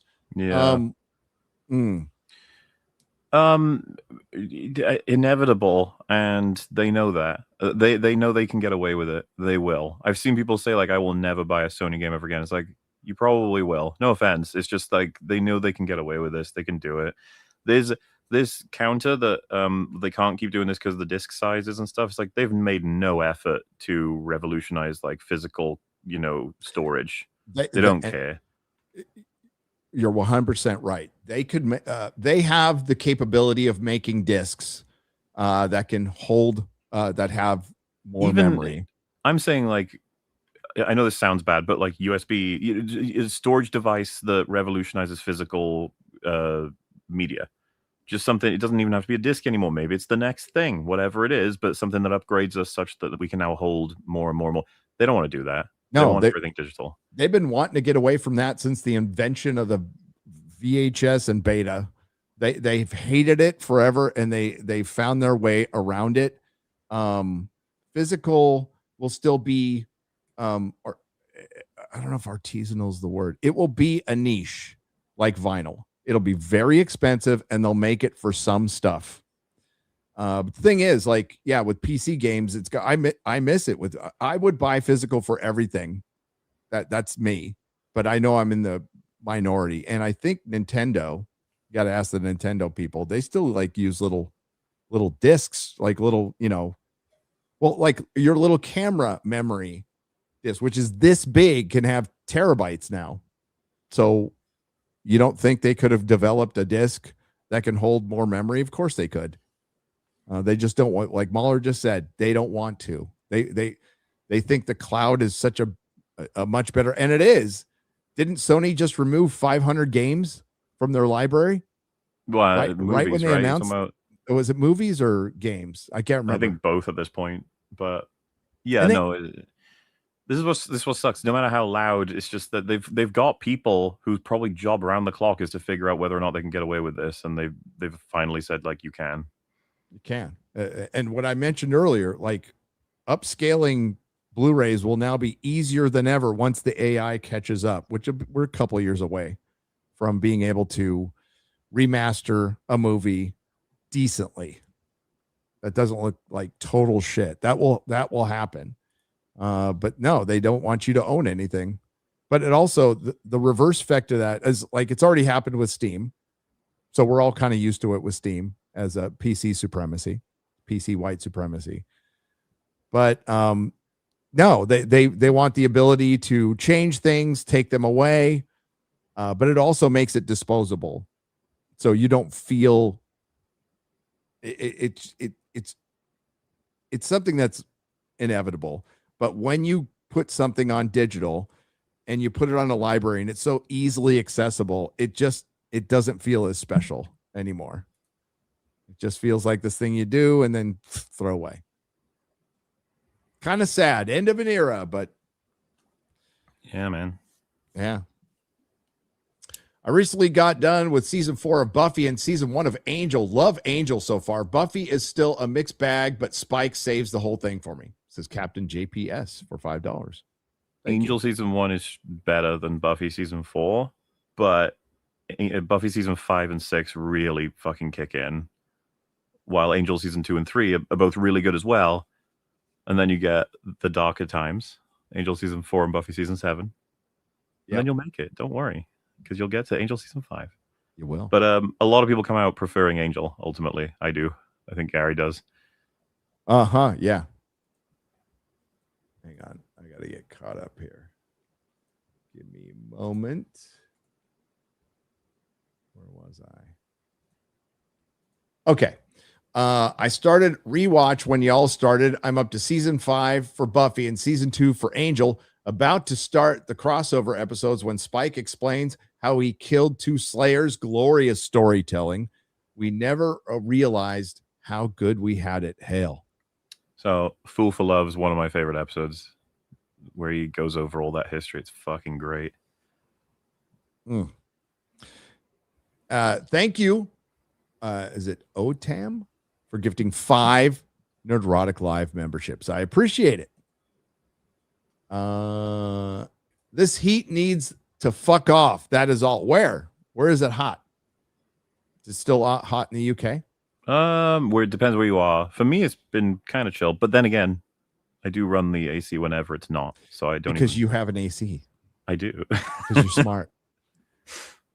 I recommend all of my brethren to also get ACs if possible.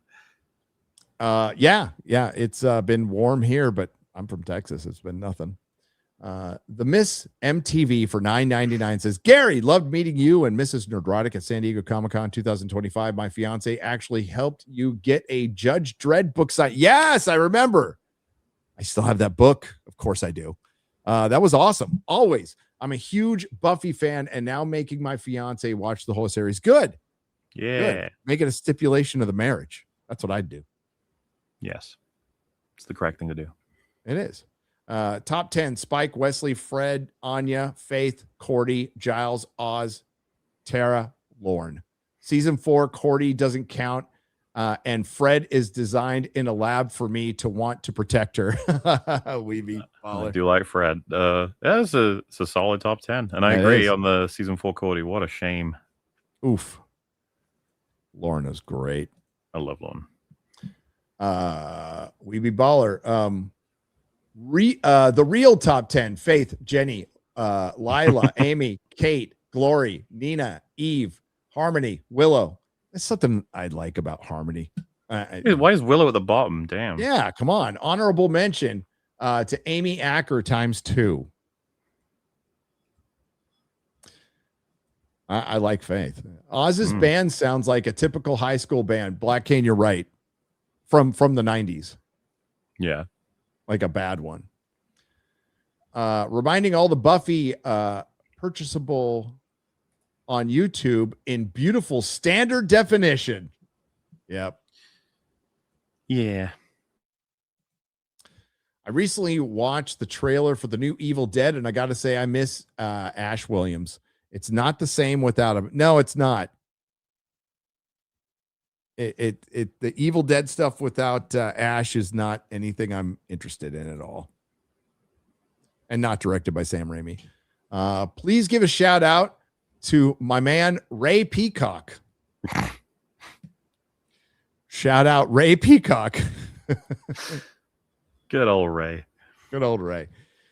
How can anyone say David Boreanaz is always the same? He plays 3 different characters in the series, Liam, Angelus, and Angel.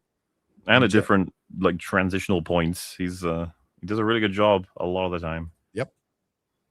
Off topic, but Gary, since you started to read Warhammer books, you should look into Warhammer Fantasy Gotrek and Felix series.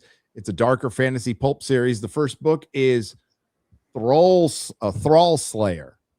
I'm just starting slow. Horus Rising. I'm into Horus Rising. But thank you. Night for Range for $10. I appreciate it. But I can't get overwhelmed with it. Who would win, the almighty Ray Pittler or Big Nolan? Big Nolan is, oof, he's tough, man. Oh, he'll get you with his big dollars to sell out to Big Nolan. He'll hit you with the IMAX, you know. Joe Danger, yeah. Yeah, that's going to be fun. To think about for later when it's relevant. Liam, Flashback, Angelus, Angel, Modern Angelus all seem distinct to me. S feels like one continuous entity. Spike, I guess they're saying. Spike, yeah. Well, you know, there's William versus Spike when you first met him, but no, Spike gradually really does change across all of Buffy. You watch crazy changes. But yeah, we'll talk more about that as we go. Gary, Big Thunder. Gary, I'm pretty sure I asked MauLer this before, but I'm curious as to what your favorite fight in all of Buffy and Angel is. A fight? Wow. Huge, like one to consider would be Angel and Faith in season 1. I love that fight. Another, I mean, I like Glory and Buffy's fight. Yep. The fight in between Angel and Buffy there in season 2 was pretty good. Yep. Buffy and Faith. Buffy and Faith's fight's really good, yeah. Yep. I love Angel and Hamilton's fight. I'd have to think about that one. After the rewatch, I'll figure it out, in a couple of years. And then you'll be like, let me restart. Let me restart again. Jackson Davis for $10. To make the DVDs look their best if you watch them on PC, get the program Shader Glass. Set pixel size to scale down to 480p. Apply a Retro Crisis RGB CRT shader. Set to full screen. Voila. I'm going to have to... Here. I'm going to screen cap that so I remember all that. So I'd have to get a PC program. Okay, so I have my instructions. I image captured that. Interesting. Kendra talks like if being a Slayer is all she's known, had she always been one in preparation for Buffy dying, or did she just lock it in for that year? This is idiots. I assume that she got activated, so to speak, and then she went straight into Watcher training. But we do find out potentials are a thing, and I don't know if the Watchers... It's just not enough Watcher information. We never get enough. We never get it, and really don't get a potential, because you would think if you're a potential, then you're training them. Yeah. Right ahead of time. The thing is, that's a big commitment to be like in the minor leagues and never get called up. You have to be convincing a lot of parents. That's probably why they didn't answer the question. But Kendra wasn't as good of a Slayer as Buffy. Buffy wouldn't get killed by Drusilla. There's that. There's also, they argue, like, Kendra's got no support system like Buffy does. And her Giles isn't going to be as good as our Giles. Azrael Ram has been a member for 6 months. Thank you. We appreciate it. Yep, I'm calling it Passion is the first great episode of Buffy. You're wrong if you disagree. I read that one earlier. Side note, Gary, is Duet the first great episode of DS9? MauLer continues Star Trek, and thanks again for finally doing this. Is Duet the first? I don't know. That's a firm I don't know. It's good. It's very good. Not a member of this channel, but I can always enjoy when Gary and MauLer are reviewing. Buffy was one of the only shows I made time to watch. Super busy. Yeah, I mean, it's the kind of show you make time to watch, Cat Girl. I miss those shows. I do. Got a few of them these days. Like, I'll make time to watch Mobland, Gentlemen. Yep. If they have a solid season 2 of Night of Seven Kingdoms, yeah. We'll find it. I love how Netflix will just, give us a promo in like a month and say it's going to release in a month with Gentlemen. No word on it at all. And I've looked. New Godzilla -0 tomorrow. Or a new trailer? All right. Sweet. I'll be looking forward to it. Hey guys, hopefully you're both are having a good day. We are. Sorry I never got into watching Buffy, but hey, to each their own. No judgment for me. Good idea for Forbidden Frontier. Ohio has too many cryptids. It really does, Basil. And a lot of mounds. I wonder if they're connected. Firefly was just the redheaded stepchild that siphoned off talent from Buffy and Angel. He might have spread himself too thin, but man, it was fucking worth it. Firefly's a fucking great season. Charmed came on after Buffy and Angel on cable for me back in the day. Did you guys watch that too? My mom always had it on. I couldn't watch Charmed. I think I did try at some point and I didn't like it. Yeah, after you watch Buffy, like hot women, great, but like I was just like, nah. It's a big rock. I can't wait to tell all my friends they don't have a big rock like this.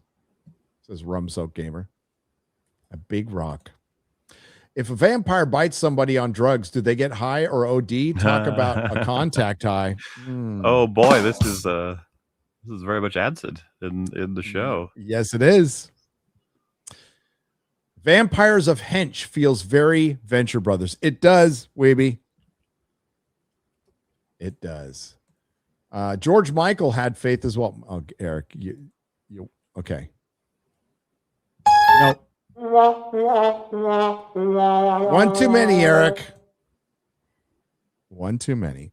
Can we talk about the young, how young Gary looked like Spike? Spike looked like me. Okay. Spike looked like me. I had that look long before he was around. Me. He says me. I get it. It's time to release the Super Cats. We're doing it. Style games for 2 Canadian pesos. There we go. FYI, the 29th is the early screening for Spike. Is the 29th the early screening? Why did I think it was the 22nd? Maybe we can do the 22nd. Erase that pencil around the 29th and circle it around the 22nd. They're right. Well, you could let me know if you figure it out. Yeah. So I will be back in Texas by then. And I got to see my early screening in like the 3rd fucking row. Jose Taco, who apparently knows my schedule more than me. So, yeah. FT Kagi for 20 and just drops 20 and walks away with a great avatar, by the way. Thank you. We appreciate it. Appreciate your support. Buffy podcast will last longer than Stargrift. Maybe. Well, how many episodes did you guys do? I want to say 14 or something. Oh, okay. So we've done, this is our 5th, right? This is our 5th. If we complete the show, we'll definitely have more than 14. What do you mean if? I mean, what if I die of old age by then? Yeah, I'm gonna die of old age for you. You say that, but I'm like in my few 100,000s. So that's true. I get worried sometimes. Sty Games for 5 Canadian pesos. Jeremy has paid 7,000 per month by Nintendo. Also, Final Super Cat is moi. Also, Supper Cat, not Super Cat. Sorry, Supper Cat. Cool for cats. The ideal for the video game preservation is digital without DRM, like GOG. Steam doesn't enforce DRM yet. I don't know what DRM is. What's DRM? That's like the digital. It's the thing that makes it so that you can't share your shit. Like it has to be, you know, like a code comes with the thing. That'll be a form of DRM. Signing in when you've got a game with your account to make sure you're the owner and all that sort of stuff. So Steam doesn't enforce it yet. Individual publishers are allowed to force DRM. Digital rights management. That's what chat's saying. Thank you. Dongus Remo Metallo. That's probably what it is. And physical is king. Like I still buy vinyl record albums and listen to them. Do they sound as good as CDs? Sometimes they're better. Most times they're worse. CDs are still, it depends on how they're mastered. On what video games I do buy, I buy them physical. I do. I have a PlayStation 5. Never fucking use it, but I have a PlayStation 5. It's a good 4K player. Yeah. Well, I bought 2 4K players. One is in storage, and just in case because once they're all gone, I can have a 4K player. Yeah. Dude, streaming movies are dog shit. Yeah. They're absolute dog shit. They're terrible, especially when it comes to sound. They do not. They noticeably don't look as good as 4K discs. Yep. Physical is king, but Nintendo's official policy as of Switch 2 is revocable licenses, regardless of physical or digital copy. Wow. Nintendo's hardcore. They act like they're super popular and people will buy their shit no matter what. The arrogance of that. Mm-hmm. Yeah. Well, Sony does too, but dude, consoles are dead. Like, why would you buy one now? Why? Just get a PC at this point. Have either of you read the Joss Whedon Wonder Woman script? If so, thoughts? No, I haven't. No. Yeah, it used to be on Drew's Scriptorama. It wasn't spectacular. I don't think Wonder Woman. Everybody thought Joss Whedon was right for Wonder Woman. I do not. I mean, that's like James Gunn writing Superman. Joss Whedon should have written and directed an X-Men movie.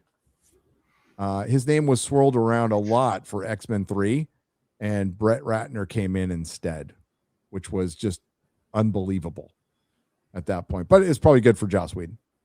But yeah, I don't think Drew's Scriptorama is still around. It used to be a website that published scripts, and you could print them out. So you can get Kevin Smith's Superman, James Cameron's Spider-Man.